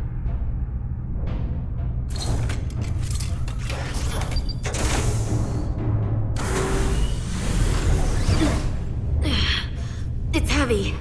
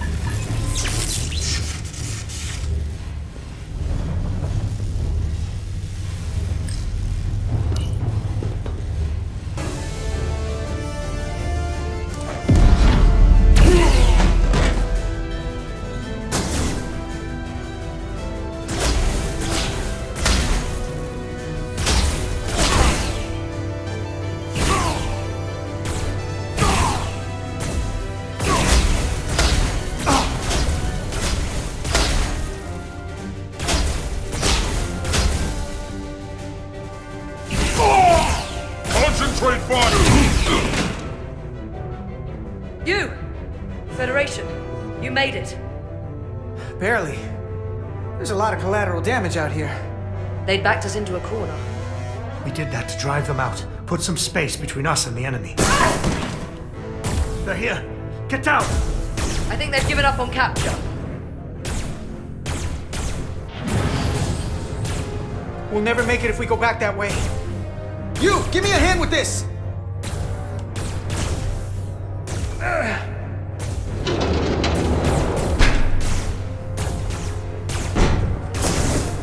Go! Go! Behind us!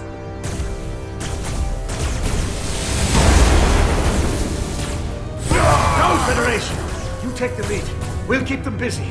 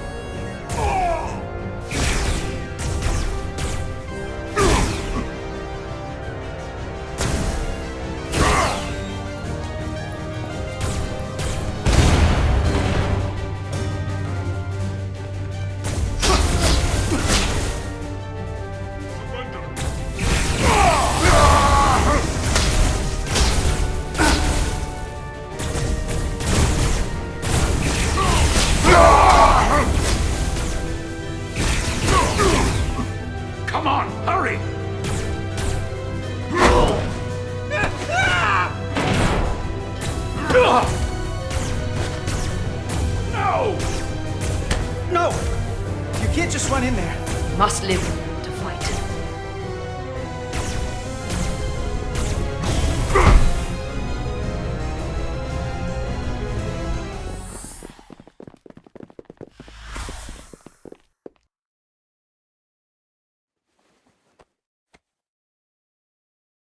We let the enemy take them. Hadri and Private Turo. They weren't the only ones. But if we hadn't, it would have been all of us. I'll have to live with that, and I'll answer for it when I die. It's not the Illydian way to leave one of our own behind. It's a sin to do so. You did what you had to do. I know it. We all do. And we knew it would come to this. Hadri knew. When we were in there, trapped, we agreed we had to live to fight. We said, if one of us was taken, the others wouldn't stop. We'd keep going, make our way to the bridge. They died so we could fight on.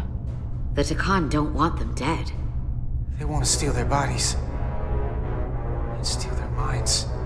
The Takan knows everything the host knows. That means they know our plan. They know we're heading to the bridge.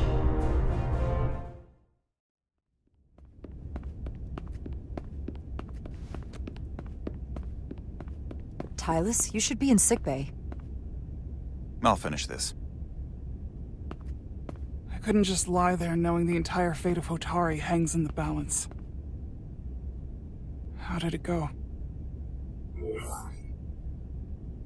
You look exhausted. It went about as well as could be expected, under the circumstances. Oh, that's a relief, because I was fearing the worst. I heard a rumor that they'd made a deal, that the Illydians agreed to peace. After what we saw Sidron do to the diplomat in the mines, I could hardly believe there was hope, but then... Is that true? I wish I could tell you otherwise. But it's not real. Galvin orchestrated the whole thing. I don't understand. And what happened? I really thought there was a deal.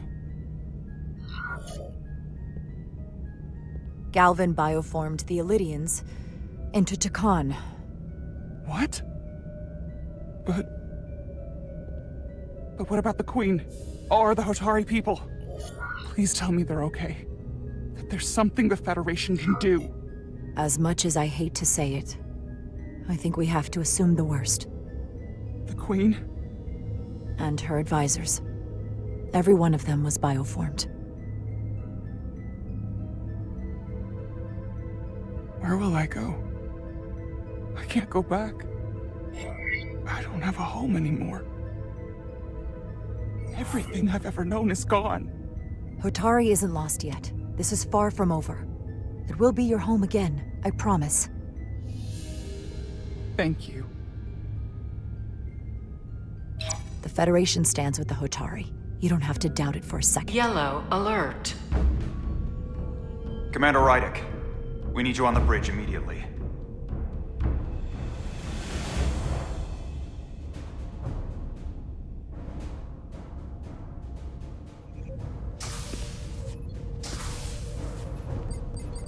Commander. Good to have you back. You didn't opt for the ocular implants. Maybe someday. The visor was the best the doc could do on short notice. We've got an Elydian ship, the Veskar, rapidly bearing down on our position. Or what was the Veskar. Now I'm not so sure. Bring it up on the view screen. 600 kilometers in closing. Still coming straight for us.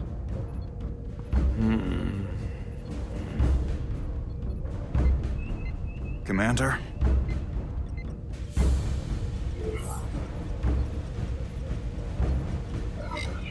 Should we put our shields up?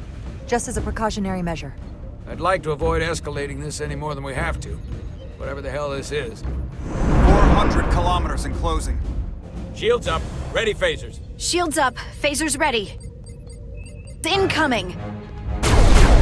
Lock phasers and open fire. Heavy damage. But deflectors still at full power? That bypassed our shields entirely. That's impossible. God damn it, return fire. Everything we've got. Rydek, modulate the shield frequencies. See if we can get us any cover. Commander, I've got this. Just keep firing.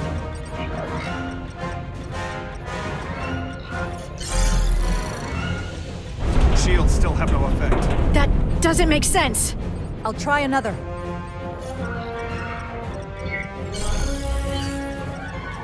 There! We've got incoming! How do they keep matching our shield frequency? They couldn't. Unless... They've compromised our shield algorithms. They can bypass our shields at will. What? Captain! He's out cold.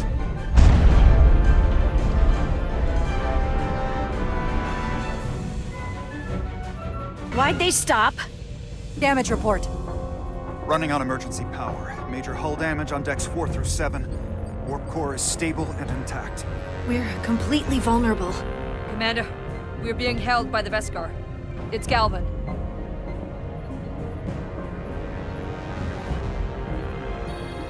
On screen.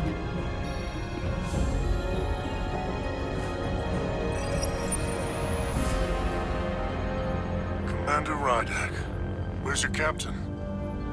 Not dead, I hope. At least, not yet. Don't take it personally, but he had better things to do than talk to you. Did he? Well, perhaps he's busy repairing his pathetic little ship. I have to give you credit, Commander. You survived longer than I thought you would.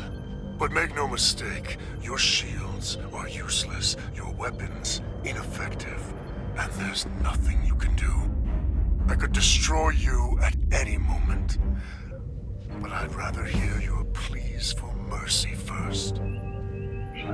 Your existence is entirely in my hands, and I'm not in a forgiving mood. It's entirely possible you could destroy us.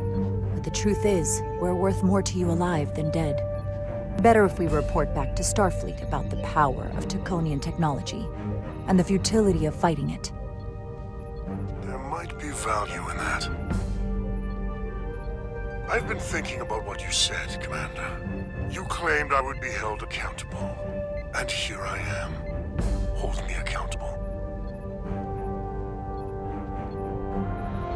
The Veskar's weapons are powering up.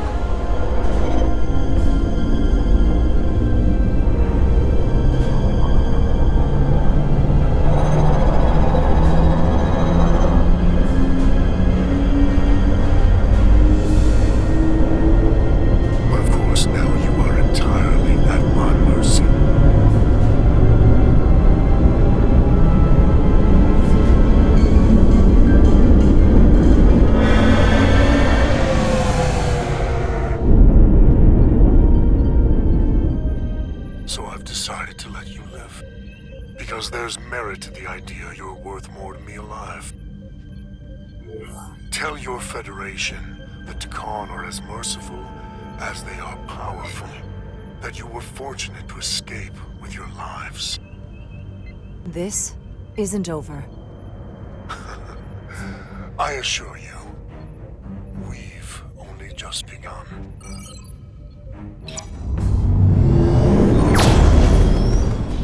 I've lost their signal. Can you track their warp signature? Nothing. It's untraceable, just like before. Notify Ambassador Spock. I want everyone in the briefing room to discuss our options. What's the status of the repairs? Hull breach should be patched up in a matter of hours. Impulse power is at 67%. Should be fully restored soon. Still no luck tracking Galvin's warp signature. They've all but disappeared. Keep trying. Finding that son of a bitch is the best shot we got. Commander Rydek, you had the con after the ship was attacked. What is your assessment? Given our current situation, and the losses we have suffered. It would appear we are severely outmatched. In that case, we might have an option. Portal 6-3, Guardian of the Takan Empire. If anyone could find Galvin, it would be him. That's assuming he's willing to help us. True, but there's only one way to find out. Wouldn't we need to secure authorization from the Federation Council to contact him? The nearest Federation outpost is Andoria. I can travel there by shuttle and inform them personally of the threat from the Takan. Meanwhile, the Resolute can travel to the Delphi Ardu system in search of Portal 6-3. I still have my doubts. I do not. Captain William T. Riker has first-hand experience with the area and with Portal 6-3. His guidance will prove invaluable and should alleviate your concerns. Delphi Ardu 4 is a restricted zone for good reason. For all we know, we could be walking into a trap. Not to mention the high likelihood Portal 6-3's allegiance will be with the Takan. It's just too much of a risk. A waste of time. Time we can't afford to lose. Right now, we have no way of knowing where those 2 Elydian ships are, or where they're going. Another Taconian might be able to at least point us in the right direction. Or we're the ones pointing him right toward his fellow Takan, making the problem worse.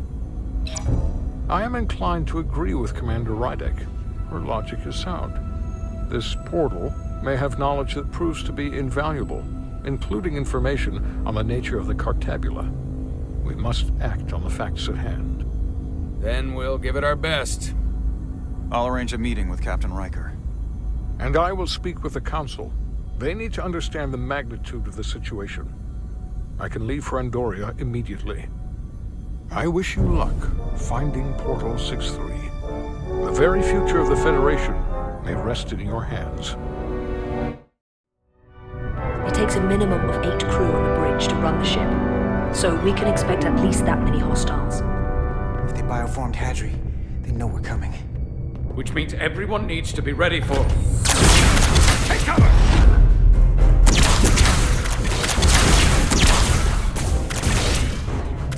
Now what? We need that door sealed. We can handle that. Where do you need us? There's an access panel there. You should be able to patch into the local system. We'll be shot getting there. I'll cover you. On my signal. Now!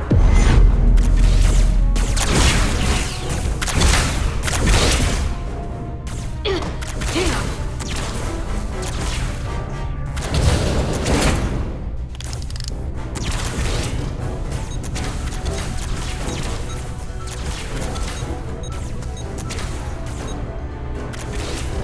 Looking for the bridge doors. Wait, what's this? Got something? Gravity. If I invert the artificial gravity inside the bridge, that'll throw anyone on the bridge right up into the ceiling. He'll never see it coming. Itasca, get ready to charge! Charge? Some gravity polarity. Now!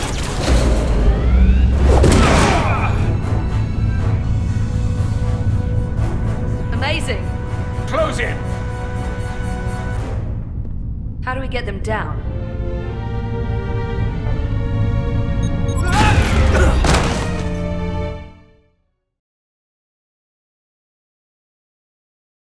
What are we gonna do with them? We don't have time to take prisoners. So you're just gonna shoot them? I haven't decided yet. That's not just up to you. I'm the ranking officer. And we're not in your army. It may not be convenient, but we don't kill enemies who've surrendered. Keeping prisoners is a luxury we don't have. It's not a damn luxury. You're an engineer, not a soldier. This is clearly my territory. You think you have enemy combatants here? This is a hostage situation. Each one of them has an innocent life inside. I'll keep watch on them. As will I. We can't let our guard down around the enemy.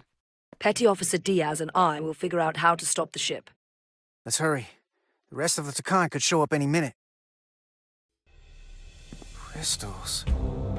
They're all over this place.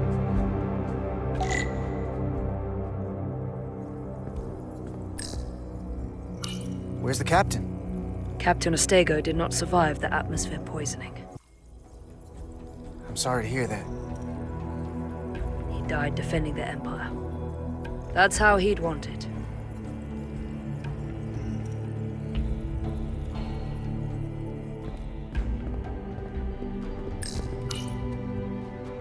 Huh.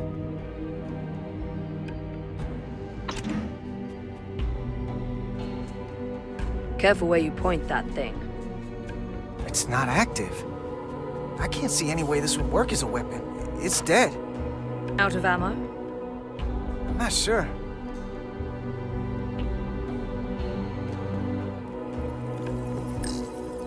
Look here. It's navigational data. We saw that already. Headed to the edge of the galaxy. It's only a display. We couldn't use it to change course or alter speed.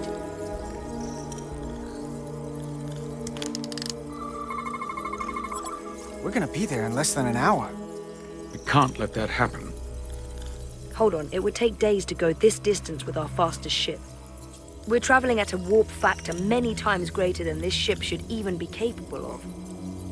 Even with the engines pushed as hard as they are, they wouldn't produce this speed. Whether it's these crystals or the power from the Cartabula, the Takan have found a way to increase the engine output and top speed. We have to find a way to hit the brakes before we outrun anyone who could help us. We stop it, so they can't get this ship where they're going, and enact the next phase of their plan. That is, if they don't destroy us all first. I would have thought this ship would disintegrate going this speed. We do our part, and just worry about that. I don't know what more they have to their plan. People like this are never satisfied. There's always more that they want. And they are obviously going somewhere. I hate to think what the Cartabula could do if it was plugged into something it was meant to power.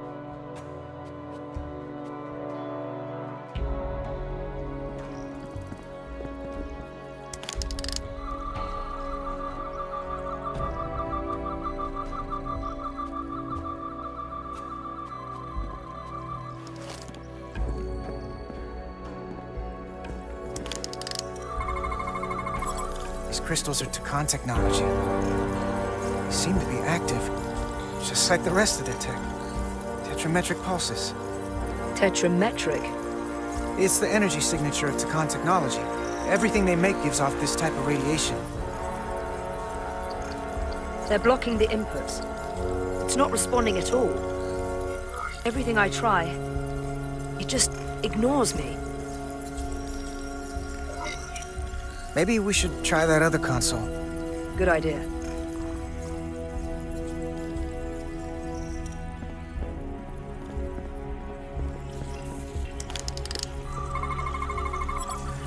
It's the Takan language. From what I can tell, the ship's systems are actively responding to input. Which is the opposite of how most bridges work. They usually send commands, not receive them. It's from an intrusive program. This control station won't do us any good either. What have they done to this bridge? Consoles running themselves, some clogged up with crystals that are sending off tetrametric pulses. But none of this is sending signals outward. It's receiving. They're flying the ship from somewhere else. That should be impossible. but it explains why there's less than a full bridge crew. If they aren't flying the ship from the bridge, where are they controlling it from?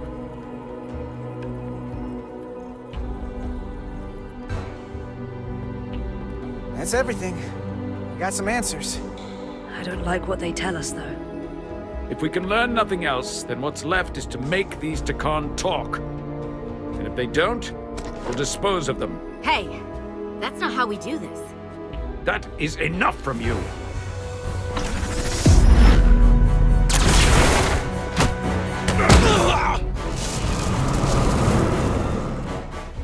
I thought that thing was useless. It was. No power. Until he touched it. The weapons must be biocoded. Our technology will only work for one of our kind. I can assure you, this weapon works just fine for me. Slow down, Arminda. You can't control the ship with a disruptor. But I can use it to control you. Ah!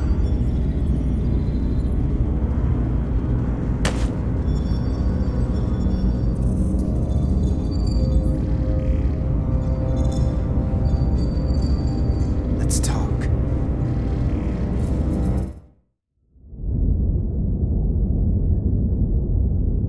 The Titan's communications officer says Captain Riker will be ready in just a moment.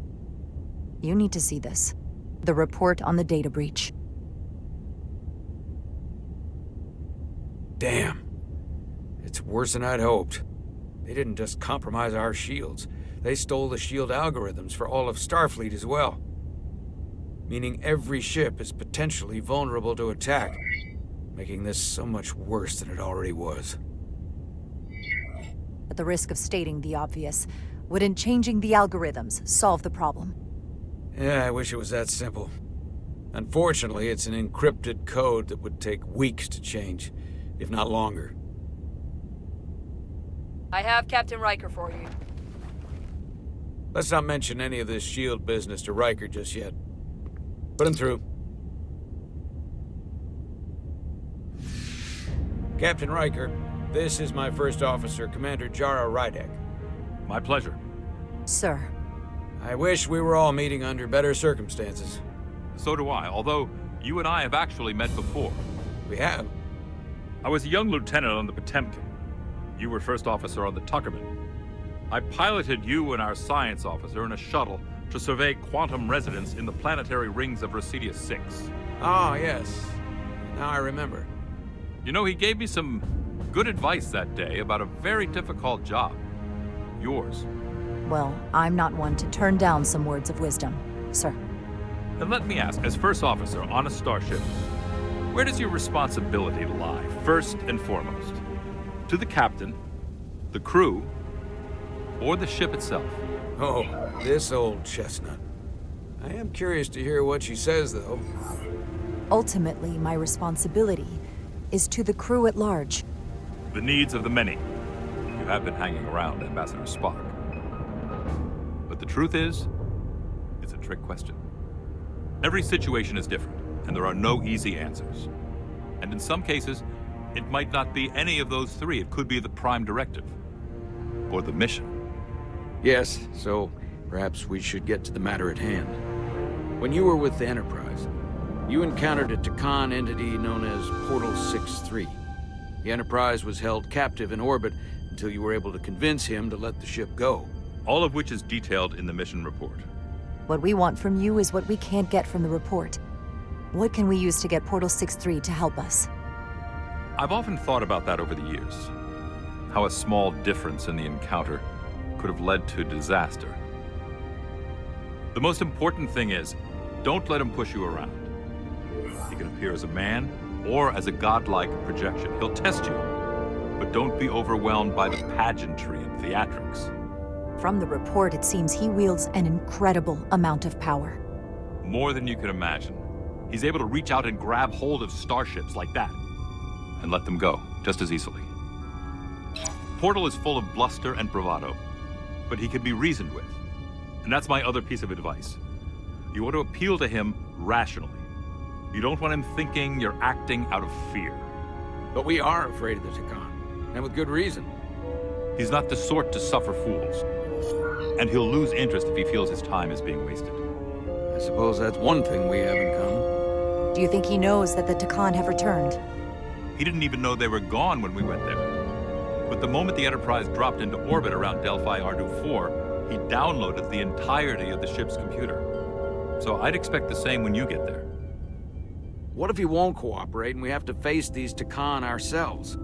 Then we have a much bigger problem on our hands. What I mean is, in the 16 years since you discovered this outpost, there has to have been research. Battle plans for what to do about the Takan if we encountered more of them. I need to know what they are. If I had that answer, it would have been the first thing I told you. We both know Command has had their share of hidden plans in the past. Like Admiral Hansen and Captain Shelby's Special Projects Division at Starfleet Tactical, devising new ways to take on the Borg. Trust me, this isn't some Starfleet conspiracy to keep you in the dark. But if you two don't think you're equipped to make contact, you need to tell me now. Because there is no silver bullet here. Now's not the time to hesitate.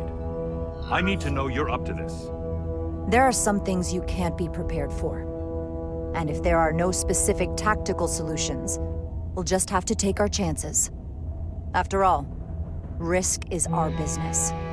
We try to mitigate that risk as best we can. But the Starfleet we know today is built on that attitude. Well said. There was a special task force that considered the Takan, and I was part of it. But because there were no other signs of the Empire, we determined the best course of action was to create a restricted zone around the Delphi Ardu system. I have my concerns, but I'll clear the way with the brass for your travel into the restricted space. Just remember what I've told you. And it wouldn't hurt to read some Sun Tzu en route. Or Marcus Aurelius. Your advice is well taken, Captain Riker. No matter what he throws at us, we'll stand up to this Takan Guardian. I'm sure you will. Rest assured, the Federation is taking this threat very seriously. You won't be alone out there for too long. Thank you, Captain Riker. One more thing. Ambassador Spock said that Takan stole some data from your central computer. What's that all about? We're still assessing the extent of the breach. Nothing to report as of right now. That's it? Ambassador Spock suggested it was something more serious, which is why I'm asking. We have our best people sorting it out. It's under control. Okay. If I may, I recommend you keep Starfleet Command looped in very closely on that matter.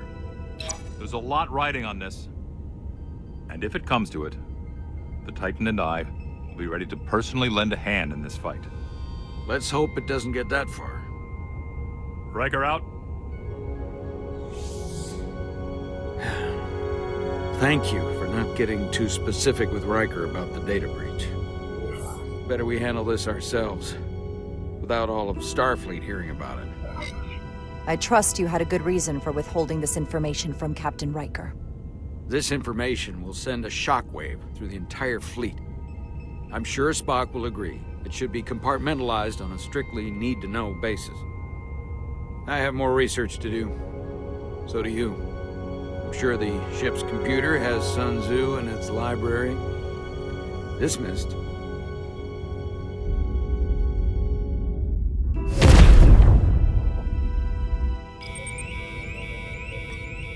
It's the automated Federation warning buoy. Transmitting the disable code Captain Riker provided.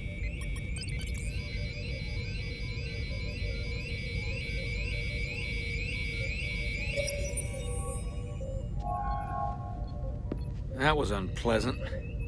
Commander Ermont, what are the conditions of our systems? All internal systems operational. Commander Westbrook, what are your scans of the planet? Nothing out of the ordinary. No sign of this outrageously powerful Takan being? I'm running a magneton scan now, but so far, nothing. Where are you? Prep your way, team. We don't know if Portal 6-3 will cooperate. If he's not an asset, he's an enemy. So be ready for anything.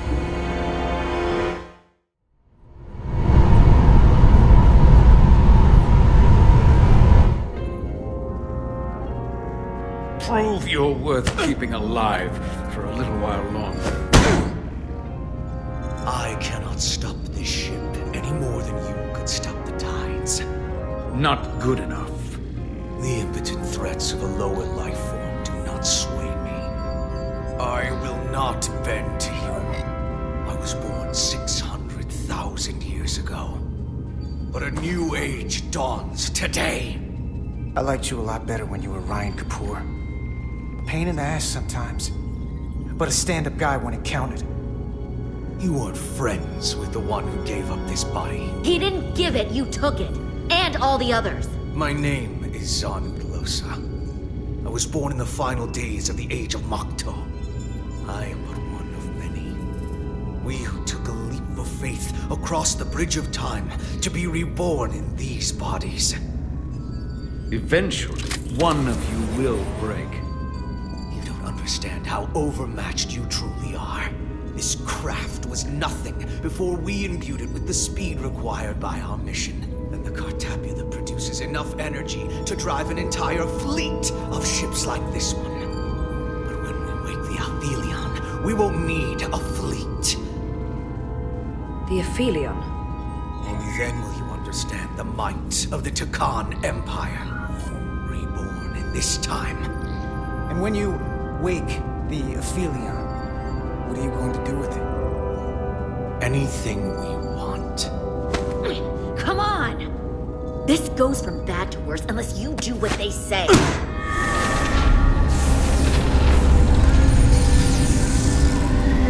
He's coming alive. He can't stop the ship. Then he will. Or we cut off his hands and use them ourselves. The moment I reduce speed or change our heading, the others will know. First, they'll just resume course from elsewhere. Trivial matter. And then they will come here. For you, this is a dead end. That's a risk I'm willing to take. Not if they're just going to start it again. So you believe him? I'm not sure. Why would you tell us all this? I tell you because I value my own life. When my fellow Scions come, and they will come, I expect you'll all act like the savages you are and have battle wounds. You've all died once. I don't intend to do so again. I won't touch those controls. If you want to get us killed, do it yourselves. You fear death. There's a way to stop this ship for good, and he knows how. He just needs more pressure. What kind of pressure? We hurt him, he'll talk. Trust me. That's against Starfleet protocol. You're not on a Starfleet ship. Your protocol does not apply. We take the action that will lead to our victory. Don't assume your moral code takes precedence above all others. I'm not gonna torture them. Not like this. There's gotta be something we can work with here.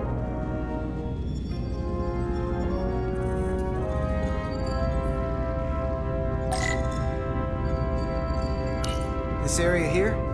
Power generation. The warp cores. It's deserted. What's this? This display shows the location of the Takan on the ship.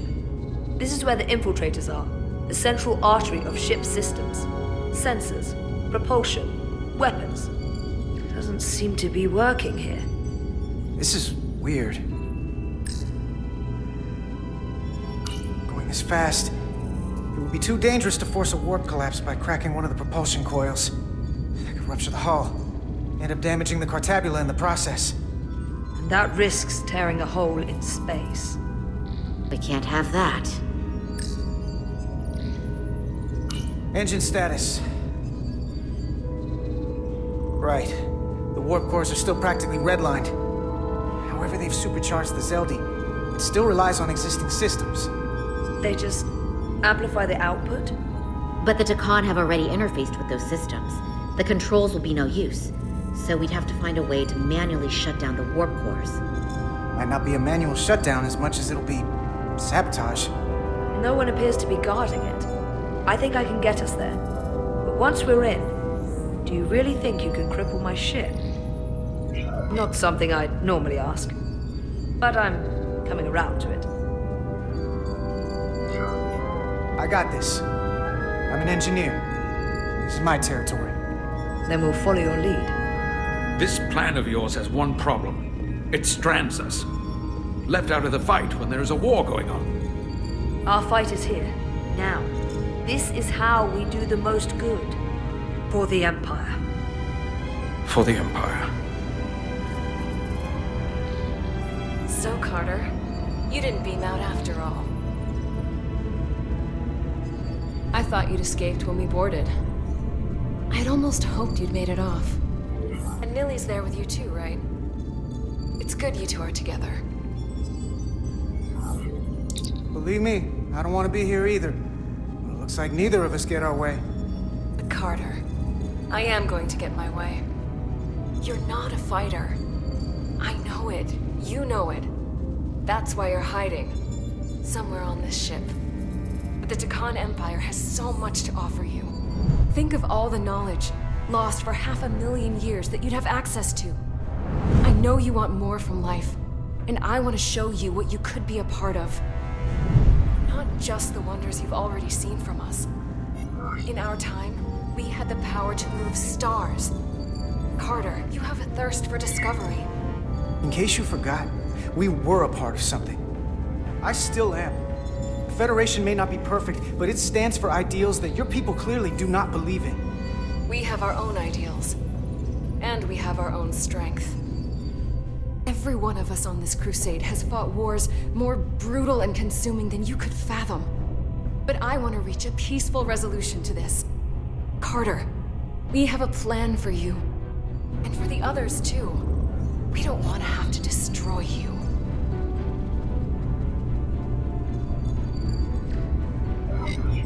What's this plan you have? Is it the one where you steal our bodies and erase our minds? That's a simplistic view of it. Your memories will live on within us. We can continue this conversation in person. I'll see you on the bridge very soon. Our comm badges. She's tracking our location with them. If we have to use force to free our fellow Scions, there will be casualties. We can't stay here. And we need to disable the transmitters. Where'd you go? You don't want to talk to me? She's trying to keep you talking. I mean, I get it. But I'm trying to help you.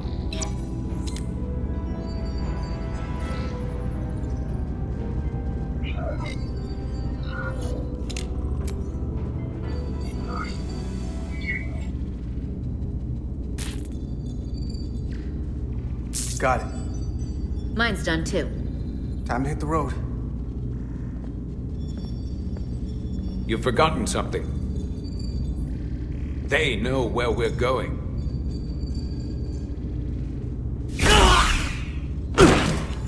Set to stun. You're not going to shoot a guy who's unconscious, are you? You keep getting in my way. We've managed this far without doing it your way. We are hardly in control of this situation. You two forget you're on the same side? Come on!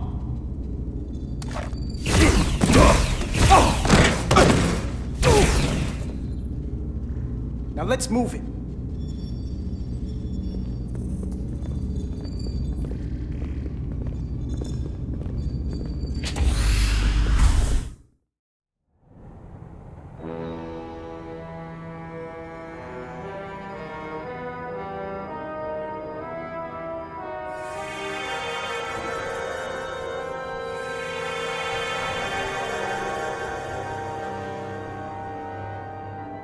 Our coordinates match the exact location where Riker met Portal 6-3. Unlike Riker's team, we beamed down without a problem. It's quiet. Portal has to know we're here. If he won't come to us, we'll go to him. Spread out. If I recall right, Geordi LaForge transported in here, hanging upside down. I guess we're lucky we were spared the indignity.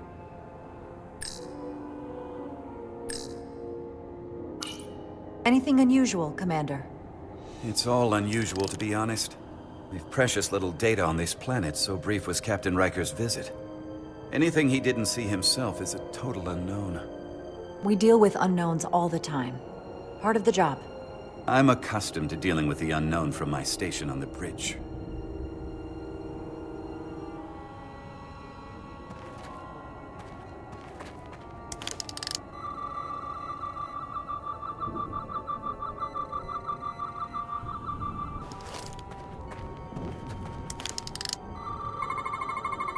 These crystals are dormant. Riker's report said they were glowing, that they served as energy collectors. It could be a good sign they're inactive. The Guardian of the Takan doesn't have his guard up.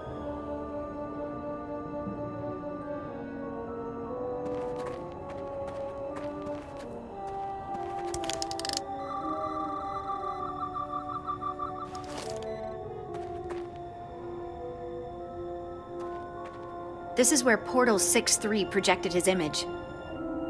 He was guarding this bridge. That has to mean something. We'll move forward when you're ready, Commander.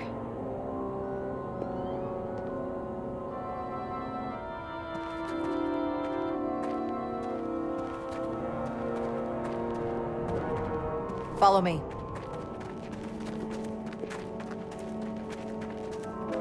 Ends here.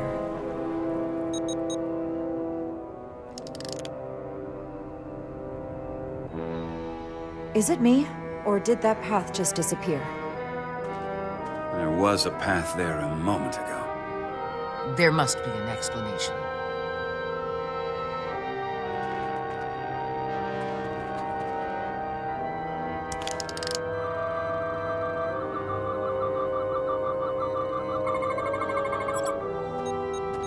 Tetrametric pulses. Same energy as the other Takan technology. Most of the crystals appear dormant. What's different about this one? Readings indicate there's a cavity in the rock right behind it.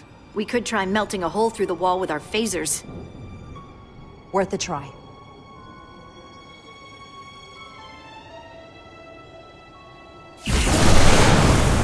Whoa! An illusion. I'm sure that wall was as real as the rest of them. I felt it. It's almost like our holodeck technology, but far more advanced. The crystals must be absorbing the energy from our phasers. I'm picking up something. A biosignature. It's faint, but it's there. With me.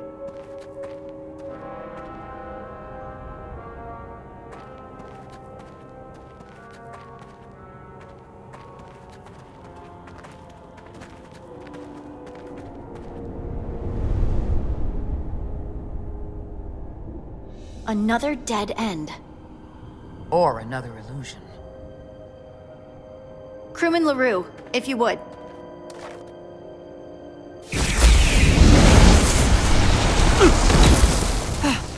Devolve to Resolute. Beam Crewman LaRue directly to medical. Is he okay? He'll live. Not all crystals work the same, it seems.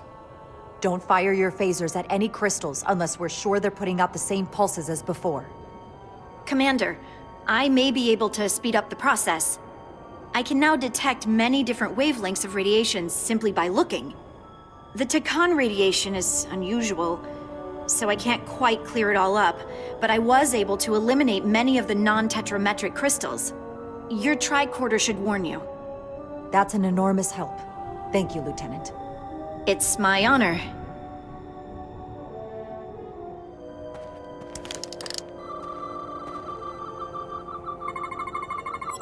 Tetrametric. Good sign.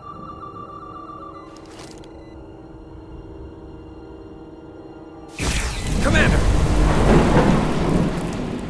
Look at that. Trust, but verify. Indeed.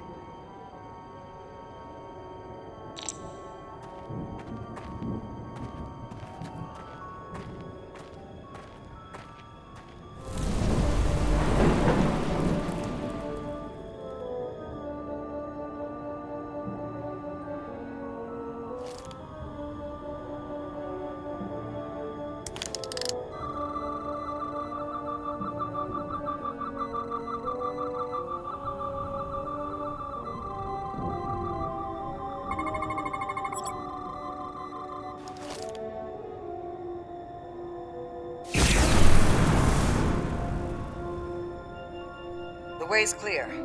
Good work, Commander. We'll make sure it's safe.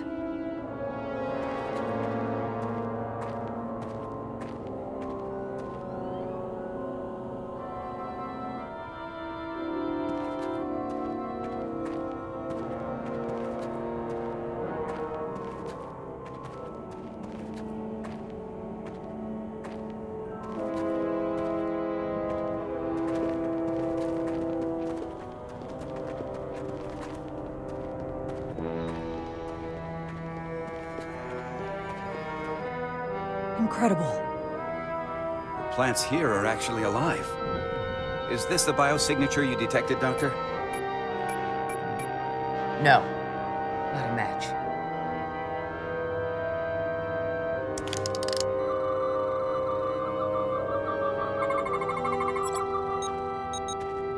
Tetrametric. Then it's creating an illusion as well. Based on the data we have so far. Only one thing left to do. Doctor, be ready to beam us out if it turns out we're wrong. Duval to Resolute. Lock transporter on away team.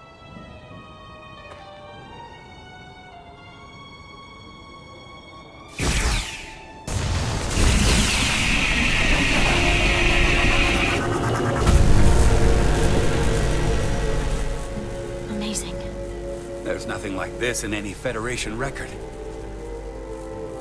The plans.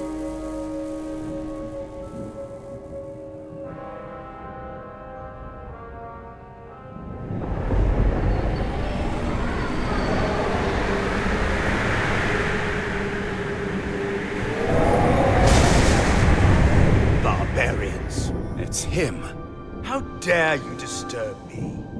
I'd hoped you had enough sense to leave of your own accord, but here you stand. Fools. In another time, I would have destroyed you and your ship simply for setting foot in this place. Fortunately for you, that time has passed. Portal 6-3, Guardian of the Takan Empire. We've come a long way to meet you. Guardian. I am guardian of nothing. The Takan no longer exist. Don't care to be reminded. If this is why you've come, then you should leave. Now. I'll cut right to it. The Takan have returned. Returned?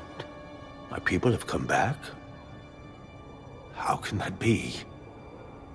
I've been alone for so long. If it is true, how did they return? Draconian technology made it possible. To enable the transfer of consciousness from one being to another after physical death. We call it bioforming. A group of Draconians calling themselves Scions of the Flame used it to reawaken after hundreds of millennia. Scions of the Flame? Is something wrong? I'd hardly call them Takan. They were a radical faction with beliefs outside the mainstream. Beliefs that lesser life forms should serve as vessels to ensure Takan immortality. You want me to help you destroy them. That's why you've come. You want to destroy these Scions. There is a war looming that could engulf the Quadrant. We want you to help us bring about peace before it gets to that point. Peace always comes at a cost. They have an incredibly powerful energy source they call the Cartabula. These Scions have the Cartabula. And they've used it as a weapon against us. I will speak with you alone. What are you doing?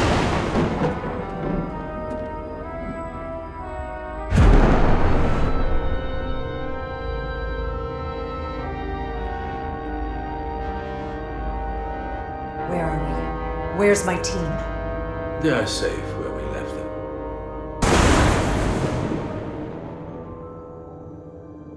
That the Scions have stolen the Cartabula is deeply concerning. And to be honest, I'd rather speak with you alone, Jara Rydek.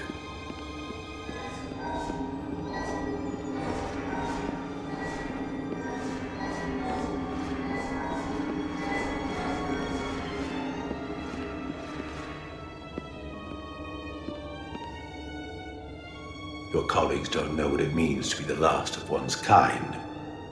You and I are remnants of fallen civilizations. The Kobliad, the Tekon. One dying, one dead. Our species could not be more different, but we both know the meaning of loss. The others wouldn't understand. It's beyond their ability to comprehend. I see you're hurting, and I understand your pain. But pain shouldn't stop us from moving forward. You do not understand me, nor the pain I feel for the loss of our once glorious empire.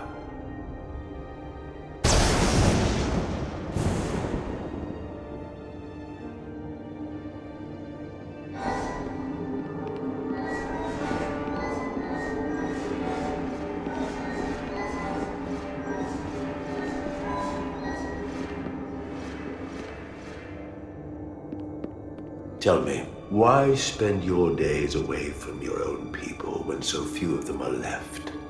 Why live your life working for this federation to which the Kobliad do not even belong? And submit yourself to their authority? It makes no sense, not by my logic. The only reason any of my people are still alive, why I am still alive, is because the Federation helped us. We would have been extinct decades ago without the Duridium the Federation gave us. If anything, I owe them gratitude. You told Riker you'd wait until you were needed. You're needed now. We need you. As much as it pains me to learn the Cartabula has fallen into the hands of the Scions, my services are not up for offer.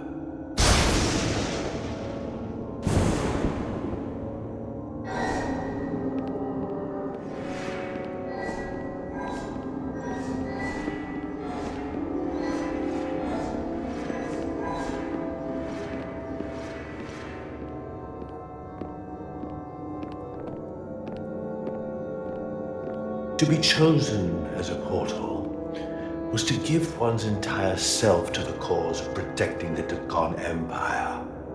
I left behind everything I know, and now you want me to turn against my own people. Betrayal of my oath, and everything I vowed to protect. Every Tekon that comes back does so by stealing someone's body. They are killing to come back. What you call bioforming we thought of as a marginal science. But if these reborn Tekon plan to restore the Empire, is that a disaster to be avoided? Tekonian technology is so advanced, it could save millions of species currently on the brink of extinction, including your own. And at the price of a small few, think of how the many could benefit. Instead, it sounds as if you are reacting out of fear before you have a full understanding of what's at stake. I don't think you've given this full consideration. You may have more to gain than to lose. That's not a decision we're just going to let these new Tekon make for us. We will fight them back. In fact, I doubt anyone would willingly give themselves up to bioforming. The Trill do just that. There are many symbiotic relationships among species. To mutual benefit, not replacement. You said you will not give up, even when faced with the superiority of the Tekon. If I were in your place, I might say the same. I'm curious to see these Scions masquerading as true Tekon. So I will go with you, and we shall find them. But when we do, I will judge them myself as a guardian of the Tekon, to understand their true intentions, for better or worse. It's certainly your right to make your own decisions. I won't tell you otherwise. Very well. I'll return.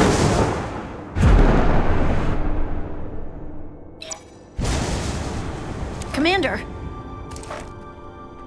Hold your fire. I'm all right. He's coming with us. We assumed the worst. She's perfectly fine. Now then, shall we? All right. We can beam up your... Do you have any equipment or tools?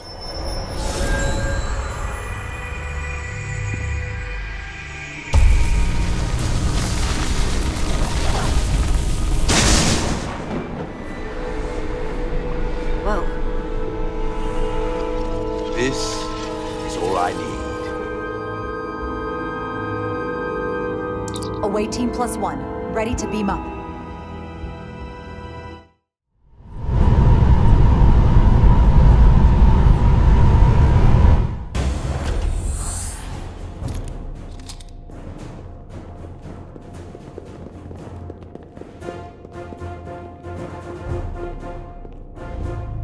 Warp cores. That's interesting. Redundancy. If one goes down in battle, we can still operate. Makes this more difficult, though. This ship can maintain warp with half the cores offline. We'll need to disable 3 of them. Where are the engine schematics? Power flow routing charts.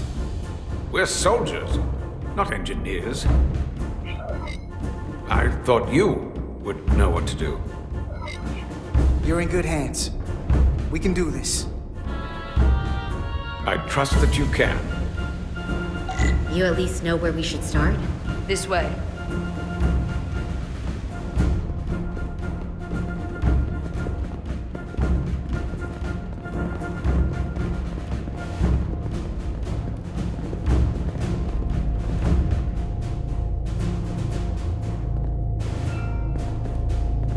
What are we dealing with?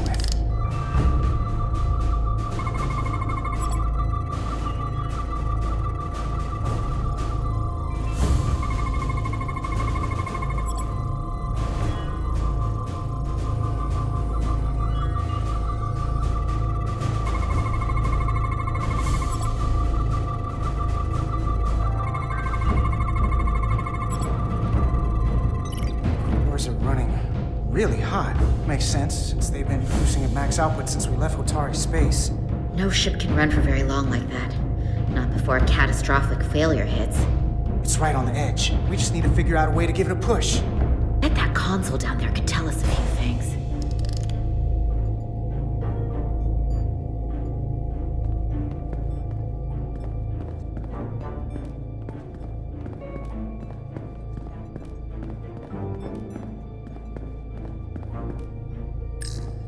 Whatever we do, we need to make sure the Takan can't undo it.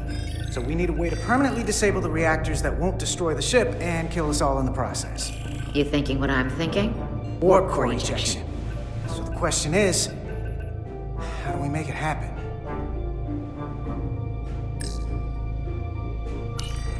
The reactor coolant system is operating at emergency containment levels. It's just barely keeping the temperature in check. Maybe we can use that. If it gets this high, their system considers a reactor breach imminent.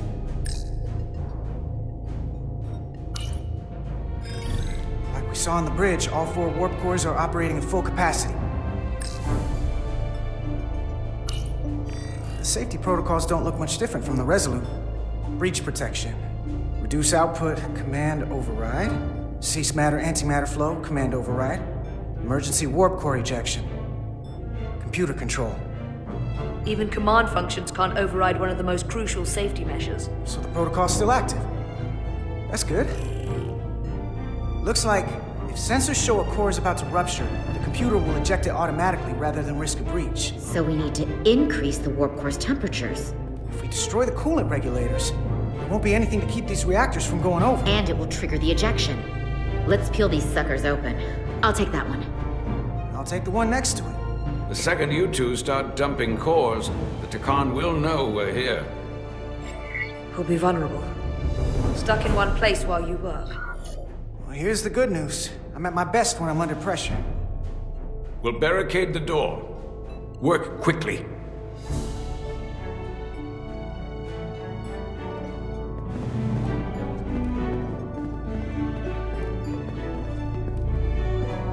We might not have our tools, but our phasers can do this in a pinch.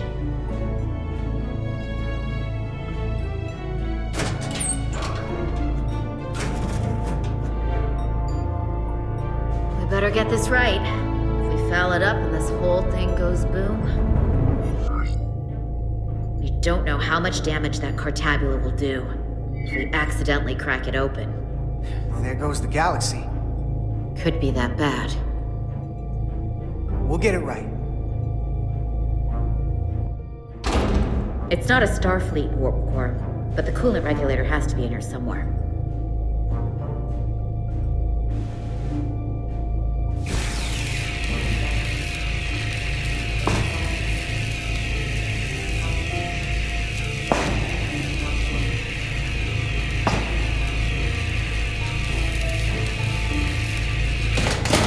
There you are.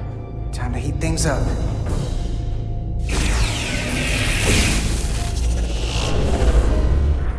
Warning.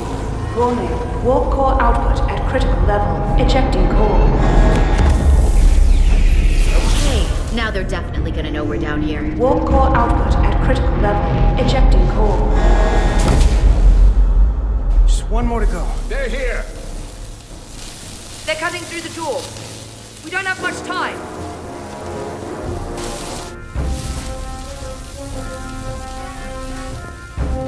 Okay, same as before.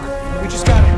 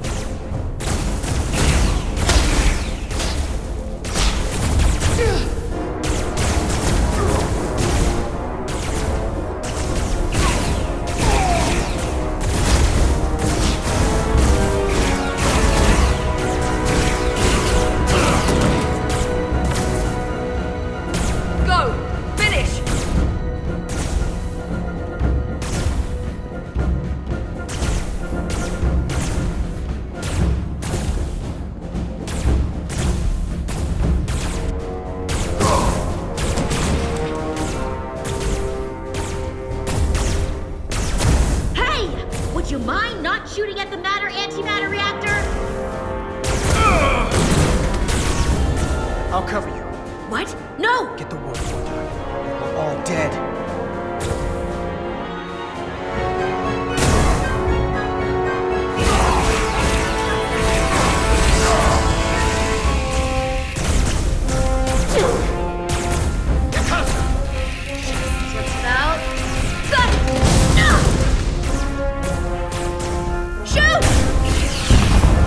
Warp core output at critical level. Ejecting core. Warp drive disengaged.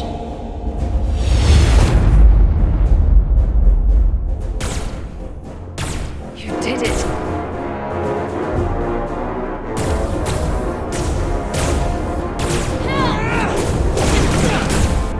You got another way out of here?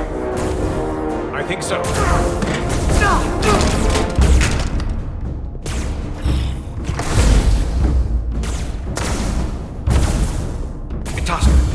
Can you climb?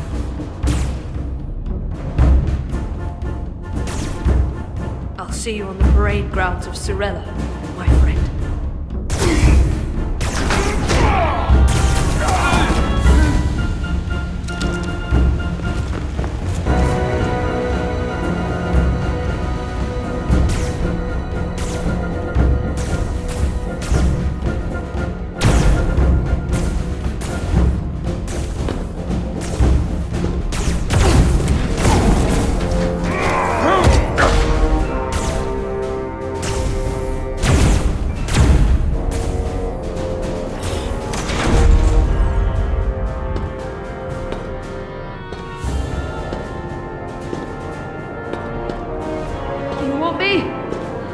I'm right here.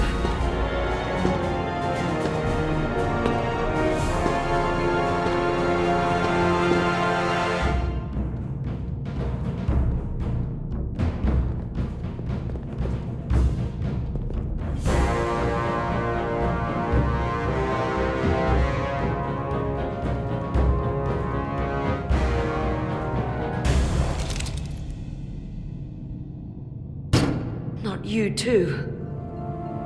Calm yourself, child.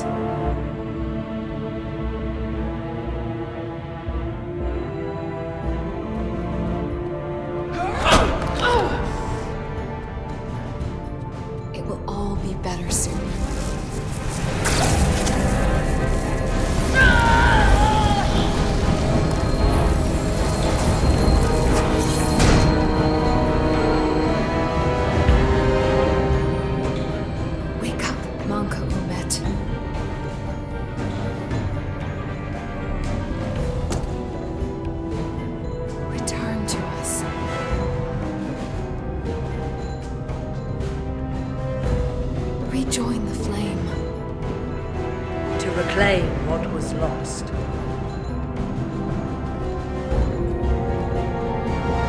You don't need to watch this. I do. I want to remember every moment when I make them pay. But this isn't the end. I will avenge Itasca. Swear to me, you will join me in this. How about we try to save her? That's a dream. As long as she's alive and her memories are still in there, there's still hope. Hope is what you turn to when you have nothing left you can do. And there's still something I can do for Itasca. And I shall.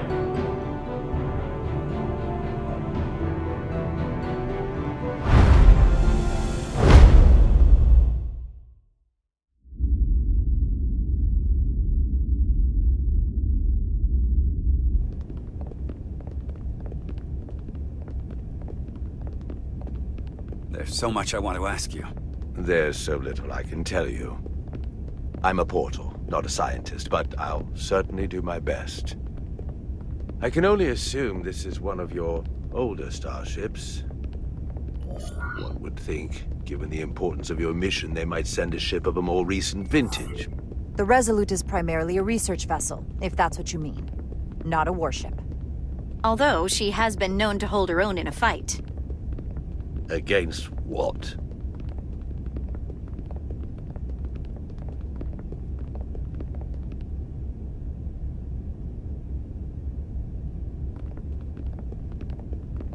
Something wrong? Not at all. The galaxy has grown more diverse since the days of the Tekon Empire. Because you conquered everyone who didn't look like you. To the contrary. Most lesser civilizations willingly joined the Empire to enjoy the benefits of an advanced way of life. But that expansion came with its own set of problems, so I admire your ability to diversify without creating conflict. That was always our challenge. And perhaps, ultimately, our downfall. I think that's the first time you've said something nice about the Federation. And it may just be the last. If this is the best you have, then so be it. To locate this scion, Galvan, I'll need full access to your ship's systems. Full access? Huh. You must be out of your mind. No, I'm right here, completely in my mind. Given this is merely a research ship, I won't be able to find him without it. Perhaps I should have made that clear up front. I'll need to make certain modifications. That shouldn't be a problem. Excellent. Solano's gonna flip when he hears this. I'll see you on the bridge. Captain Solano, I'd like to introduce you to Portal 6-3, Guardian of the Tekon Empire. Pleasure to meet you, Captain. Likewise. I can't say I've ever met a portal before. There is no modern equivalent. Not within the Federation, at least. I've learned it's a very prestigious position in Tekon society. Or was, I suppose. Not just anyone is selected for the role. And fewer still are suited for it. How impressive. You spent 600,000 years at your post. That certainly takes an uncommon level of dedication. We all have our duty. Of course. But I'm curious. You were stationed there in preparation for what, exactly?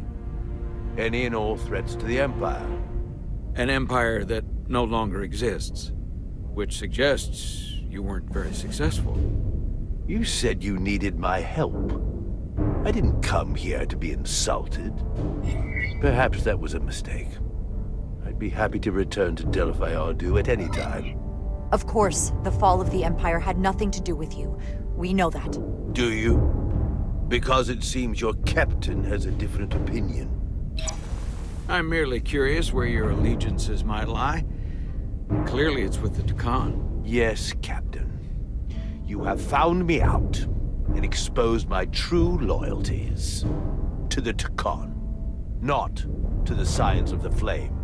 who do nothing more than tarnish us in name and reputation and don't deserve to be called Tikhon. That's why I'm here. And if you'd be so kind as to give me access to your ship's systems, we can get on with it. And you can stop wasting my time. Access to our systems? That's completely out of the question. Tell me that's not what you promised. We're vulnerable enough as it is. And now we're supposed to give him access to everything? Ridiculous. Captain, I know it's a risk, but right now it's our best shot at finding Galvin and that ship. Here she was, naive enough to believe it wouldn't be a problem. Little did she realize the levels of ignorance and incompetence she was up against. If you're not enjoying your visit to our ship, we'd be more than happy to let you wither away back on your pathetic little rock. Captain? You clearly do not appreciate the magnitude of the threat the Scions pose. So myopic is your focus on your own ego. I will not be leaving until they have been found. Commander Rydek, a word.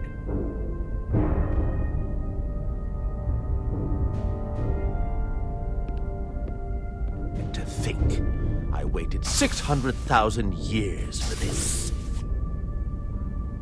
You realize this puts me in an incredibly difficult position. I was against seeking him out from the start, but now, to give him access to our systems? It's insane. And you somehow expect me to believe his allegiance is with us? You heard what he said in there. There's no way we can trust him. I might otherwise agree, but you're missing the most important point. He's a Tikhon, and he may be loyal to the Tikhon, but not to the Scions of the Flame. He's against everything they believe in. You heard what he said. There's too much at stake to be wrong on this. We sought him out for a reason. To help him find our missing crew, Galvin, and those Elydian ships. This is the plan we agreed to with Ambassador Spock. Which I never liked. But here we are. You know what this mission means to us. Not just for the Federation, but for me personally. I can't afford another screw-up. Losing the shield algorithms was bad enough. This could be the end of my career. We'll take every precaution to make sure we get what we need. I'll keep a close eye on him myself. I appreciate that. I'm going to trust your instincts on this one. I just hope you're right. For both of our sakes. Let me know if you find anything. We're good. You may begin. I will, of course, have to make a few modifications. What kind of modifications? To find Tikhonian technology requires Tikhonian technology. If this Scion Galvan modified his ships, then I must do likewise to yours.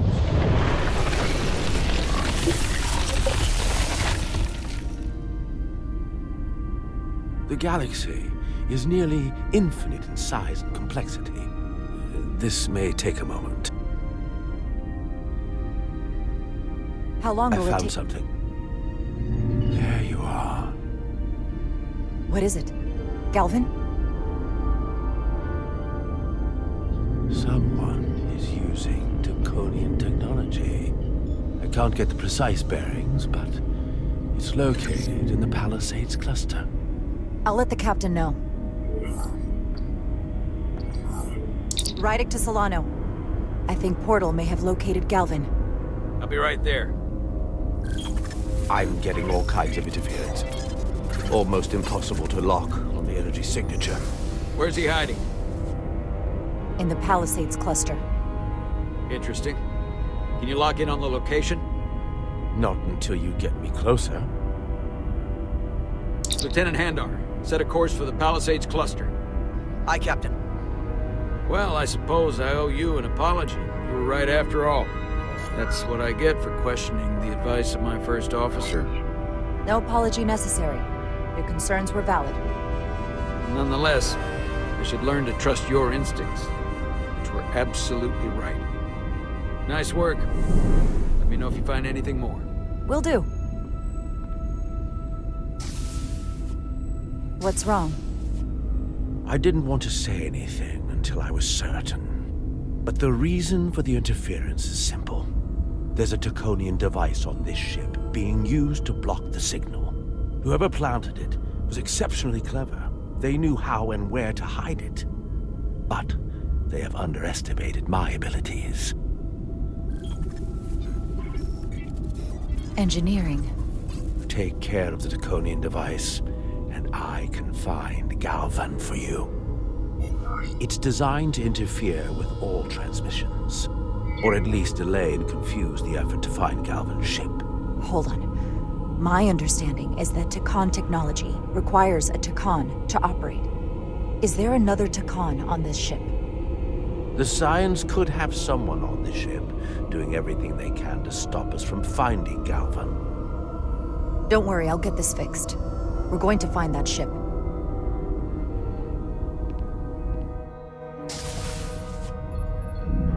Engineers would have found this device already if it wasn't well hidden. Better to rely on my tricorder.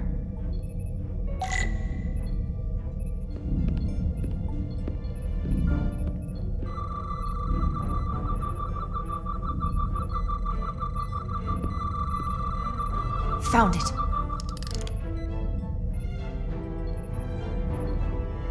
Excuse me. Do you belong here? Commander Rydek. I'm sorry. I didn't know it was you. Paul. Calloway, right? Yes. You know, it means a lot that you remembered. What, are you doing back here?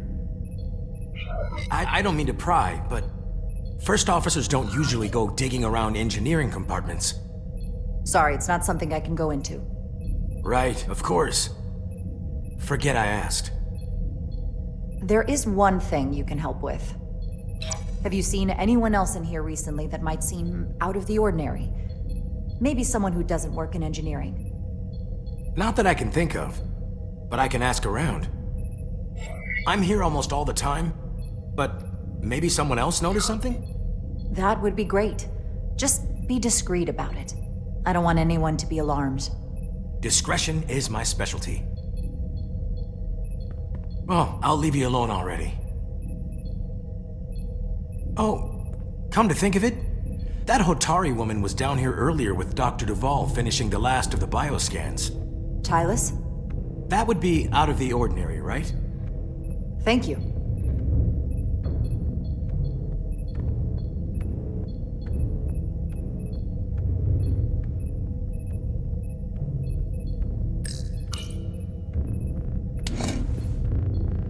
Maybe Tylus saw something.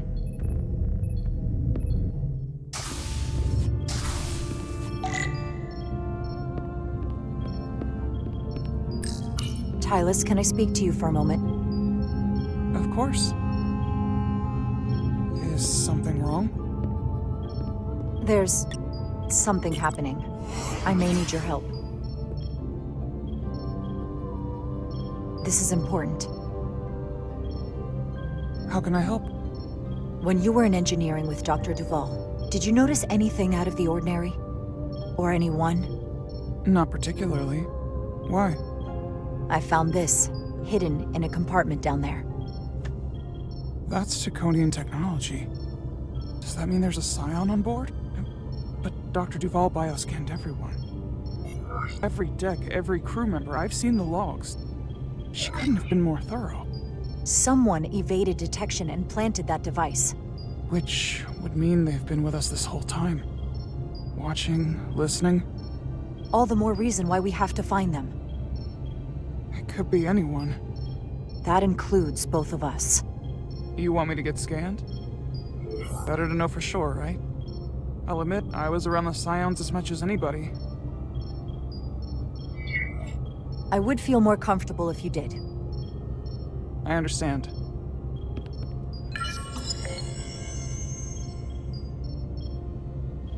Clear. Now it's your turn. Sure.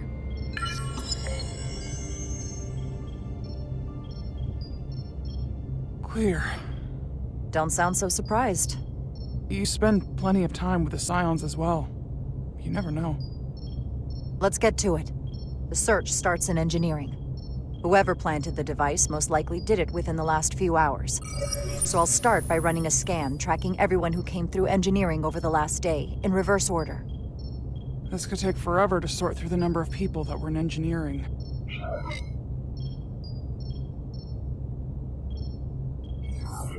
I'll filter out the duplicates.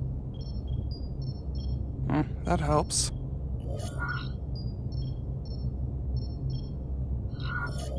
Filtering for outliers. People who don't work in engineering. Now this is manageable. Cross-referencing this list with everyone who's traveled to Hotari. Let's see who's left.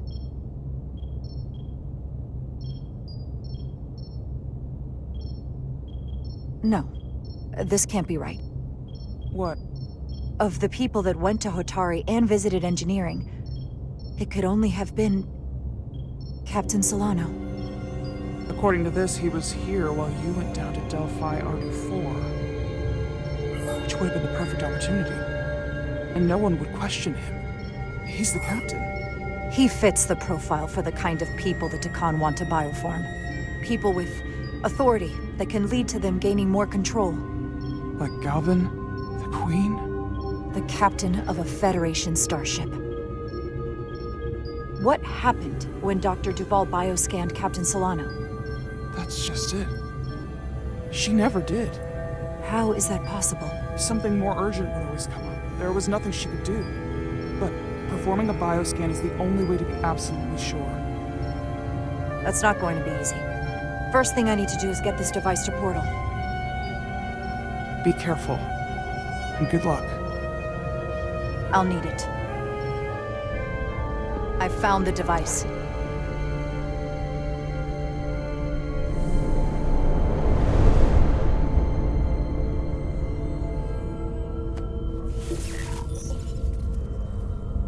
Interference is gone. I have located Galvin's ship more precisely. He's in the Usonia system. So then it worked.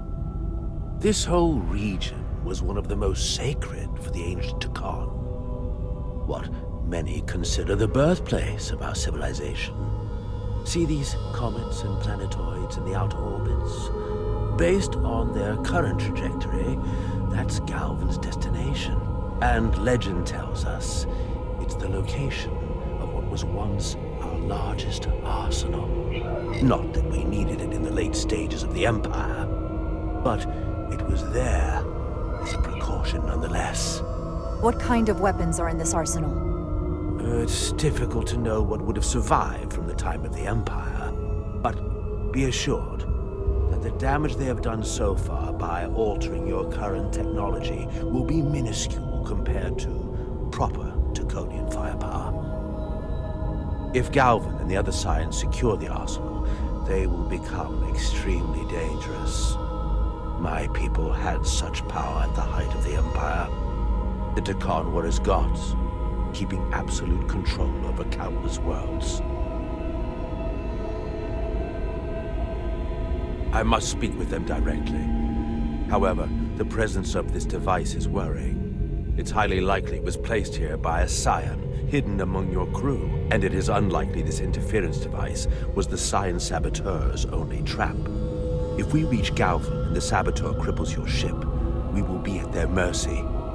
Even my powers will not be able to protect us. Do you know who it is? They may well do more damage if left alone. Time is not on your side. Just leave that to me. I hope to resolve it soon. The longer you wait, the more time we lose. Bioforming was so rare at the time of the Empire that I am not able to detect if it has taken place. Whoever you suspect, proof is something you will have to provide on your own. I'll have it, once I've bioscanned the person I suspect. I just need to visit Dr. Duval. That's quite the claim. Last time we spoke, you called this kind of talk mutiny. I wouldn't be asking you if there was any other possibility. That would explain why Solano has been too busy for a bioscan lately. As the ship's doctor, you have the authority to declare him unfit to serve. If you're right, this is the worst-case scenario. Challenging your own captain is a tall order. Are you sure you're prepared for this? If you fail, that's it. The end of your career. Maybe your life. I don't know if I would be on my own, but with your support, I'm sure we can do it. That smooth talking may come in handy. I'm in. We can't pull this off with just the two of us. I technically have the authority to make Solano undergo a scan, but in reality, he can and will refuse to do it. We need at least another member of the senior staff to support your claim, or this could all blow up in our faces. You better think long and hard about who you can trust.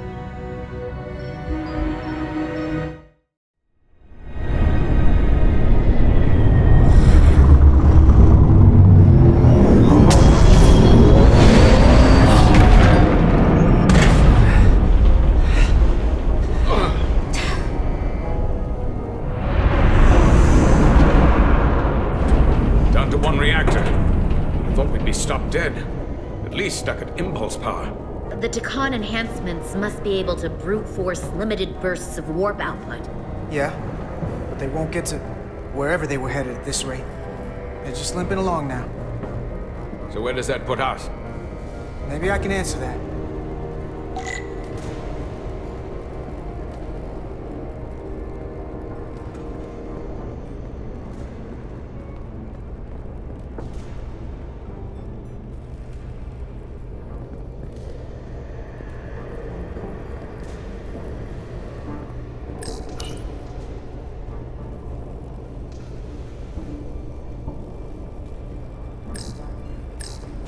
I got the ship's heading. They've changed course. Drastically. Looks like they're headed here. The Usonia system. They might stop there. Can we use the Zeldi's comms to signal your fleet? Comm systems are locked. Grab hold! Oh!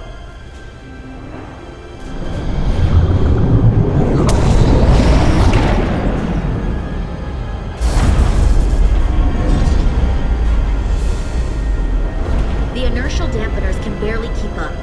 They keep forcing this ship to make these short warp jumps. They're going to tear it apart. Zeldi is still made by a Lydian hand, despite all this Takan corruption. We'll hold. We just gotta stay safe until Starfleet can find us.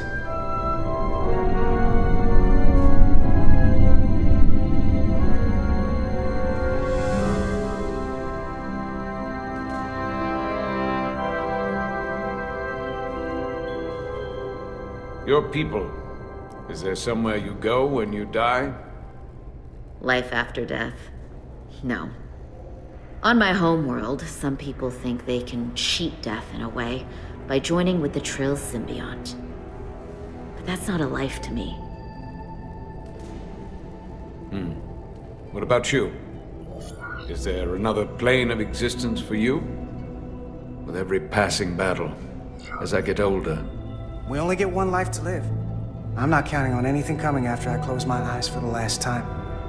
then you may never understand this, but please try. My people have a special journey. When Lydians die, we rejoin our comrades, family, and ancestors. On the parade grounds of Cirella? That is just one part of it, but yes. Death is not the end for us. So, even if some part of Itasca remains, by letting the Takan use her body, at best we are delaying the inevitable next step for her. At worst, we are leaving her as a prisoner in her own mind. You want to save the transformed. So do I. Now that I've seen it happen, does it make me a hypocrite to say he has a point? What if we can't get them back? We can't leave them like that, right? I think Itasca would want to be released. I know it's awful to think about, but if they're still alive, we can still try to help them. We lose that option once they're dead. I had a sister, a twin. It's very rare among the Trill. You never told me that. She was one of the youngest hosts to ever join with the symbiont.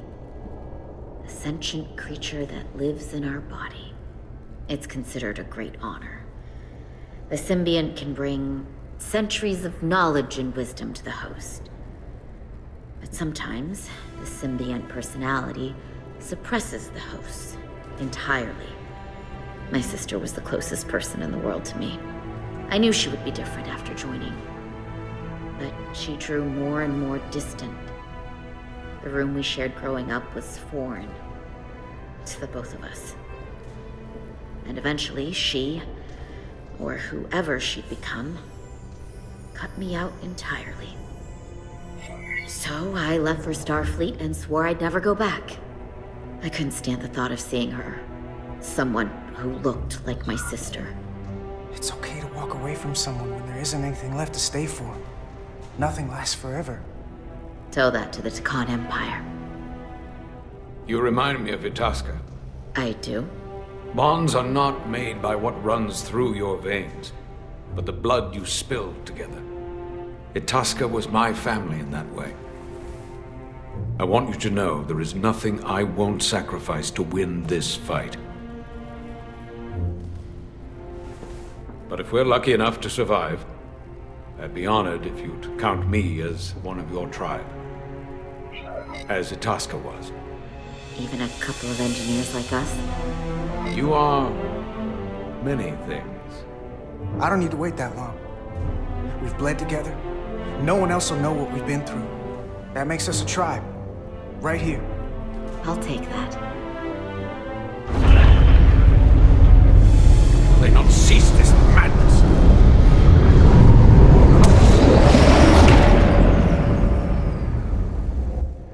What is this place? Is that the Veskar? Another one of yours? Not anymore. They've corrupted it, just like the Zeldi. Now there are 2 ships. Did this just get better, or worse? It certainly doesn't bode well for the crew of the Veskar. So many lives stolen. We're really at the heart of this fight now. We just gotta figure out what we're gonna do about it. This doesn't look like the Aphelion. What are they doing here? You don't think they're just meeting their buddies? Maybe, but then why are their buddies here? Prepare for transfer. The storm! It's back!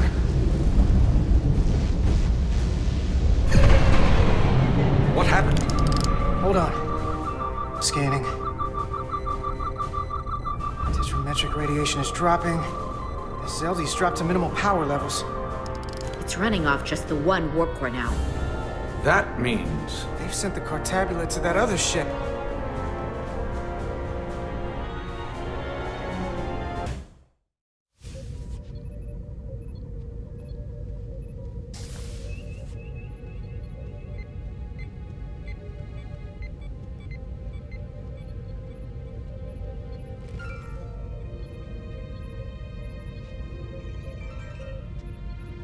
Something wrong, Captain? No, nothing's wrong. In fact, I was just going to call for you. I'm needed down in engineering. The bridge is yours.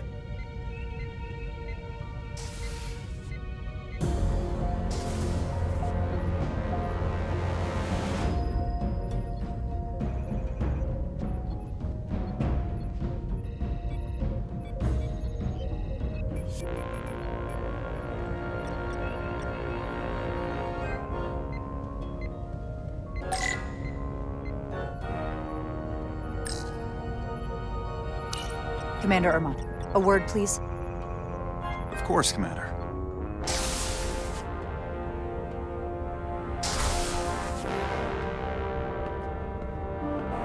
How can I help? The captain may have been compromised. I have reason to believe he's been bioformed, and is now actively working against us. Based on what? Someone is sabotaging the mission. They planted a Taconian device in engineering. Captain Solano was in engineering while we were on Delphi Ardu 4, and he purposely evaded Dr. Duval's bioscan. I know you're intensely loyal to Captain Solano, and have protected his interests from the start. Even if it skirts the boundaries of Starfleet regulations. That's exactly what the captain was hoping for when he brought you on as first officer. Why trust me with this? There were others you could have confided in. I may not have been the best choice. In our every interaction, you've been level-headed and kind. Something this sensitive? There was no one else I could turn to. I would be flattered, were the situation not so dire. When we first met on the starbase, I told you about the accident that took so many of our crew. You said you were sorry for my loss. The captain being bioformed. That's our loss now. We will survive this. I have Dr. Duval's support for relieving him of command. Once we get a bioscan of Captain Solano, we'll have the proof to make that happen. He'll never agree to it. He'll have to, if we confront him publicly. On the bridge. I need you to back me when he tries to refuse it. You realize this will make you captain, don't you? Are you prepared for that? Especially under these circumstances. In this way. I hoped I would be captain someday, but I didn't want it to happen like this. Sometimes greatness is thrust upon you, as they say. You have my support. When do we act? Now. Dr. Duval is already on the bridge. She'll ask Solano to undergo a bioscan. Then we confront him when he refuses. Into battle we go.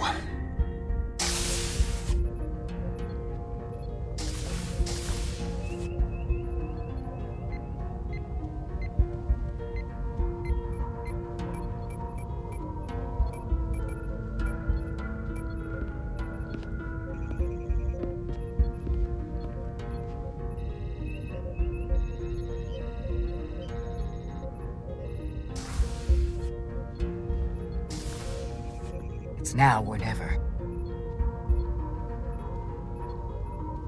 Captain Solano. Commander Rydek, we need to talk about...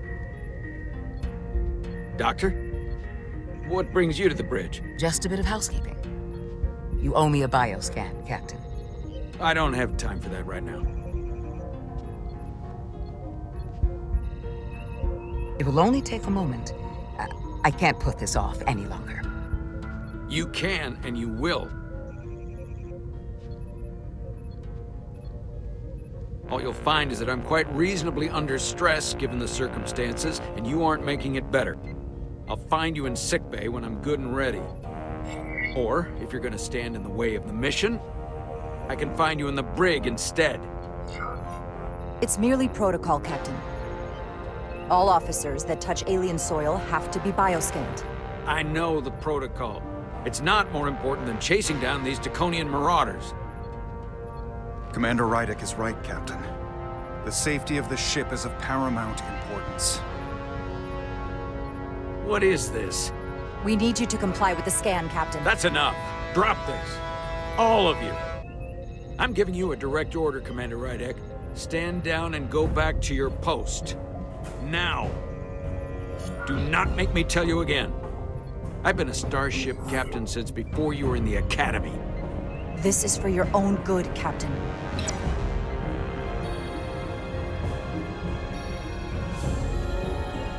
This is for your own good as well. Security to the bridge. Arrest Commander Rydek. Take her to the brig. On what charge? Conspiring with the enemy and mutiny. Wait. With all due respect, Captain, Commander Rydek deserves the chance to defend herself. You have no say in this, Commander Ermont. Sit down. I will not. This is not Captain Solano. He's been bioformed. He's a scion. You're out of your mind. She can prove it.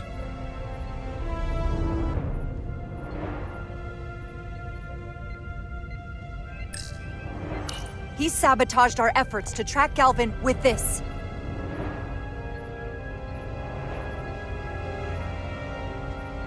He planted it in engineering while we were down on Delphi Ardu 4. Lies!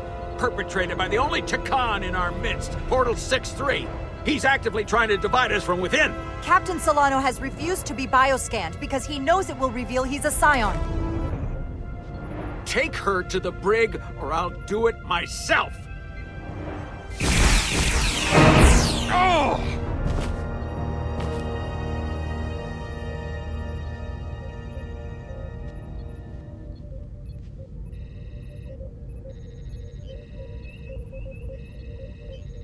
Wait! Stand down! That's an order! This is outrageous. What is happening? Someone needs to make sense of this right now. We're going to run out of places to stash prisoners. I can prove I'm right if you just give me a chance. If I'm wrong, then I will face the consequences. I can't believe this is happening. I'm going to settle this once and for all.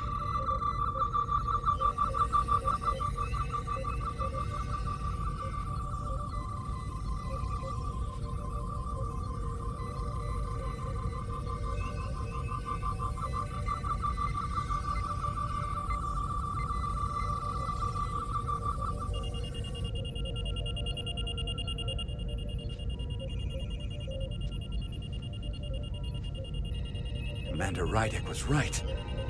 Captain Solano has been compromised. He's been bioformed into a Takan.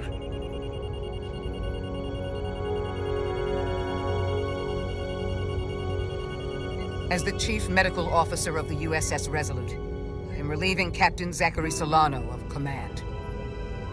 Take him to the brig.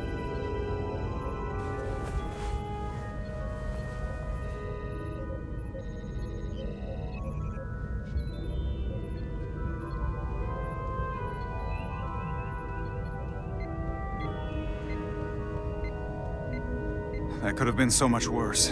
I hope you're all right. I'm fine. Are you okay? It hardly seems real. All I can think right now is that I will miss the captain. I've known him for so long. To lose him like this, it's... We don't know yet if bioforming is truly permanent. There's still some hope. That is a bit of comfort. But I know better than to hope too much.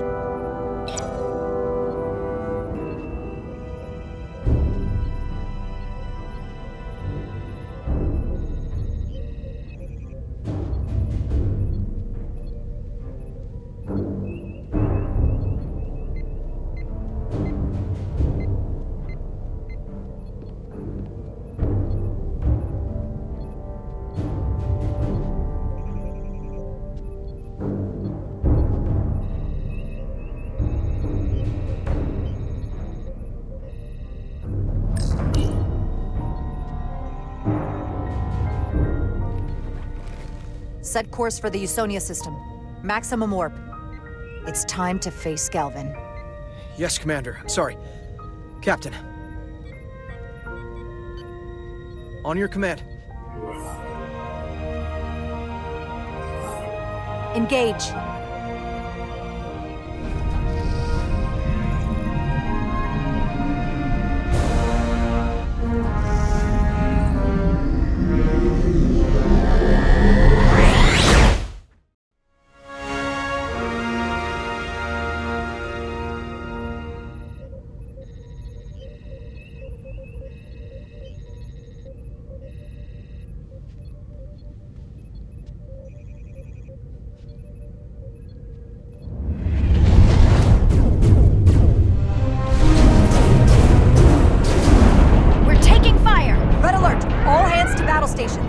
Shield status.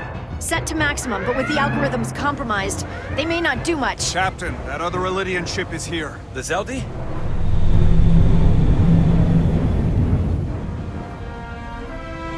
We're outnumbered. Captain, your orders. Evasive maneuvers. Aye, Captain.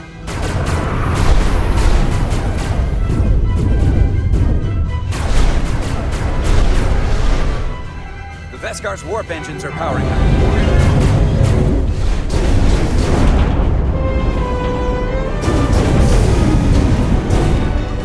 Our warp engines are offline.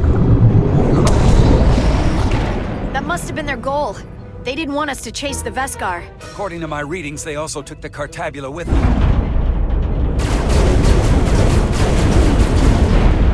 They're not breaking off. We have to destroy the Zeldi before it destroys us. With Diaz and Edsalar still over there? They'll need to evacuate.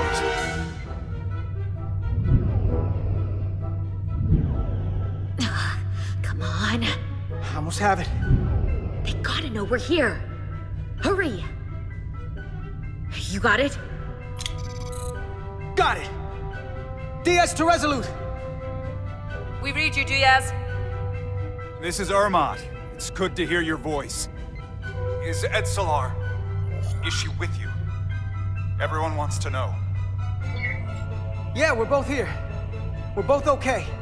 Very good, Petty Officer. Can you get us out of here? I can't transport you out while the Zeldi's shields are up. Our phaser fire won't even get through. Is there another way off that ship? We'll find a way. Whatever you do, you'll have to be quick about it, because we can't give you much more time. We can't evade the Zeldi forever. Understood. Diaz out. We're gonna have to get out of here the old-fashioned way. Lydian ships have no escape pods. We can leave out that cargo bay we transported to before. But then there's the vacuum of space to contend with. Those freight containers. Maybe we could use those to make an escape pod? Is that even possible? We're gonna make it possible. Unless you have a better idea. Let's go. I've polarized the hull plating. That should allow us to take a few more hits. Enemy phaser impact dissipated. Heading, Captain?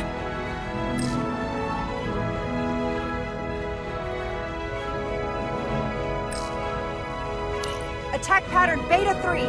Circle around that asteroid and come back firing. Aye, Captain.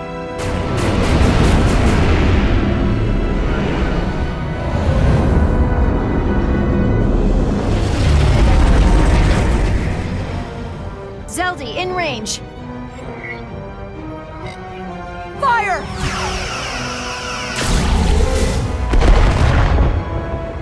Zeldi's shields down to 82%.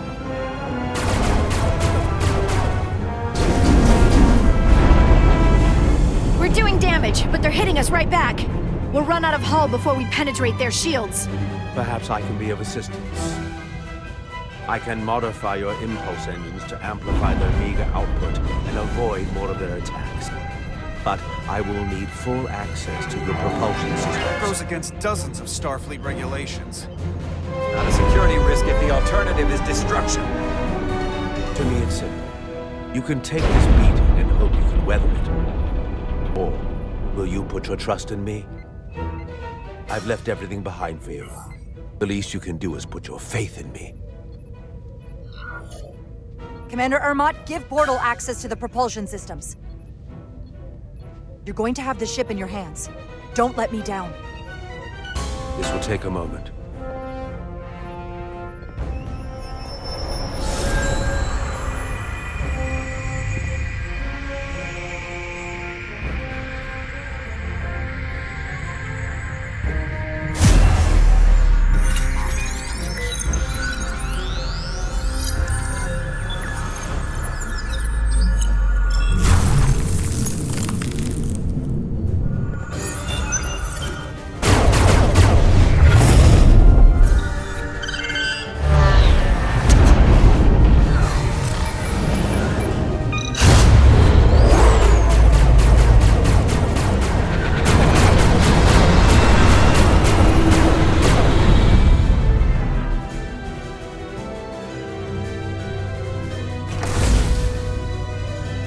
Your ship has let up its fire.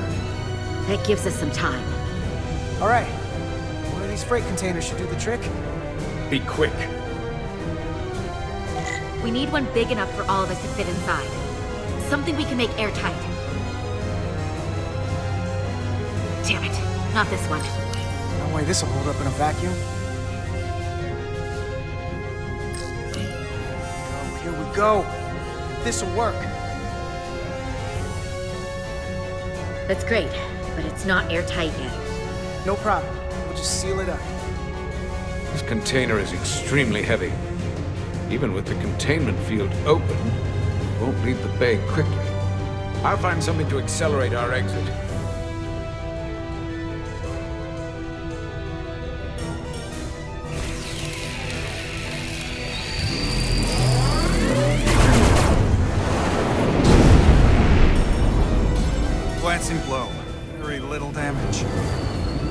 I cannot keep this up for long. Their phaser banks are recharging. Now's our window. We have to strike back.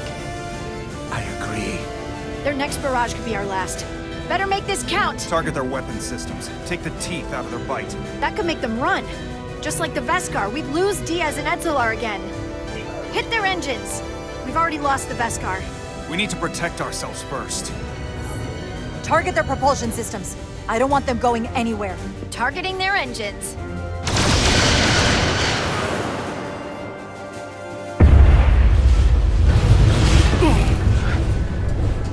Whoa. We gotta move it now.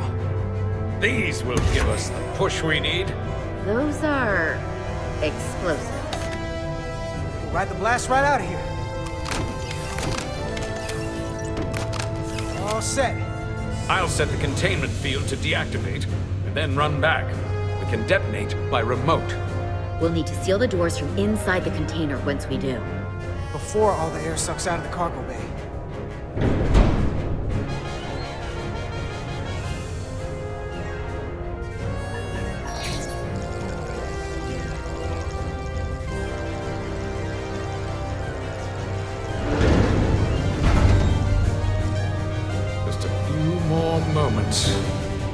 Hurry! What are they doing in there?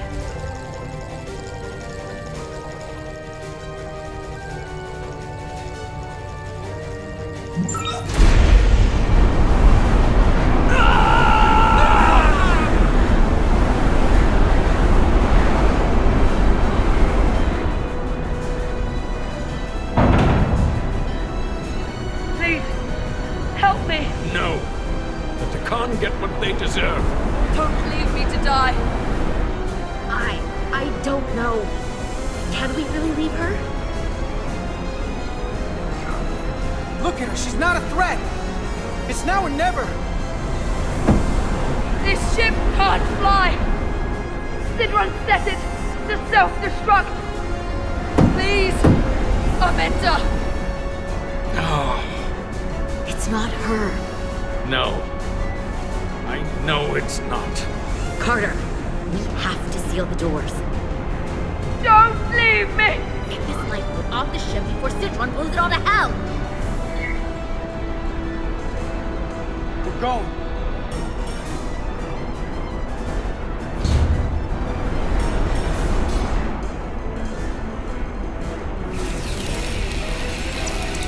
Etzelar to Resolute. I have the away team. Go ahead. We're about to exit. We see the cargo bay containment field is deactivated. Get that tractor beam ready. And you should know, the Zeldy is set to self-destruct. If we do enough damage to the Zeldy first, it'll prevent the self-destruct sequence from completing. We can't wait any longer. We have to fire. Captain, they're almost out of there. We need to act fast. Prepare all torpedo banks. Aye, Captain. Locked on and ready to fire. Fire!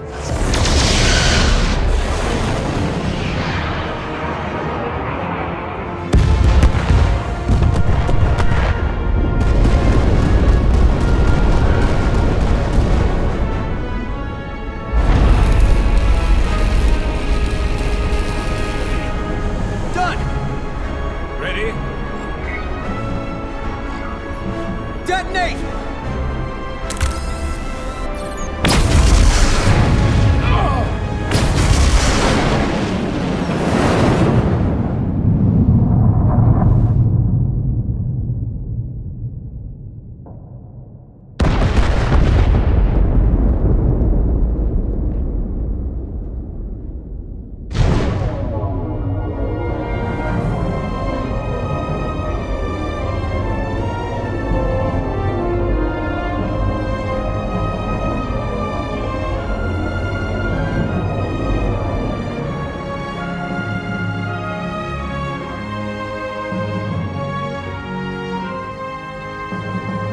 Tractor beams locked on. We have them. They'll be pulled into the docking bay shortly.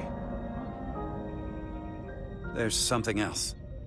I tracked a transporter signal to the planetoid moments before the Zeldi detonated. Sidron.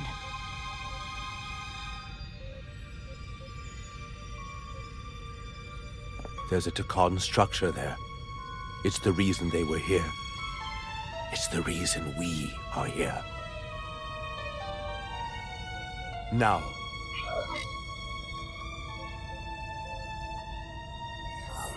What's down there?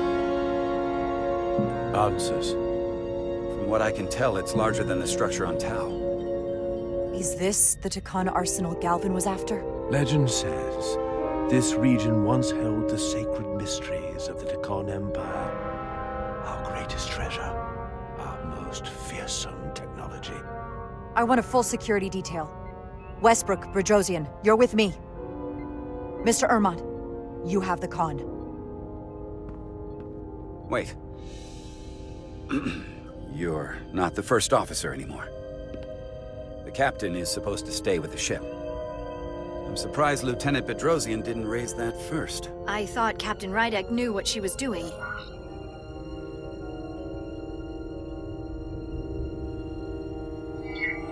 That's the protocol. But it's also a captain's prerogative to break that protocol. I suppose it is. We'll deal with the first officer vacancy when we return. Until then, Mr. Ermont? Yes, Captain.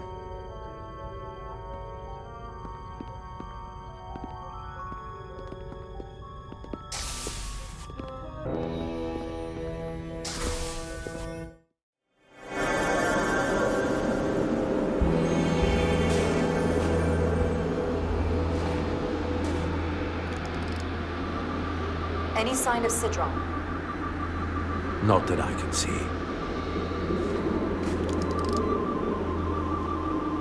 High alert, everyone. The enemy could be anywhere. Follow my lead.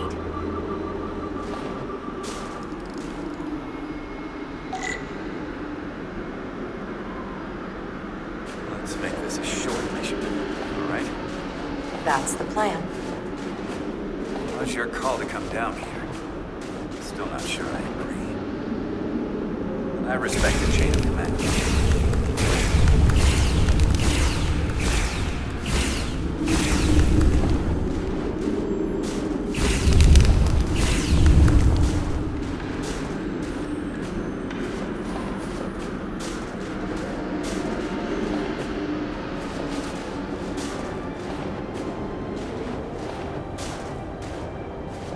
Is this another Takan vault?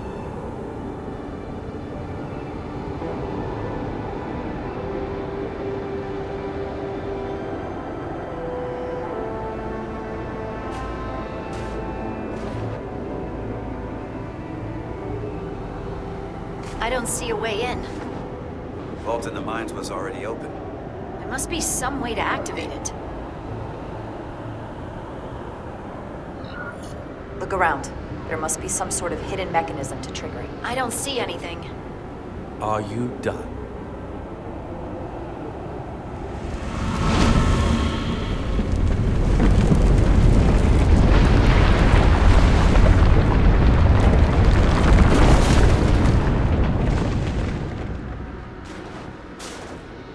Hidden mechanism. Better to keep it simple. Sometimes the answer is staring you right in the face. Nicely done.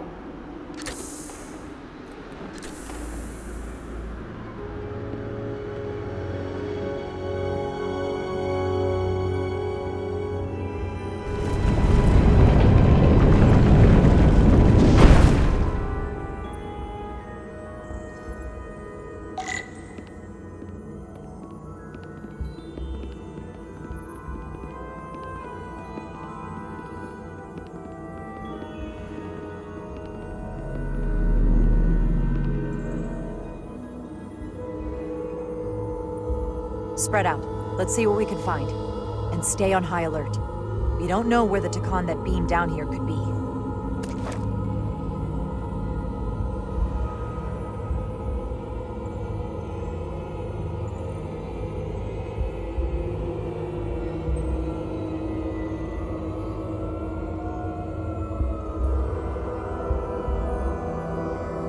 need my help, Commander. How so? Traversal here is trivial for a Takan, but only a Takan. When you come across a device you cannot use, merely call my name. Will do. Thank you.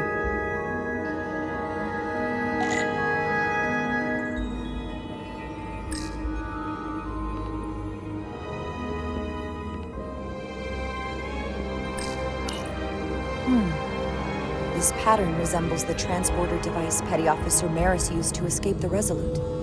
Portal 6-3? You wish to make use of this device? It's a transporter of some kind? It allows Takan to move through space instantly a short distance. Very convenient. I will activate the system for you.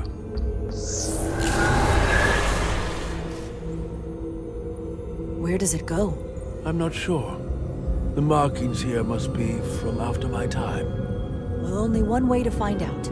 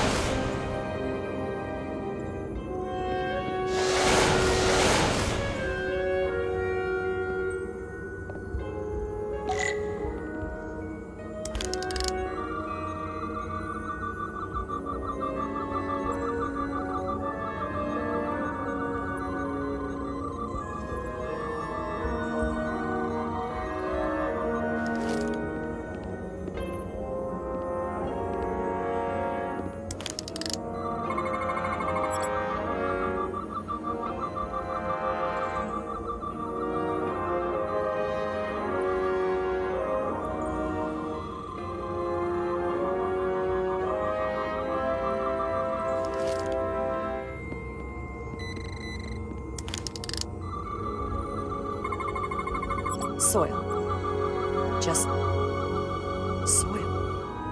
Why is this here? This is soil from the homeworld. Our capital system.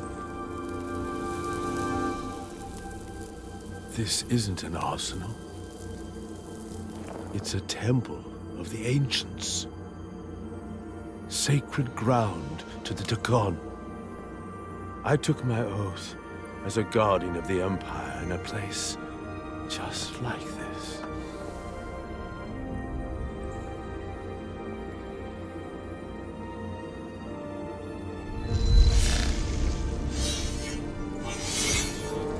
You cannot imagine the look of pride in my parents' eyes as they said goodbye. Forever.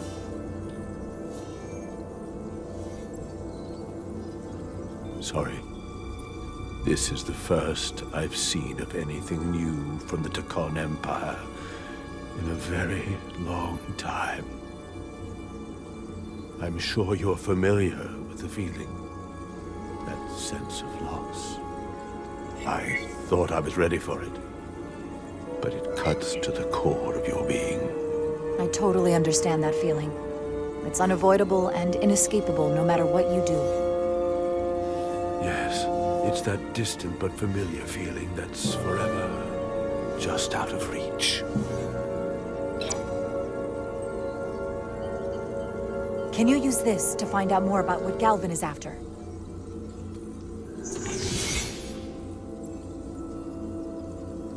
The information's encrypted. I can only discern that it's a warship. No.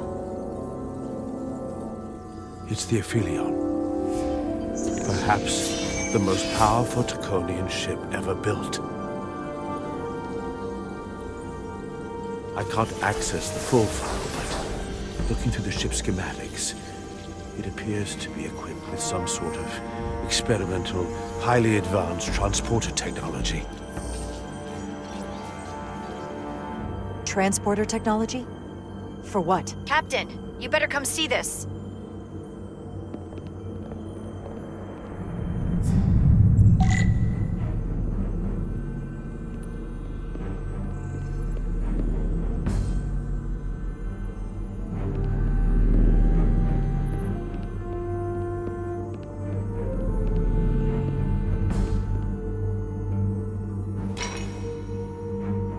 There are more up ahead.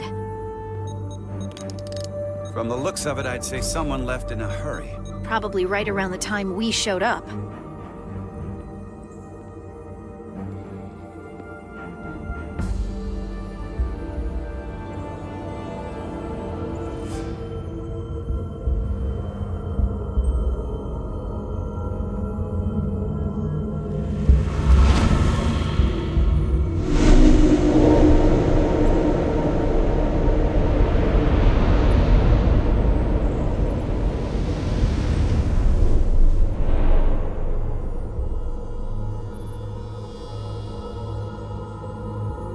I've seen these before, in the other vault. And if all of those are the same as this, then there must be Hundreds of millions, if not billions. All that remains of the Tekon civilization. Distinct person, encapsulated in crystalline form. Preserved for all eternity. You thought this was an arsenal. And in a way, you're right. This is how they rebuild the Tekon Empire, and bioform billions of innocent people. That seems to be the case.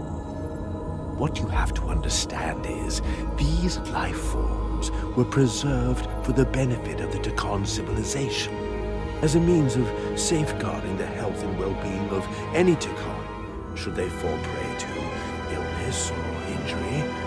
They were never intended to be used for this purpose. There you are wrong. This was always their purpose, to restore the glory that was lost.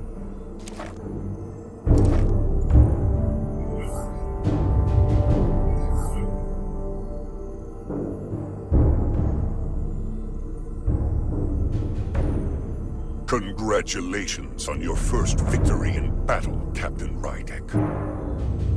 You killed a great many of my compatriots, some that I've known for millennia.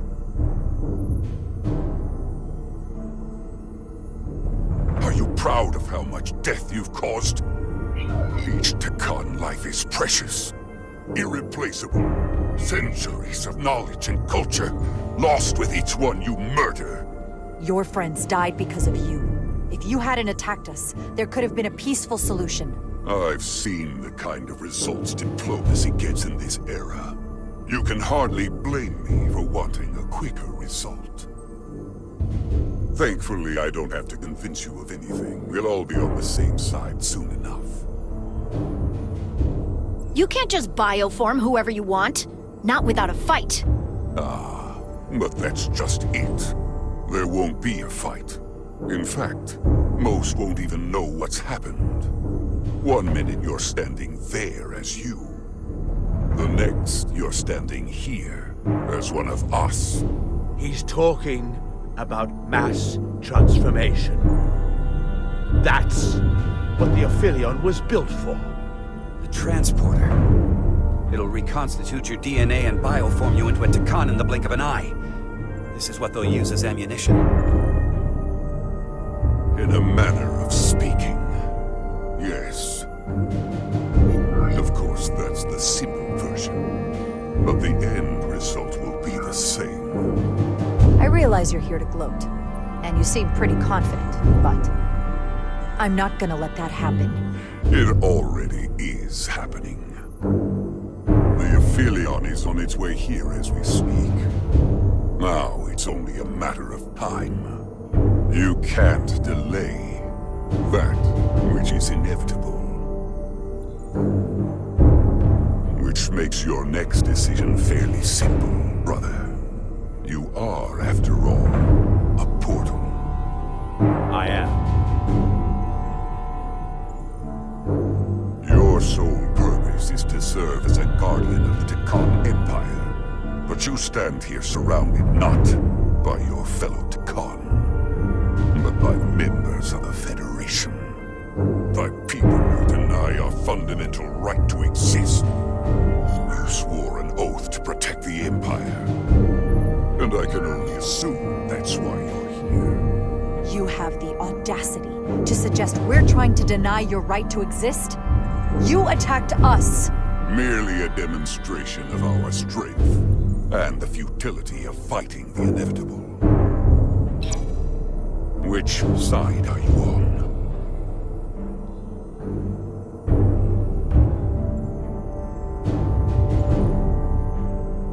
Captain Rydek, long-range sensors suggest a massive spacecraft approaching in the distance. The time has come. I hope we speak again, brother.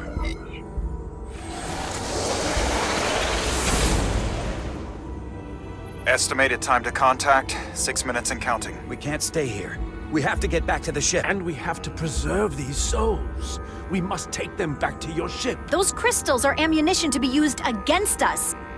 We have to destroy them. Bombard the site from orbit. I'll decide, once we're safely aboard the Resolute. 4 to transport.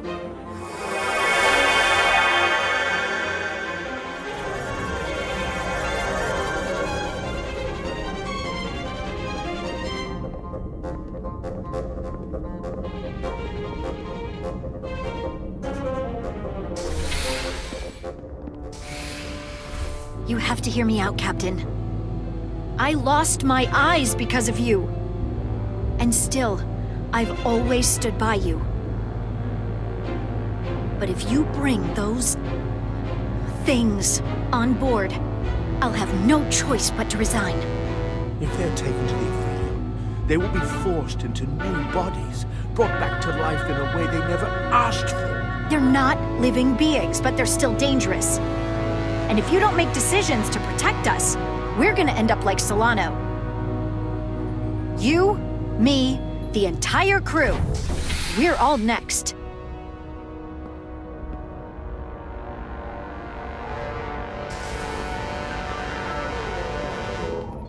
Two minutes and counting. It's headed straight toward the vault. The Aphelion is coming into view now, Captain. On screen.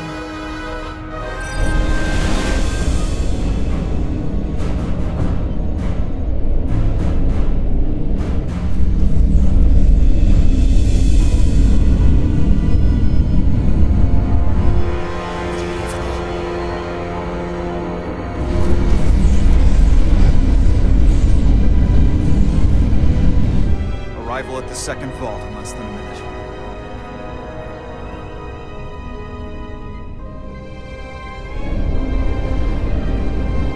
I would remind you, those life forms are Tekon, not science. Tekon. They're not your enemy. Right or wrong, history will judge you for this moment.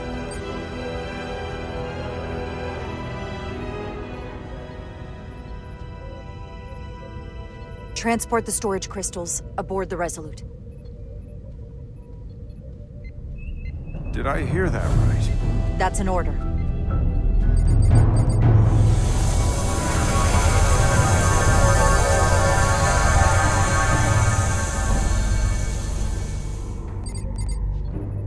The storage crystals are on board in our cargo bay. Thank you. I won't forget this. I hope you realize what you've done. We don't need another captain who's gonna risk our lives just to feed their ego. This ship and this crew come first. Lieutenant. She has to hear it. This isn't about me. It's our duty as Starfleet officers to protect life, wherever and however we find it. And I couldn't let them fall into Galvin and Sidron's hands. I had to do it this way. And to think, I used to look up to you. The Aphelion is targeting us, approaching rapidly. They hit us with that bioforming ray, and it's over. Maximum warp. Get us out of here. Where, Captain? Anywhere but here. Now!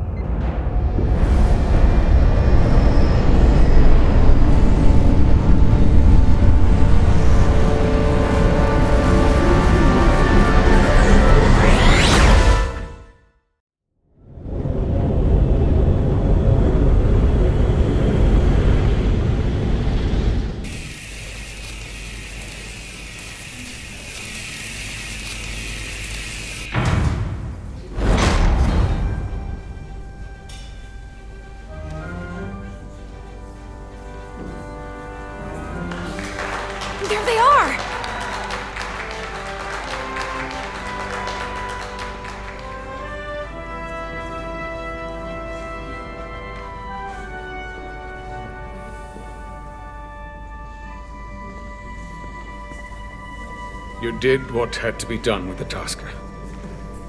I know you held out hope, but it's what she would have wanted. Tasker can rest now. Even if I wavered in the moment. And it's not a question of her being a threat or not. I wish I could have found a way to save her. You did.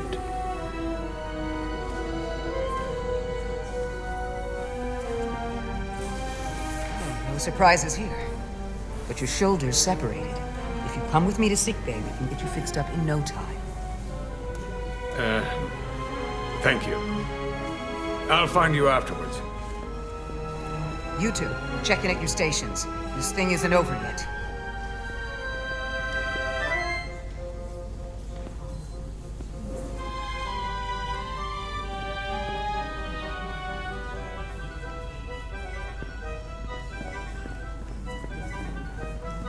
I can't believe it, but I'm actually looking forward to seeing Chobok. Not that I'd expect this kind of welcome from him, but I can just imagine the look on his face. You know what? I want to see him too. It'll be nice to get one piece of normalcy. I'm sure we can count on him for that.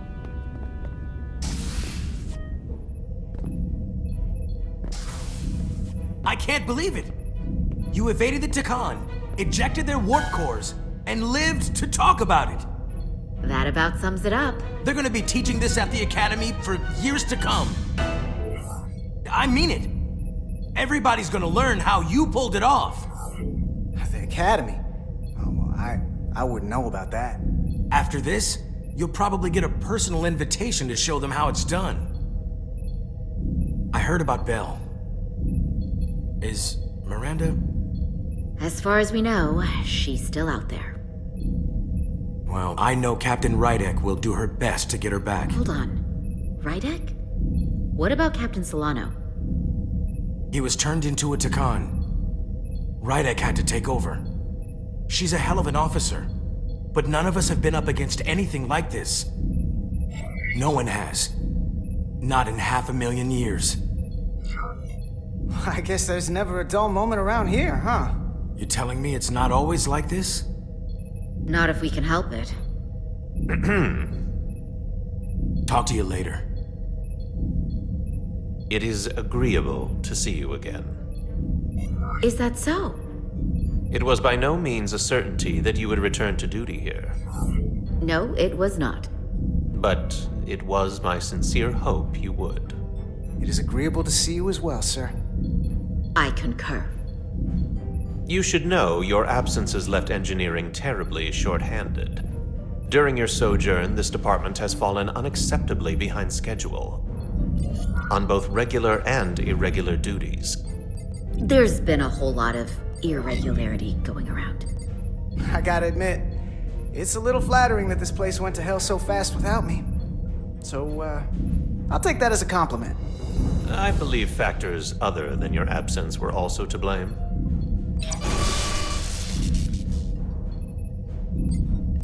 Normally, I would assign you to one of the many pressing repair tasks.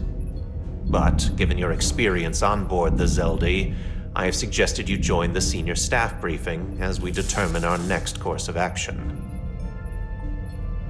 You can commence your maintenance shift afterwards.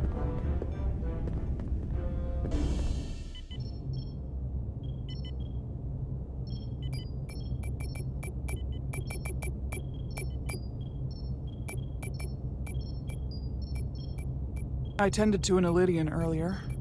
Major Sarlet Arminta. Ah, yes. I met him at the negotiations. I never would have imagined I'd be here, on the same ship, working together with our oppressors.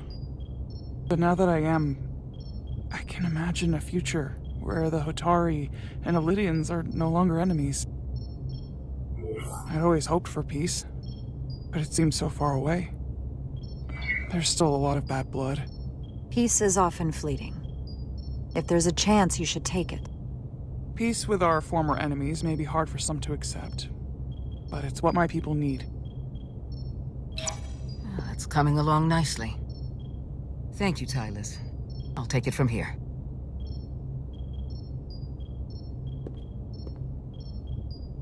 We're almost done. I have to brief Ambassador Spock in a few minutes. Ambassador Spock can wait.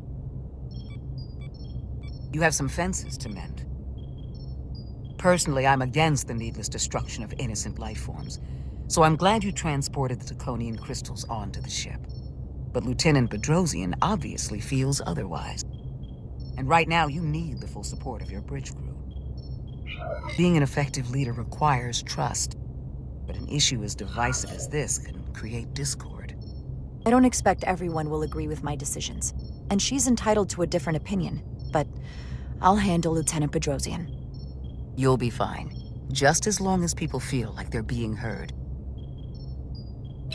It's been a chaotic last few days for everyone. You need to name a new first officer in preparation for what's coming. You'll have to work to regain Lieutenant Bedrosian's trust, but if she's removed from consideration, it comes down to Westbrook or Ermot. Obviously, there are pros and cons with each, but ultimately, the decision is yours. Commander Westbrook has seniority and was hoping to be Captain Solano's first officer. Ermot has the knowledge and experience that makes him more than qualified. I don't mind saying I consider Commander Ermot a strong candidate for the role. He'd be a popular choice with the crew, and bring a steadiness to the position that others might lack. Certainly not a controversial choice, but then some may perceive that as playing it safe. You're as good as new. Thank you, Dr. Duvall. Always nice to have a captive audience. You really shouldn't keep Ambassador Spock waiting.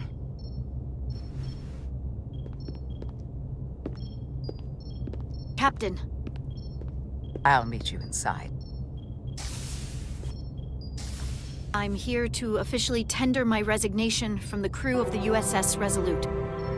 I cannot in good conscience continue to serve aboard this ship, not while the interests of the enemy take precedent over the safety of the crew. Listen, Lieutenant, I understand how you feel, and I respect your opinion. You're one of the most valuable officers on the bridge, which is why I cannot accept your resignation. I'm sorry, Captain, but I expected as much. Which is why I already submitted my letter of resignation to Starfleet Command. My door is always open if you change your mind.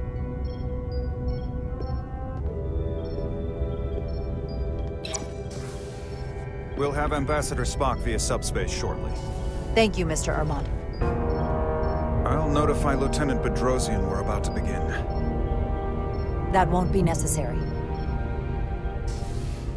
Petty Officers Diaz and Edselar have first-hand experience with our adversaries. I thought it advantageous for them to join this briefing.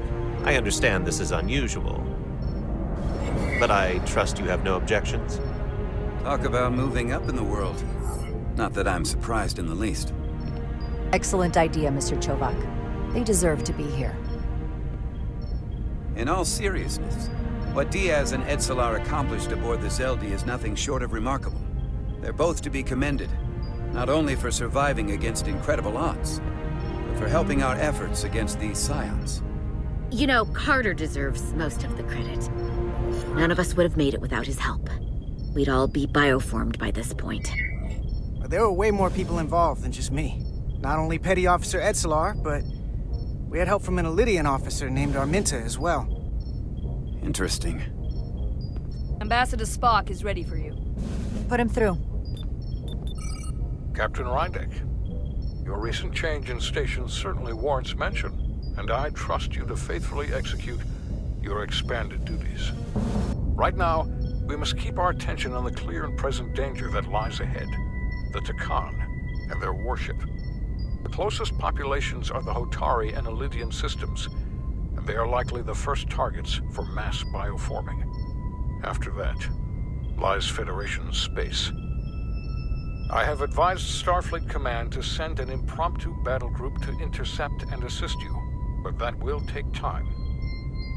You are our first line of defense. And with our shield algorithms compromised, we are at a great disadvantage. We can take them on ourselves. We've already had some success against the Takan. We destroyed one of their modified Elydian ships, the Zeldi, in combat. That was not a true Takan warship, was it? No. Remember, our strength is drawn from our ability to work together towards a common goal. Have we made any progress in finding a way to defend ourselves from the Aphilion's bioforming weapon? Currently, our shields will not protect us, but I am compiling all of the information the away team gathered on the Zeldi and cross-referencing it against our own as well as Portal 6-3's methods. The away team is sitting right here. They survived without getting bioformed, so we know it's possible.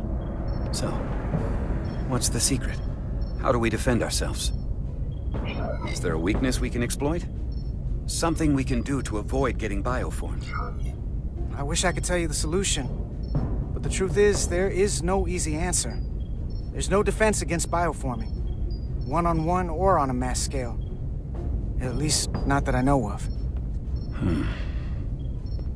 May not be able to stop it, but it might be possible to slow it down. It's too soon to say for sure, but we've had some promising indications that Duridium can delay the bioforming process. Duridium? It's not a cure. It's not going to bring anyone back we've already lost. But Duridium is a cell stabilizer, so it has the potential to slow down the onset of physical and mental changes, if not entirely prevent them. And it might be the only ship in the fleet with this much Duridium on hand. In fact, a lot of ships wouldn't have any. I'll forego the rest of my treatments, if it means the crew will be safe. Captain, you'd die. That's an honorable intention, but it's not that simple. It requires a much larger dose to be effective. We don't have enough Duridium on board to protect the whole crew. We barely have enough to protect everyone in this room. Sounds like it won't do us much good then. The use case I'd suggest is that it could buy a little time for an officer or a small group to complete a task or mission. But it has to be taken at the moment of exposure to the bioforming mechanism. Prepare a delivery method for this remedy. That raises the question, what is the mission? Assuming the Aphelion uses shields of some kind, I don't expect it will be easy to bypass their defenses. We may not be able to block the Aphelions' attack either. But if they do strike, we know their weapon uses transporter technology. We might be able to backtrack their signal path. Like we did to evacuate Captain Rydek from Tau. Exactly. We could send an away team onto the Aphelion. So we could destroy it from the inside. I'm not exactly sure how, but that's the idea. I think Portal could still help us. If he can't get a first-hand look at the Aphelion, he might be able to identify a weakness. After sparing the remnants of his civilization, I should hope he'd help us. He will. We'll need to prepare a boarding party, if it comes to that. Petty Officers Edsalar and Diaz are the logical choices to lead any away mission to the Aphelion. They have already crippled one enemy ship. If anyone can do so again, it is them. This isn't like the engineering mission that took you to the Zeldi. Do you really have some special insights that a tactical team wouldn't? Doesn't the fact that we're here speak for itself? Just surviving won't be enough this time. Sabotage is kind of becoming our specialty. We'll find a way to get the job done. Well, he certainly has the swagger for it. If this is the necessary course of action, I support it. With the help of Portal. He should be part of the away team. I will compile all the latest data on the tricorders, just in case. In the meantime, I want you working on ways we can combat the Takan tech. Shields, weapons, anything we can use. Yes, Captain. Anything else, Ambassador? I know this matter is in capable hands. Hold the line as best you can. Help is on the way. Thank you.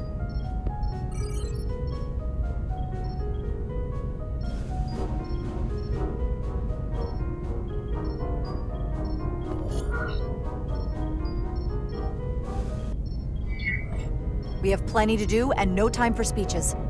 Let's get to work.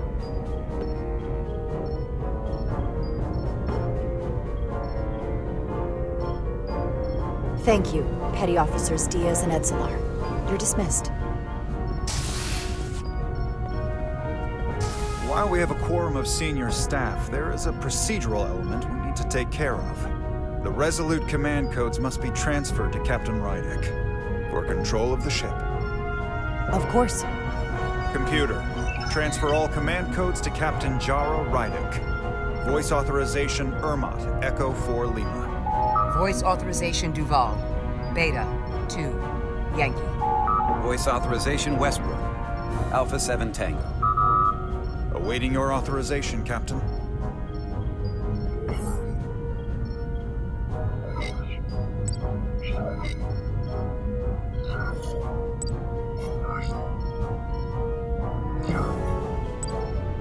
Voice authorization, Rydek. Bravo. 5. X-ray. Captain's codes transferred. The updated command structure is incomplete. Please designate a new first officer. Who is the new first officer?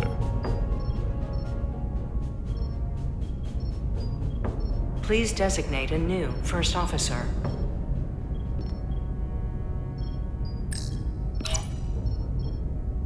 I am proud to name Commander Ermot as my new first officer, effective immediately.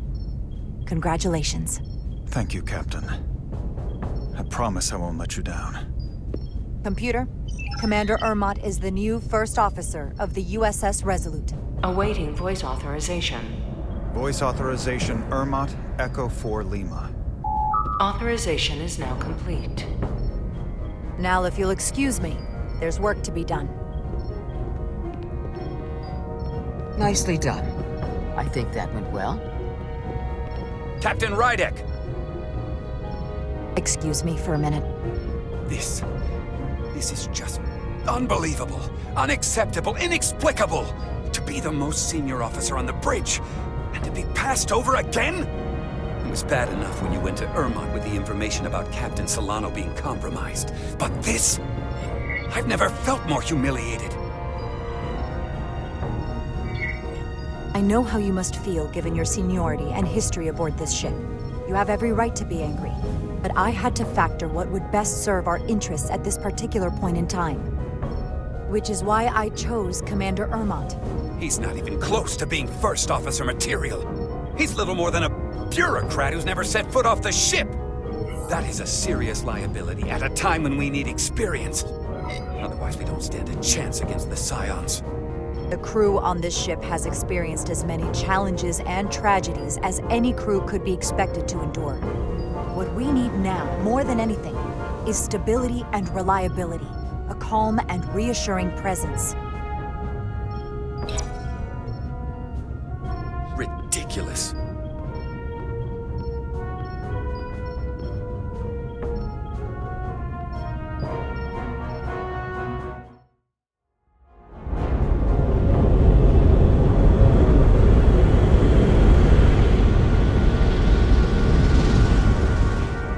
I don't understand. Giving everything she's got, but it doesn't make a difference. Something is actively slowing us down. Keep trying.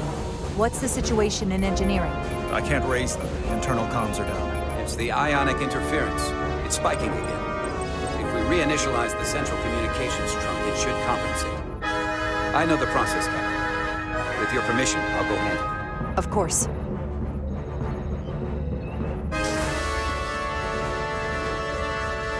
If Galvin manages to catch us, there's nothing we can do. We're no match for Taconian technology. Not to mention the shield frequencies. As if that wasn't enough of a challenge of its own. I'll consider any suggestions from my first officer.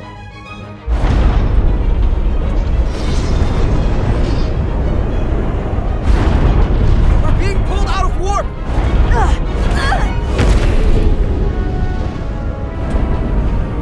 I've got the Aphelion rapidly bearing down on our position.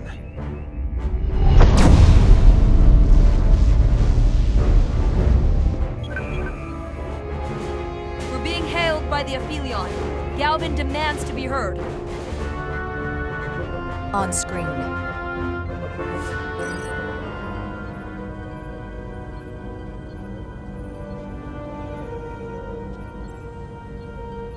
You thought you could run? That I would let you escape so easily after taking what's mine? How pathetic and predictable. At least you can take solace knowing you'll be a far braver Takan than you were as a cowardly Kobliad. Is it any wonder your people perished? If your every instinct is to run from a fight. You can threaten us all you want, but Starfleet is already on their way. And you'll have more to contend with than just us. Then you've done me a favor. We both know I hold your fate in the palm of my hand. That I could crush you in an instant if I so desired.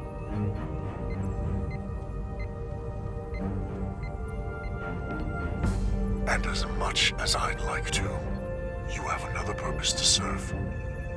As one of us.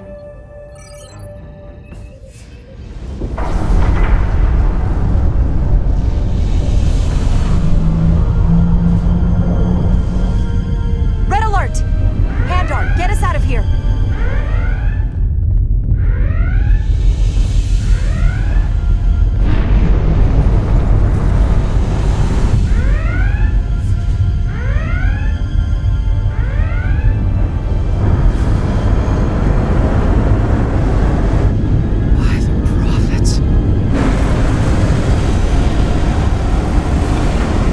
Evasive maneuvers!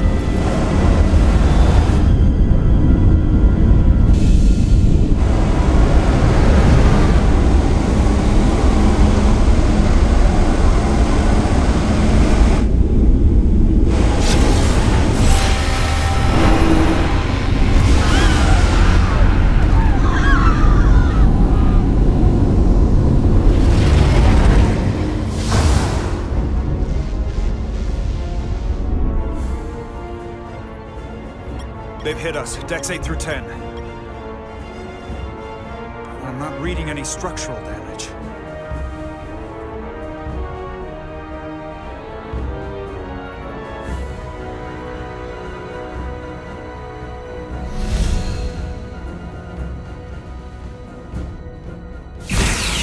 They were targeting the crew, not the ship.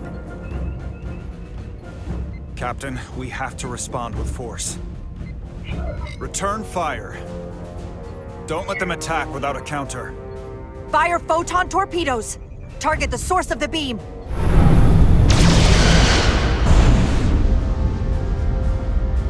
No damage from the photon torpedoes, Captain. Their shields are still at full strength. The Aphelion's just too powerful. Damage report from the lower decks. Still can't get through on the comms, Captain. If that was the bioforming ray, have to assume there are now Takan on board the Resolute. They could all be Takan at this point. Or will be soon enough. Get an urgent message to Starfleet Command. Tell them we've been hit by the Aphelion's bioforming ray. There may be hostile Takan aboard this ship. I'll notify them at once.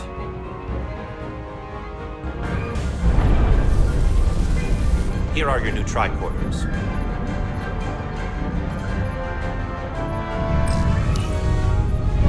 Now go. Get to the transporter room.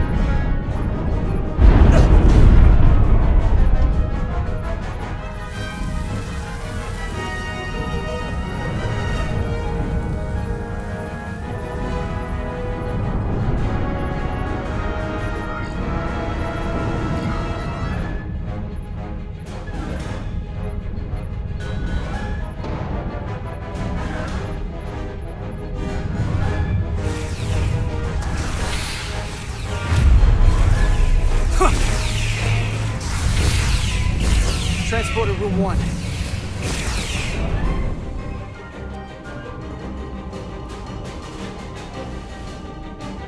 You're coming with us? A security officer told me your funeral, which I gladly accepted. These are concentrated iridium doses. You need to take the dose as soon as you're exposed for it to be effective. Hell, take it right before if you can get the Takan to wait while you do it. I'm having trouble locking onto the transporter path through the interference. I've done this before. There's a problem. We don't have enough power to make the jump. I might be able to divert power from Stand the... aside. The signal is now resolved. I couldn't let you fumble about any longer. Time is running short. Thanks for that. No need. We must be on our way. I am Portal 6-3, Guardian of the Con Empire. Nice to meet you, Portal. We're right behind you. Do us proud over there. Ready to transport. On your order. Energize.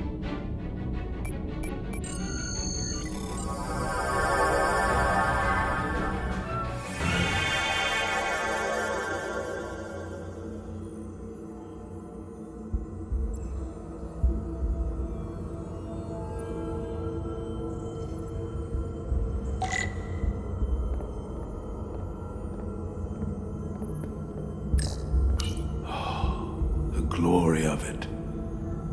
This ship is a marvel. Even to me. It's almost a shame we have to scuttle it. The galaxy has never seen a ship like this. No turning back now, Portal. We are where we need to be. Now, we just have to do the job. You were speaking my language. Resolute, come in! We're losing cohesion. I'm gonna try to use my tricorder as a pattern enhance.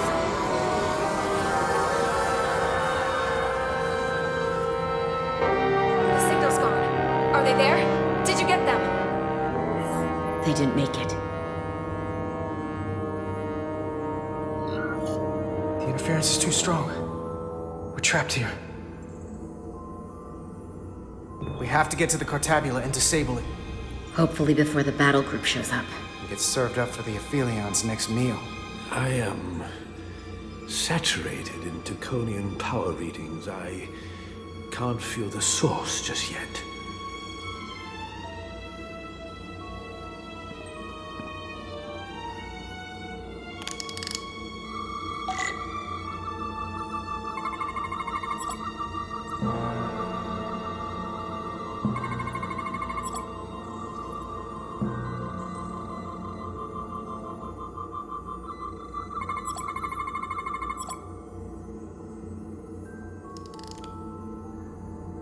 This way.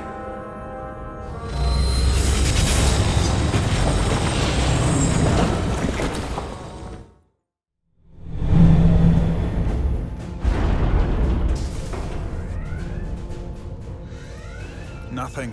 I can't reach anyone on the lower decks. Internal comms appear to be fully operational again.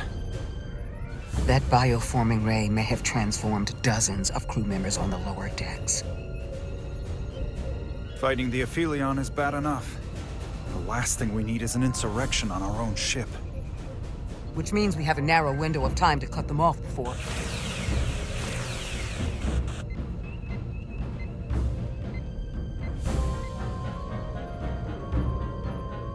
Captain! We're holding them off as best we can on Deck 9, but...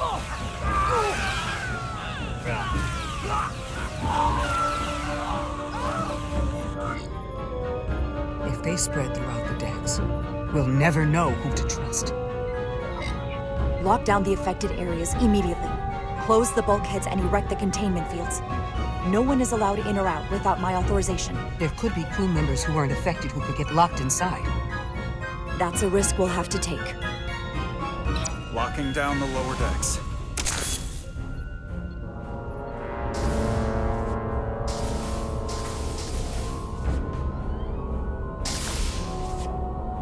And what happens if some of the bioformed manage to escape? How should the crew engage them? Or should they? We don't want suspicion to run rampant. We should be cautious. If a situation arises, I want phasers set to stun. Of course. I'll let the crew know to proceed with caution. Commander Westbrook has been gone for quite some time. The comm system he went to investigate. It's near the affected area.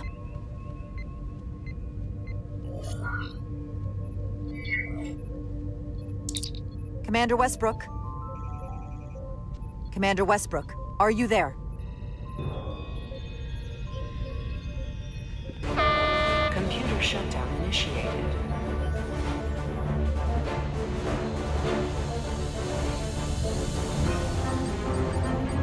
Commander Westbrook. He's the one who initiated the shutdown. That's impossible. We have 10 minutes until the computer core shuts down and all systems are completely offline. A complete loss of all critical ship functions. Only the captain can override it. But the computer core itself... With me.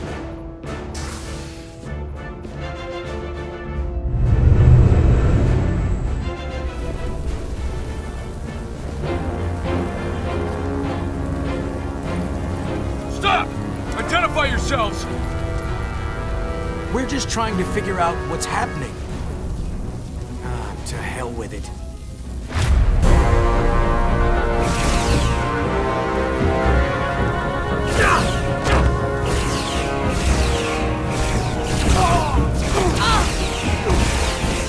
You have to get to the computer core! Go!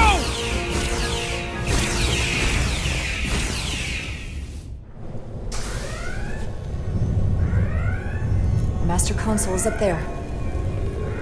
But I don't have much time.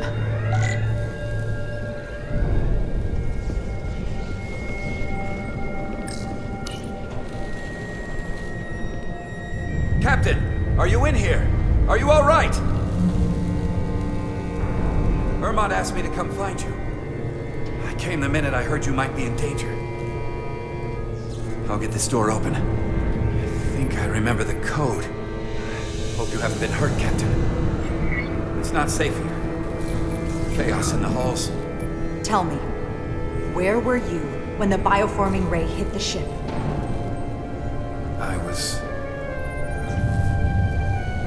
I was in the turbo lift. Now just stay still.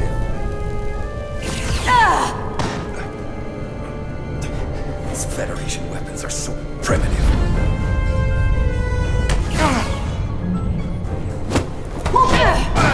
Computer termination sequence in progress. Damn it!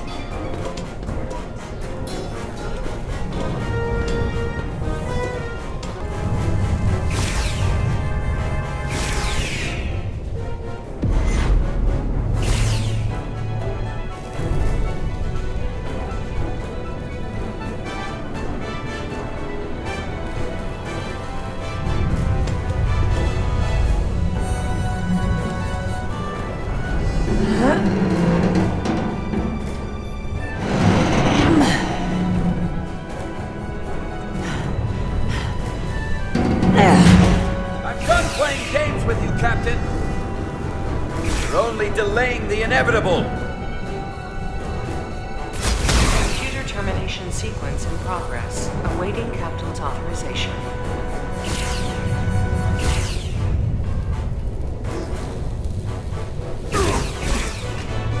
Cancel computer shutdown.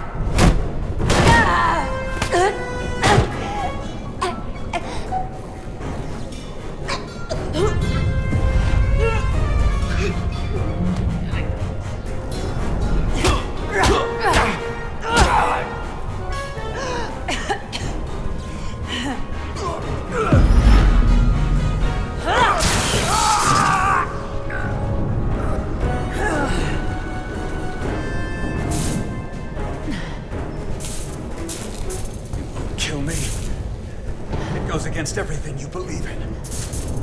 Besides, you and I, we have history. Westbrook and I have history. You're not him. Okay. Okay.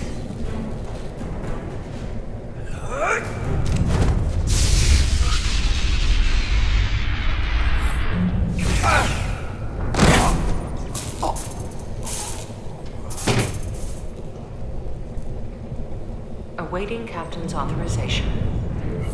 Awaiting Captain's authorization. Cancel computer shutdown. Voice authorization, Rydek. Bravo. 5. X-ray. Termination sequence cancelled.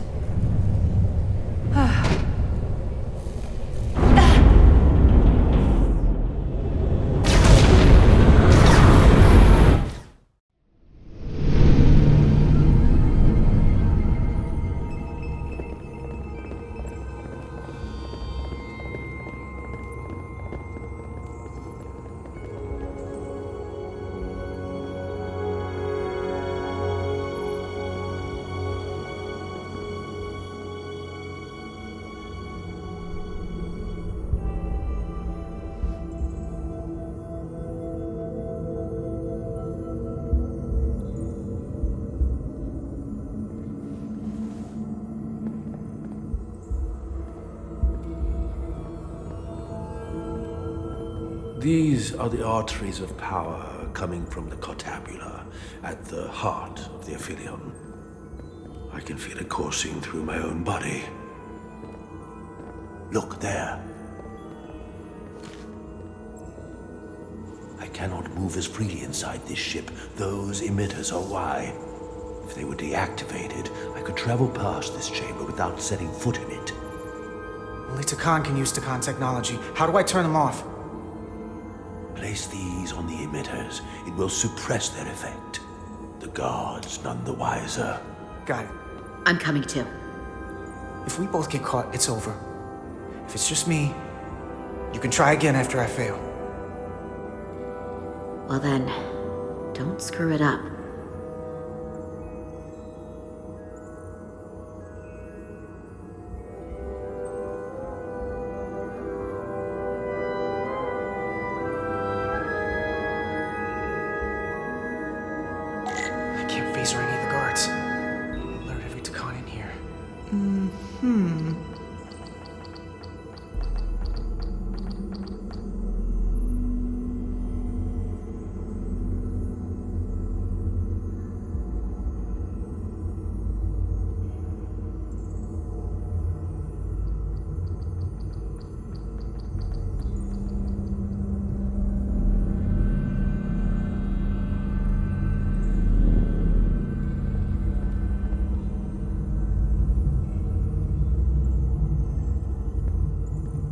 Can see the whole room from there.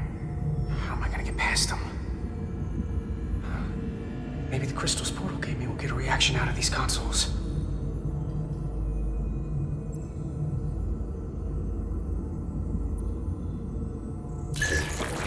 Worked! Need to move.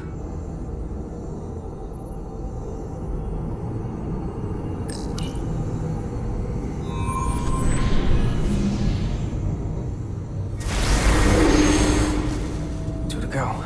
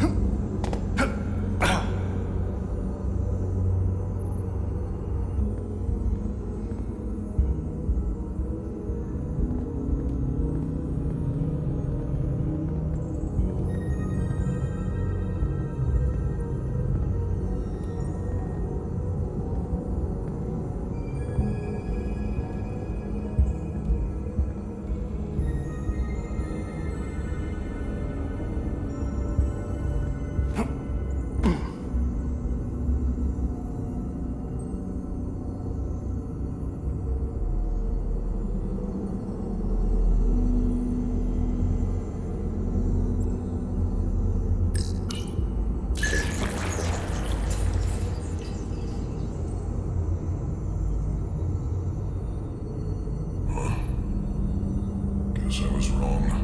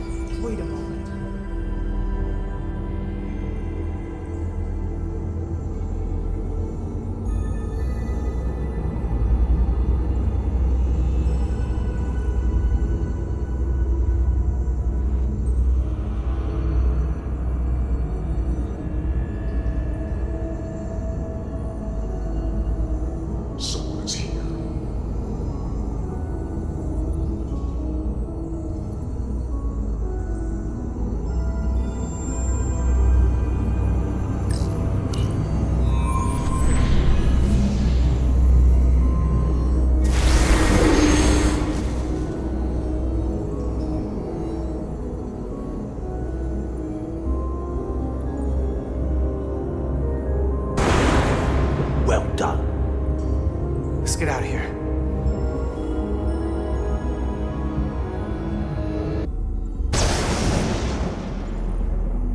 More emitters. Guess we can't teleport the rest of the way.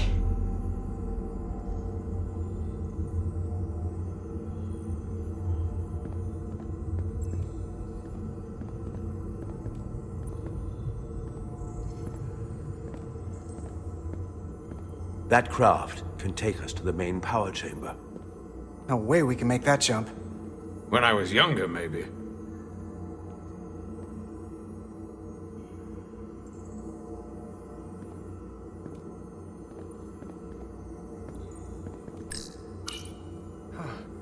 This might control that craft. Portal, a little help? I should be able to bring it to us.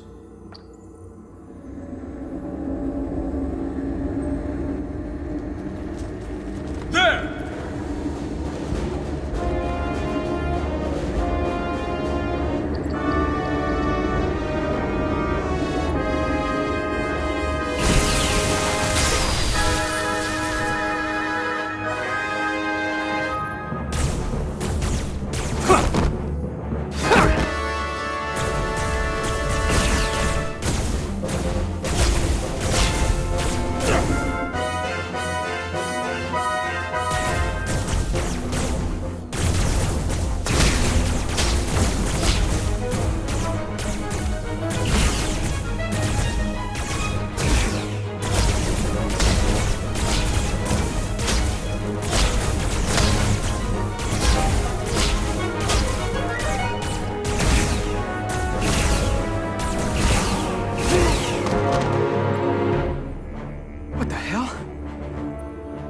This thing's set to maximum stun. How are they getting up? Something's different about the Takan here. Stunning isn't an option. Get in!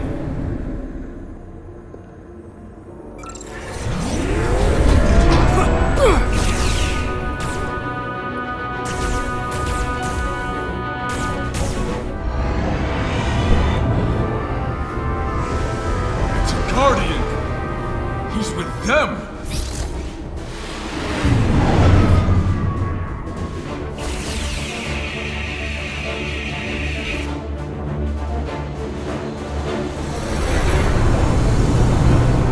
Sink that other ship! Shoot the pilot!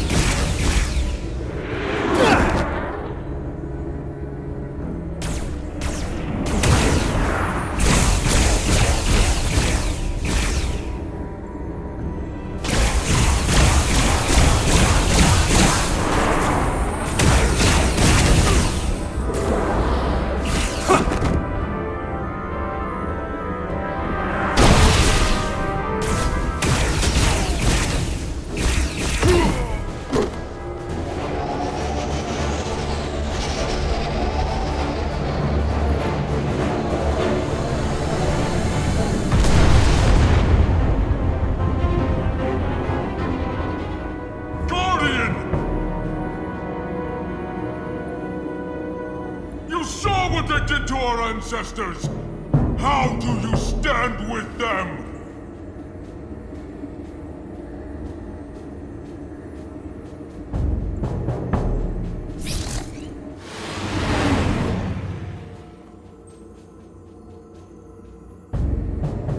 We've left them behind. I've seen it with my own eyes. They're not real, Takon. We were conquerors, not parasites. The souls I pushed your captain to spare will not be used for this end. You are the last real Takon. Don't let them tarnish that with what they're doing. Because if we don't stop the Scions of the Flame, they will be the legacy of your people. Never. That's the attitude.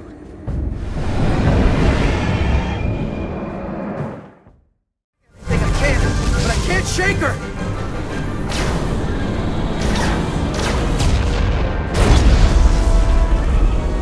I figured without me you didn't stand a chance. I'm here for the ship and the crew, not for you.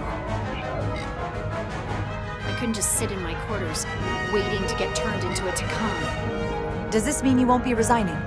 This means I didn't spend my whole life working to get here just to become a host for a damn Scion of the Flame. I'm here to help.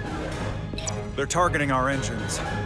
With Bioform Takon on board, they'd rather cripple us if they can. If we lose the engines, we can't avoid the bioforming ray. Brace for impact!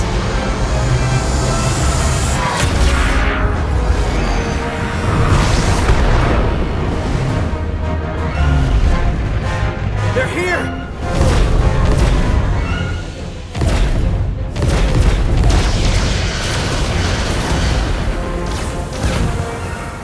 We're being hailed by the USS Titan. Put them through. Sorry to keep you waiting, Resolute. We got here as fast as we could. Looks like you've got your hands full with this monster. That flying chandelier really packs a punch. We're damn glad to see you, Captain. We could use all the help we can get. I told you I'd be here. So, what are we up against? They're powering up for another attack. We have to warn them. Open a channel to all Starfleet ships immediately. Starting emergency transmission. This is Captain Jara Rydek of the USS Resolute. The ship we're fighting is armed with a bioforming ray that can transform your entire crew instantaneously. And they've stolen our shield algorithms, so there's nothing we can do to stop them. Avoid being hit at all costs. I wish we'd known that before we got here.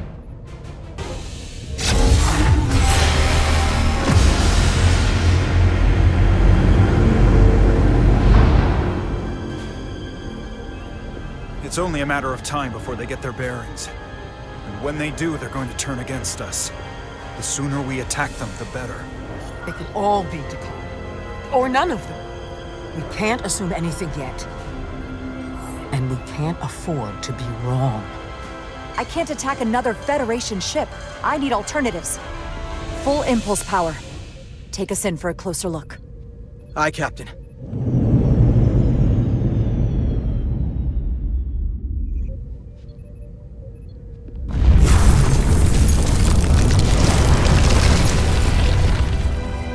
That's not a Starfleet ship.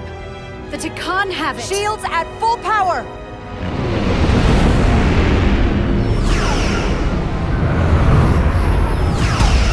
Shields are holding against the Pawtucket's attack.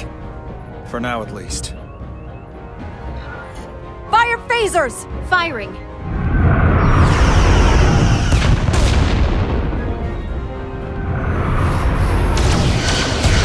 Shields at 60%. Heavy damage reported in astrometrics. Handar, evasive maneuvers! Get us out of here! Aye, Captain!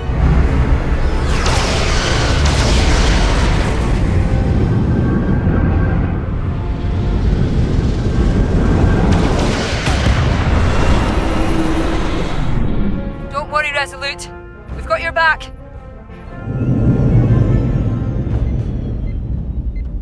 Their weapon systems are offline. Captain, I suggest we minimize the collateral damage. Destroy their engines and we can turn our focus to the Aphelion. It's the most prudent thing to do. And I hope they would do the same if the situation was reversed. Take out their engines. Fire when ready. Targeting their engines. Commencing fire. Now.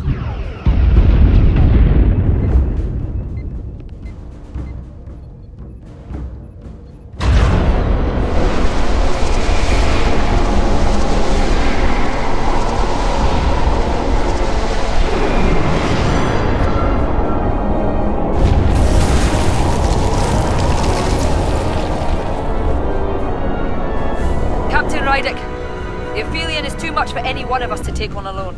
But collectively, we might just have a shot. On our way. Full impulse power. Aye, Captain.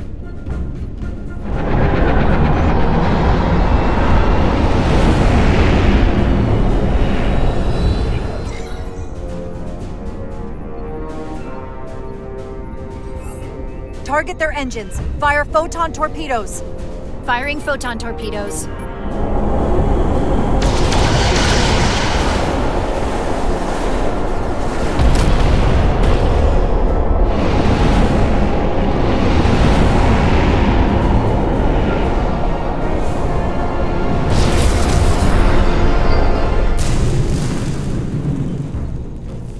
Lost helm control. Trying to re-establish. Weapons and defensive systems are down too. Engine output remains consistent, but it's not reaching its destination. This is what happened to the Enterprise. They're draining our energy. We're caught in it too. I hope the away team finds some way to help.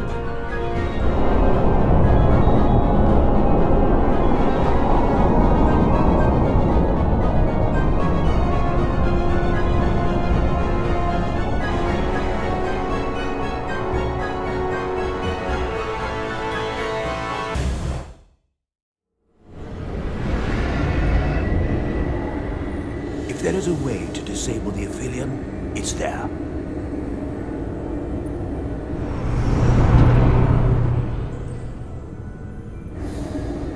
We strike at the heart.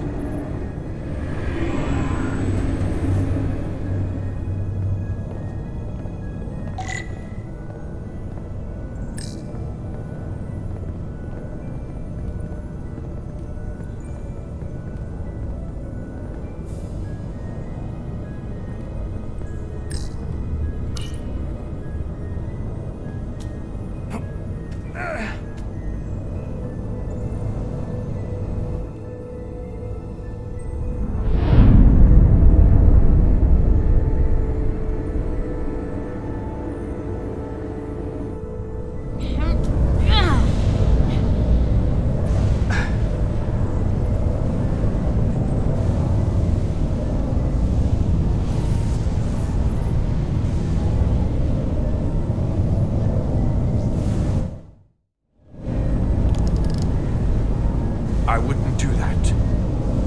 We have to turn off this energy field to enter. I must do it. It requires the hands of a Takon.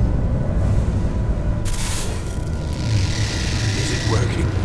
It started. Is the opening wide enough to get through?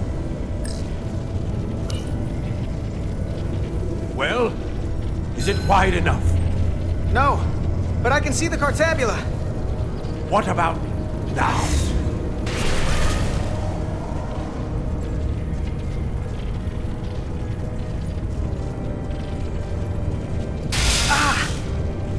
I still can't get in. Stand back. I'll try again.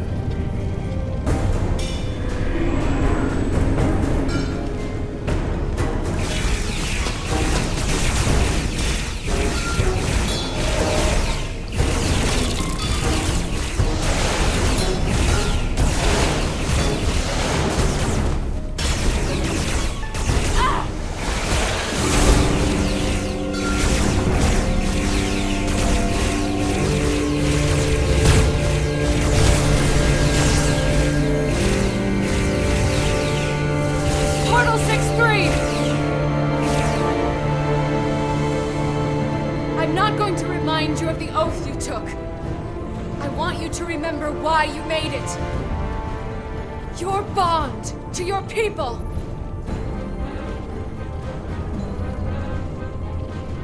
You can bring your empire back, and all you have to do is nothing. Stand back, and we will handle them.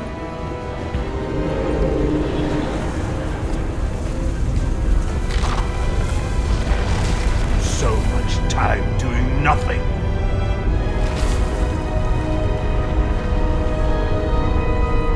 Now, I will take action. I will exterminate these heretics. This won't take long. I'll be back. Wait. We'll help you. Stay here. You need to be ready to open the energy field with me. You can't take them all on yourself. I am a guardian of the Deccan Empire.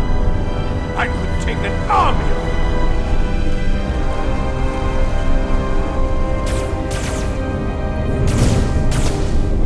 If you can get to the Cartabula, don't wait for me. We'll hold the line.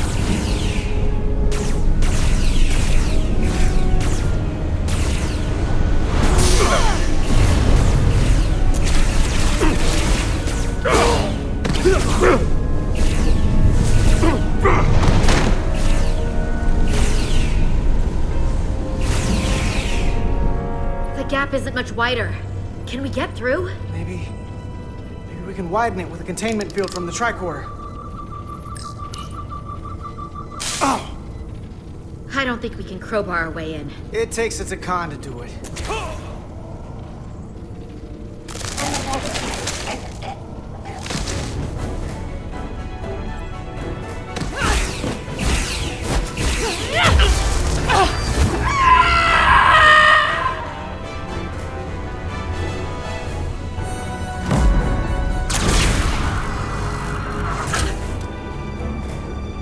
That's far enough.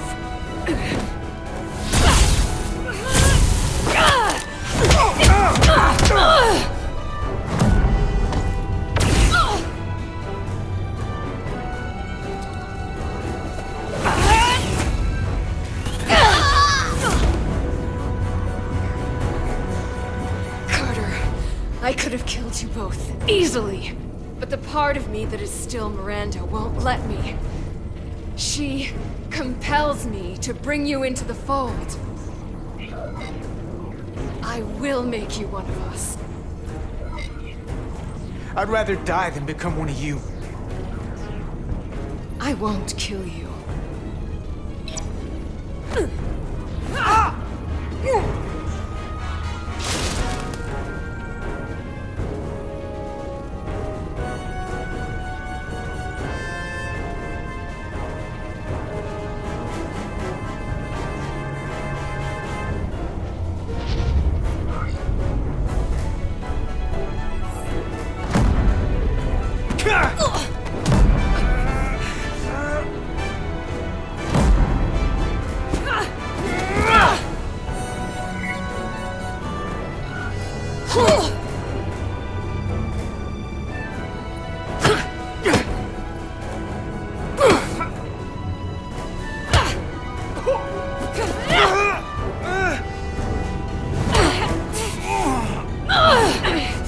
Soon, you'll understand.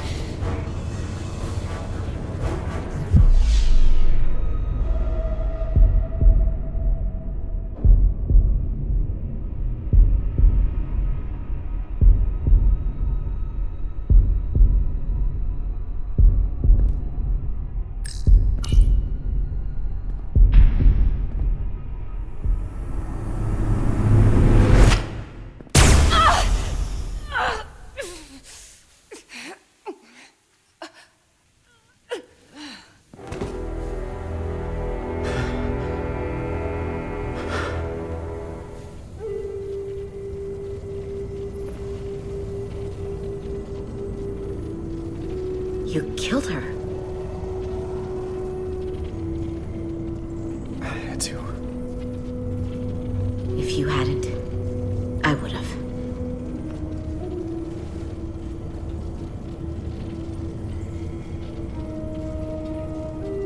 She's really gone.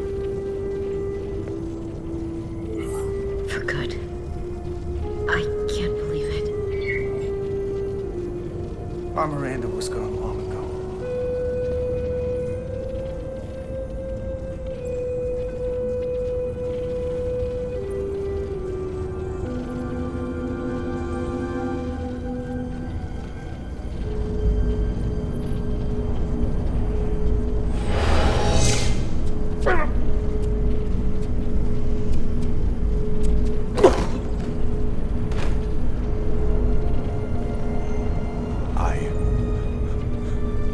held back the barbarians.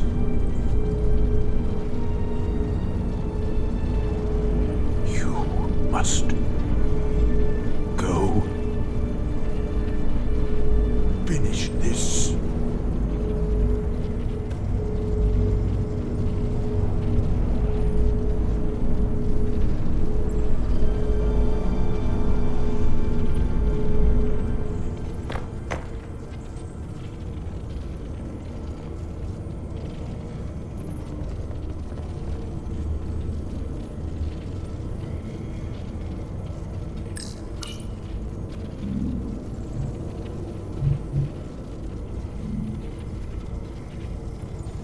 Not a Takan, it won't work.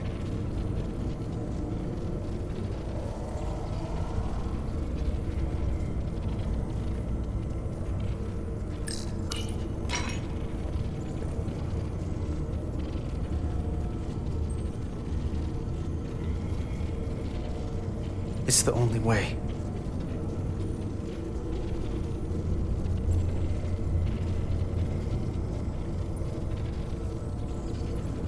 I'll do it.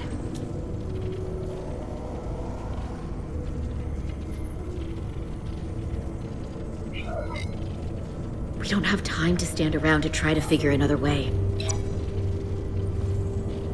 No. I'll take it. I know you don't want that thing inside of you. We don't know how this thing works. I'll give you the Duridium, then I'll get out of the way. And you'll have to. Good idea.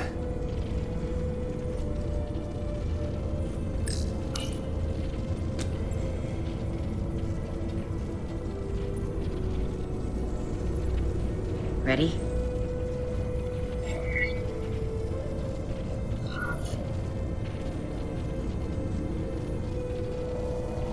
I'm ready.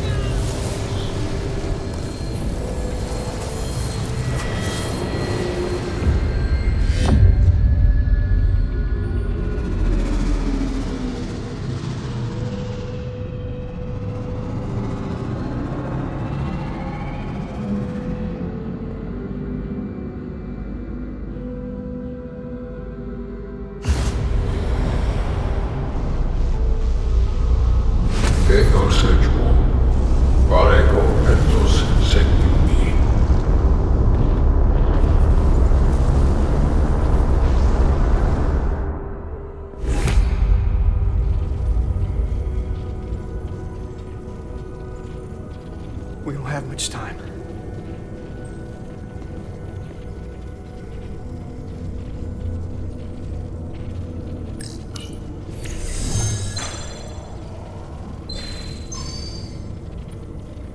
I can read it.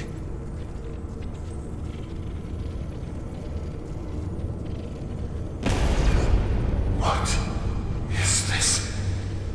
Who are you? Tell me now! I demand it! You're talking to the guy that's in charge. Pipe down while I work. Carter, you're kind of scaring me. It's okay. I'm still in control.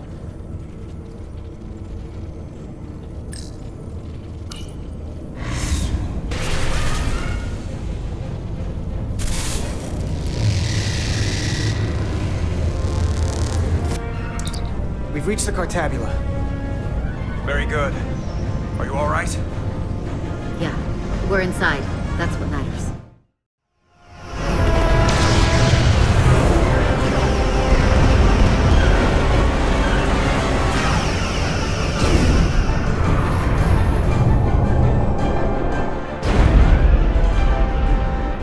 2 of ours are keeping the bioform ships at bay, but they can't hold them off forever. I'm receiving tricorder transmissions from the away team. They're picking up our warp core resonant frequency within the Aphelion. They're bleeding us dry. But they're not just taking our power, they're routing it through the Cartabula.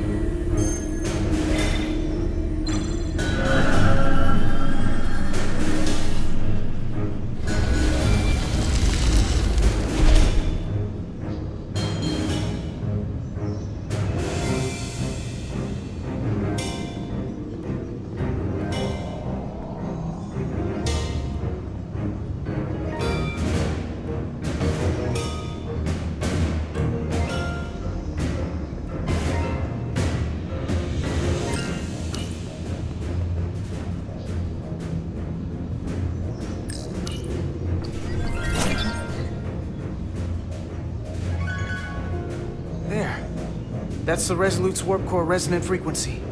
And these others?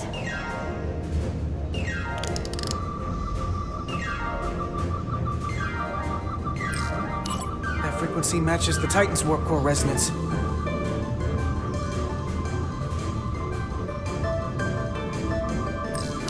And these two are the Kimball and the Lowell. They're both Steamrunner class. Same engine platform. They're just tuned a little differently. I must be getting information from the bioforming, but this warning, it means that it's struggling with the power stacked up at close frequencies. The Cartabula can't handle the dissonance? Maybe. Vermont to away team. Are you reading these Starfleet engine signatures? We are. And you need to see this. The Steamrunner class frequencies are causing problems for the Aphelion's energy source. Sending visuals now. They're vulnerable. We have to use this. Captain, if they want to take all of our power, I suggest we give it to them. How? If we and the other Starfleet ships work together and send maximum warp output tuned to those same frequencies, it could overload their core. There is merit to the theory. But if we attempt this, it would preclude any other course of action. I wouldn't risk this ship without good reason. Do it. We need to strike back. And we'll lead by example. I will create a high-energy static warp shell. We'll need the away team to guide us to the right frequency. We read you, Resolute. You're putting a lot of faith in us, Captain. That's a hell of a plan. We don't want to let you down. I've got faith in you. And the rest of this crew. Now let's give them hell! Yes, Captain.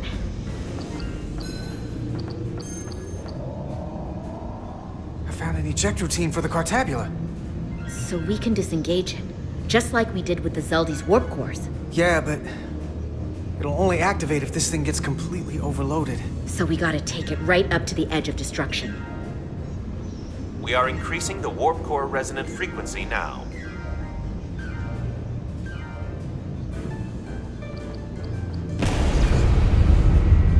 You can't do this.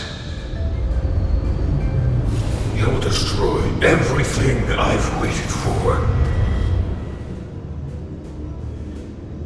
If that thing wants to take over, it's going to have to go through the both of us. And I'm not going to let that happen. hear me? I'm gonna fight it right along with you, Carter. I can always count on you. You'll stand by me to the end. This isn't the end. Is something wrong? No, we're fine. Do you see our output frequency changing? We do. What is the impact on the Aphelion systems?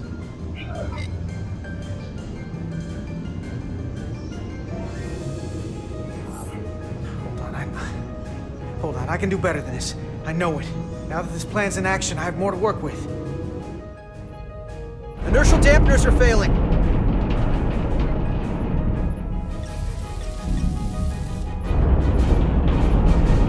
All warp power still being drained to the Aphelion, so that part of the plan is working. Now we need the others to join us. Open a channel to anyone left on our side. Opening a channel. This is the Resolute. We're sending instructions to all ships to output maximum warp power at the designated frequency. We believe this will disable the Aphelion. We don't know that. All we know is that it'll siphon off our energy much quicker. You're leading us to disaster. Are you out of your mind? That has given them exactly what they want. You can't just expect us to turn belly up. Our strength in Starfleet comes from our ability to work together, especially when everything is on the line. I can get behind that, Captain Rydek. We're adjusting the Titan's warp output to match the Resolute's. I suggest the rest of you do the same.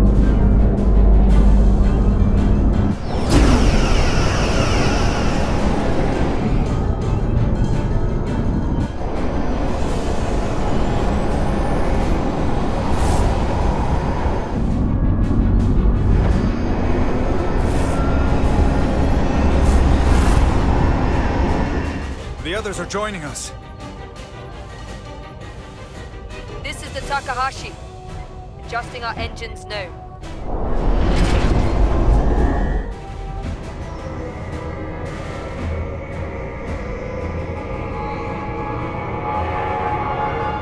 Tabula.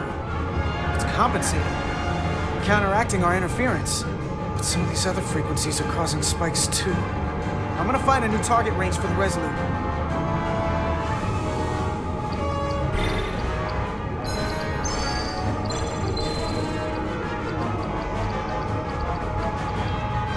Try this out.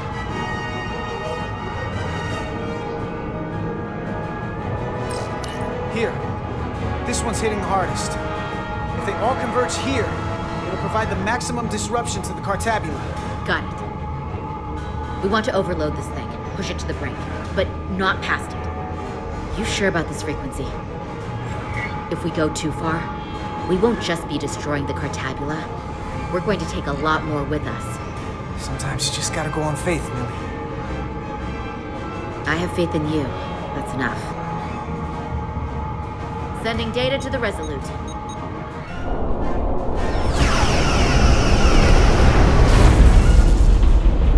Updated telemetry coming from the Elite. We have a new target range. Sending new parameters to engineering. We are now running our core at 105% of recommended capacity. If we try to meet that frequency, we will generate a harmonic imbalance of our own and risk a warp core breach. I must warn you, these are precisely the engine conditions that Captain Solano's experiment brought about.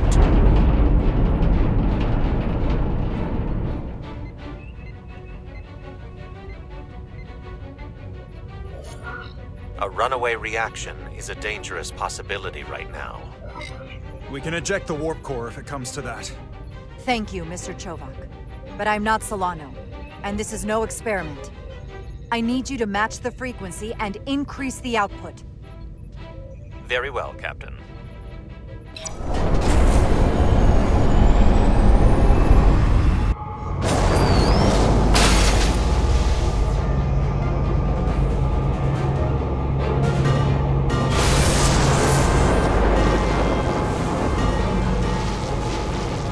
We got an overload here.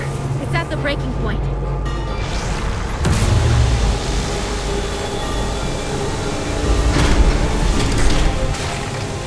What's happening?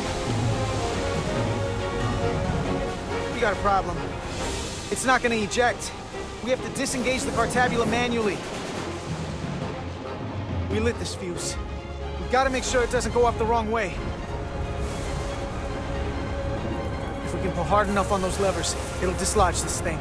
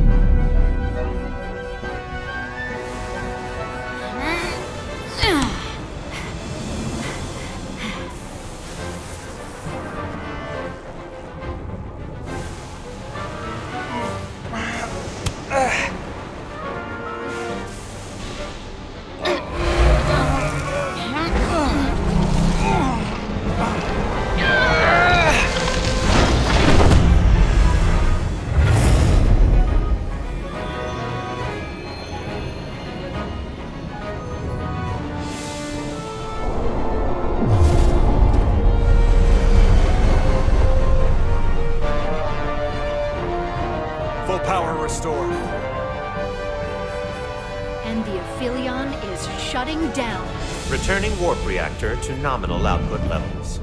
The Takan are running off reserve power now.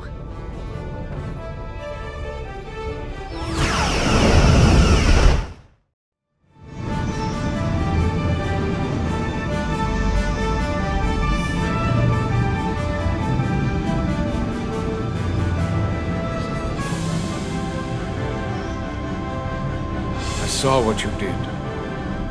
The sacrifice you made. Radiation levels are spiking. It's coming from the Cartabula. He must have damaged it. Didn't get it out before it fractured. Our work here is done. Let's get out of here.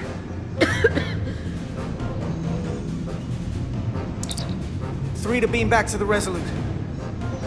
Our transporters won't cut through the interference. We can't lock on. We can't stay here.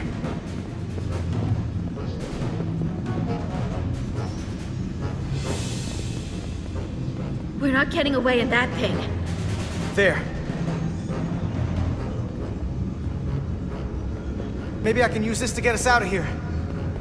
I don't know if it can get us back to the Resolute, but we have to get away from here. Everybody on!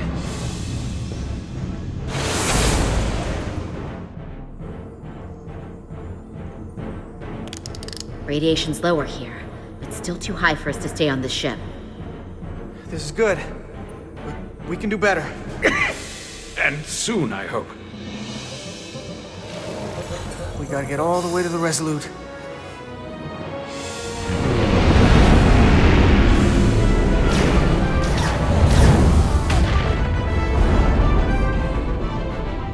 That thing is down, not up.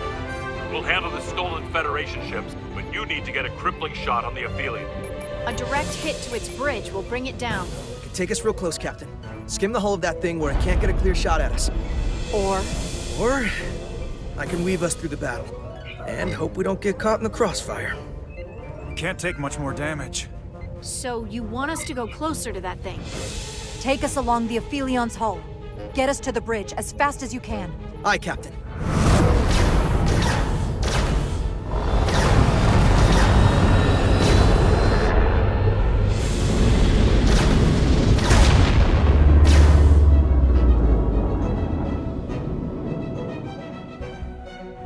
We're almost in position for a shot at the bridge. Photon torpedoes armed and ready. Break off this attack, or I will be forced to eradicate you. The damaged Cartabula is continuing to release deadly amounts of radiation. Thankfully, it's still contained within the Aphelion. But they have comrades on that ship, both living and waiting to be reborn. We're going to die in here if I don't care.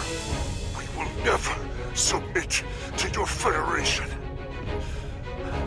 We are taking our rightful place as rulers over this galaxy.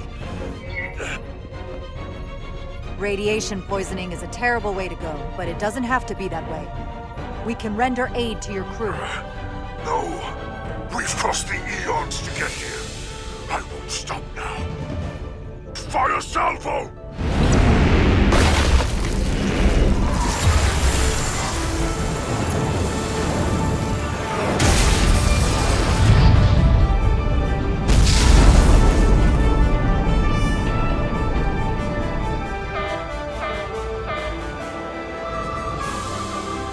Now the radiation is rising here, too. Targeting the Resolute. I can't let you do that. Get on.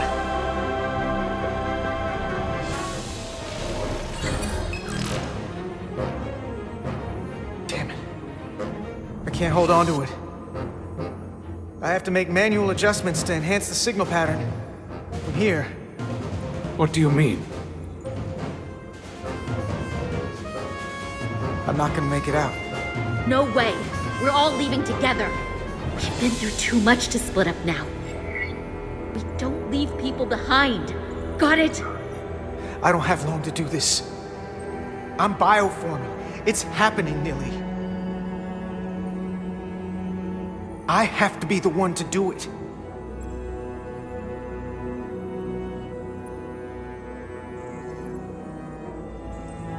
If you send them, we'll be stuck here.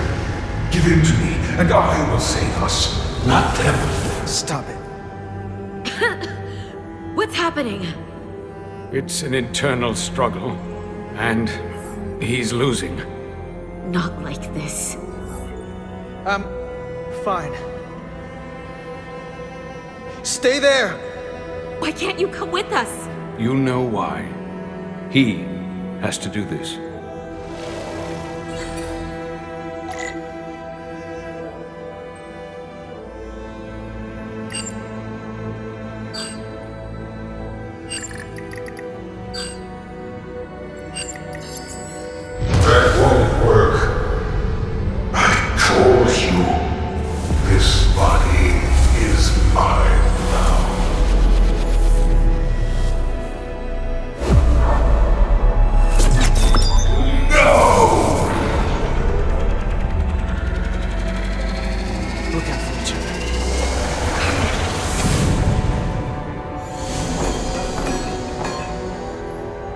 Team has beamed back.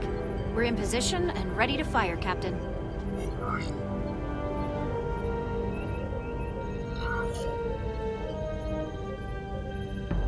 Target their bridge. Please, we target the ship. Pummel it to space dust, like we did to so many others who dared to cut. Fire.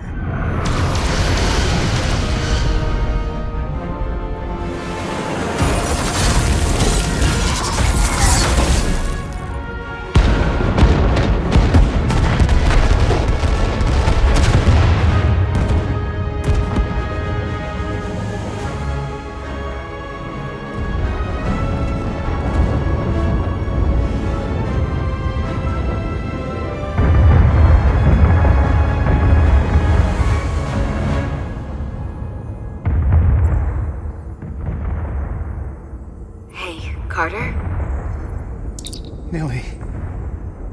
I thought you'd want to know we made it. And that you'll always be my family. Even if I don't get to see you again. You'll never really be gone. Always, Millie. Family. Forever. Always.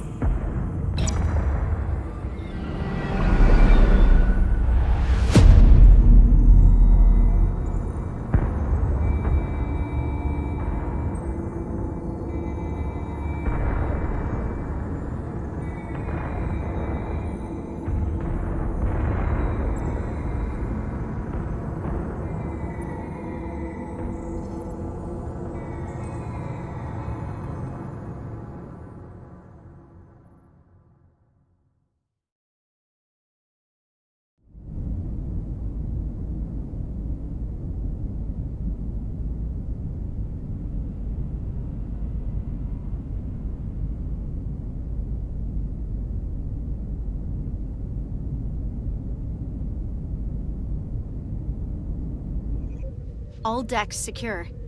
We have the bioformed on board, fully contained. The Starfleet ships under Takan control have signaled their surrender.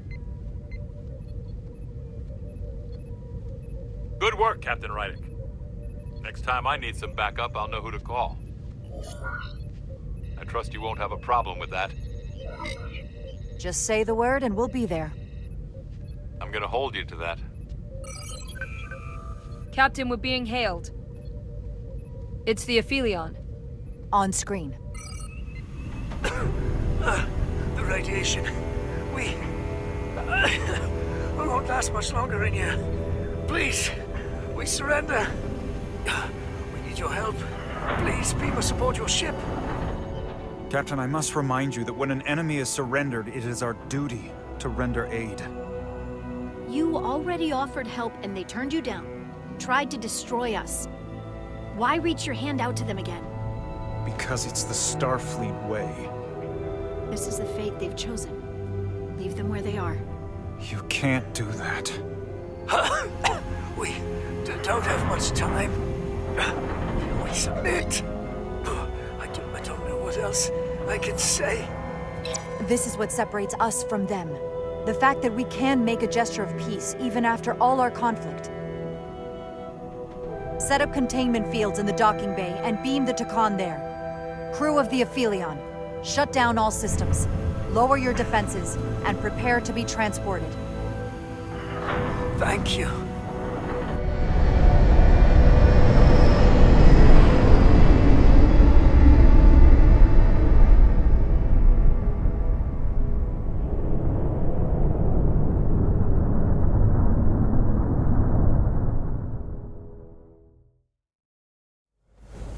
Carter! Hey,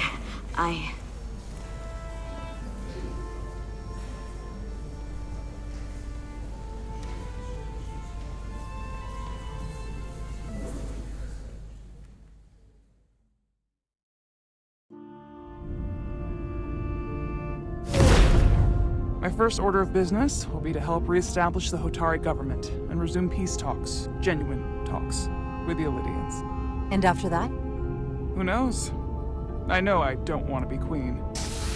There's so much good I could do with just a fraction of your medical technology if I could bring it to my people. But I also want to see what else is out there. Maybe there's even a place for me in Starfleet. It would be hard to stay on Hotari forever. Not with all there is to experience, to learn. There are many ways to help your people, and healing them is a very noble way to do so. I'll see to it that Starfleet sends a medical ship to share knowledge and technology, as long as you'll be there to spearhead their efforts. I'll gladly accept those terms. But there are pressing matters we must attend to before any of that. I can't thank you enough for all you've done. I'll see you again.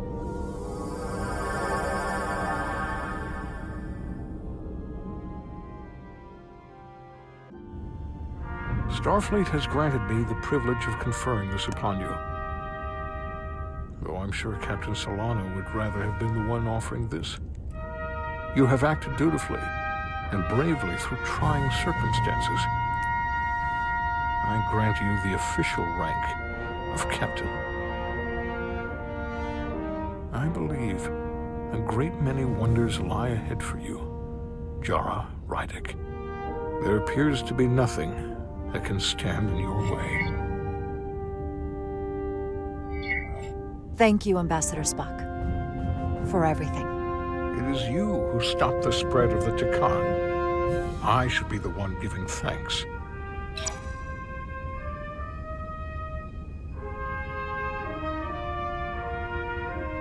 Victory. Peace. These things never come without a cost.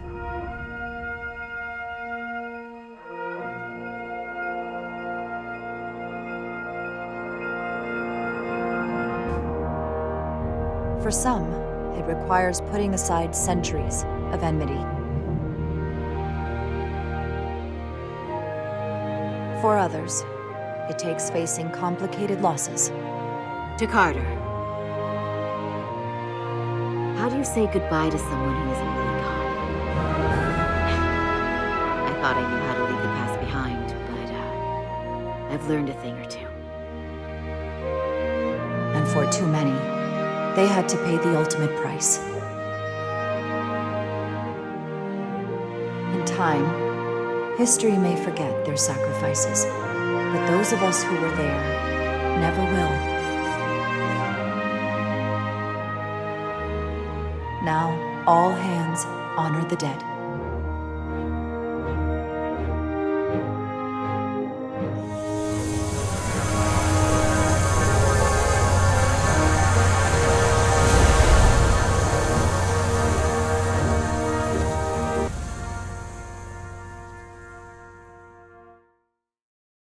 Captain Solano used to say that nothing ever stays the same.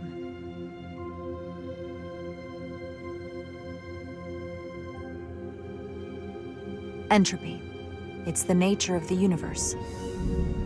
As such, the crew of a starship can never stay the same.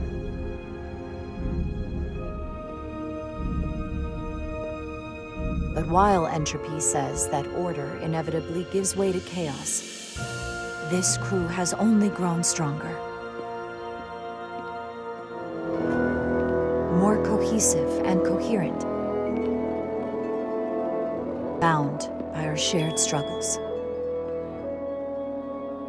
And working together, helping each other, we're able to do more than we'd ever imagined. Some of our differences couldn't be resolved, but perhaps that too can change in time.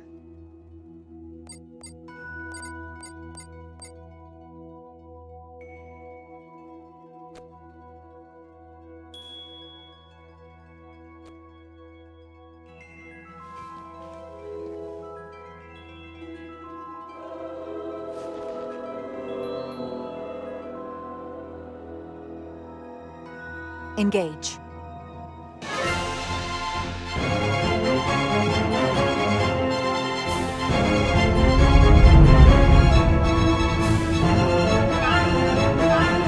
Space, the final frontier.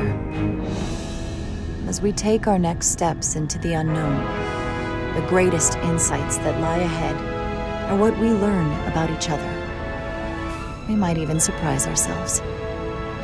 And no matter what threats we may come upon, or mysteries we face, we will not be shaken. We are stronger together. We are steadfast in our purpose. We are resolute.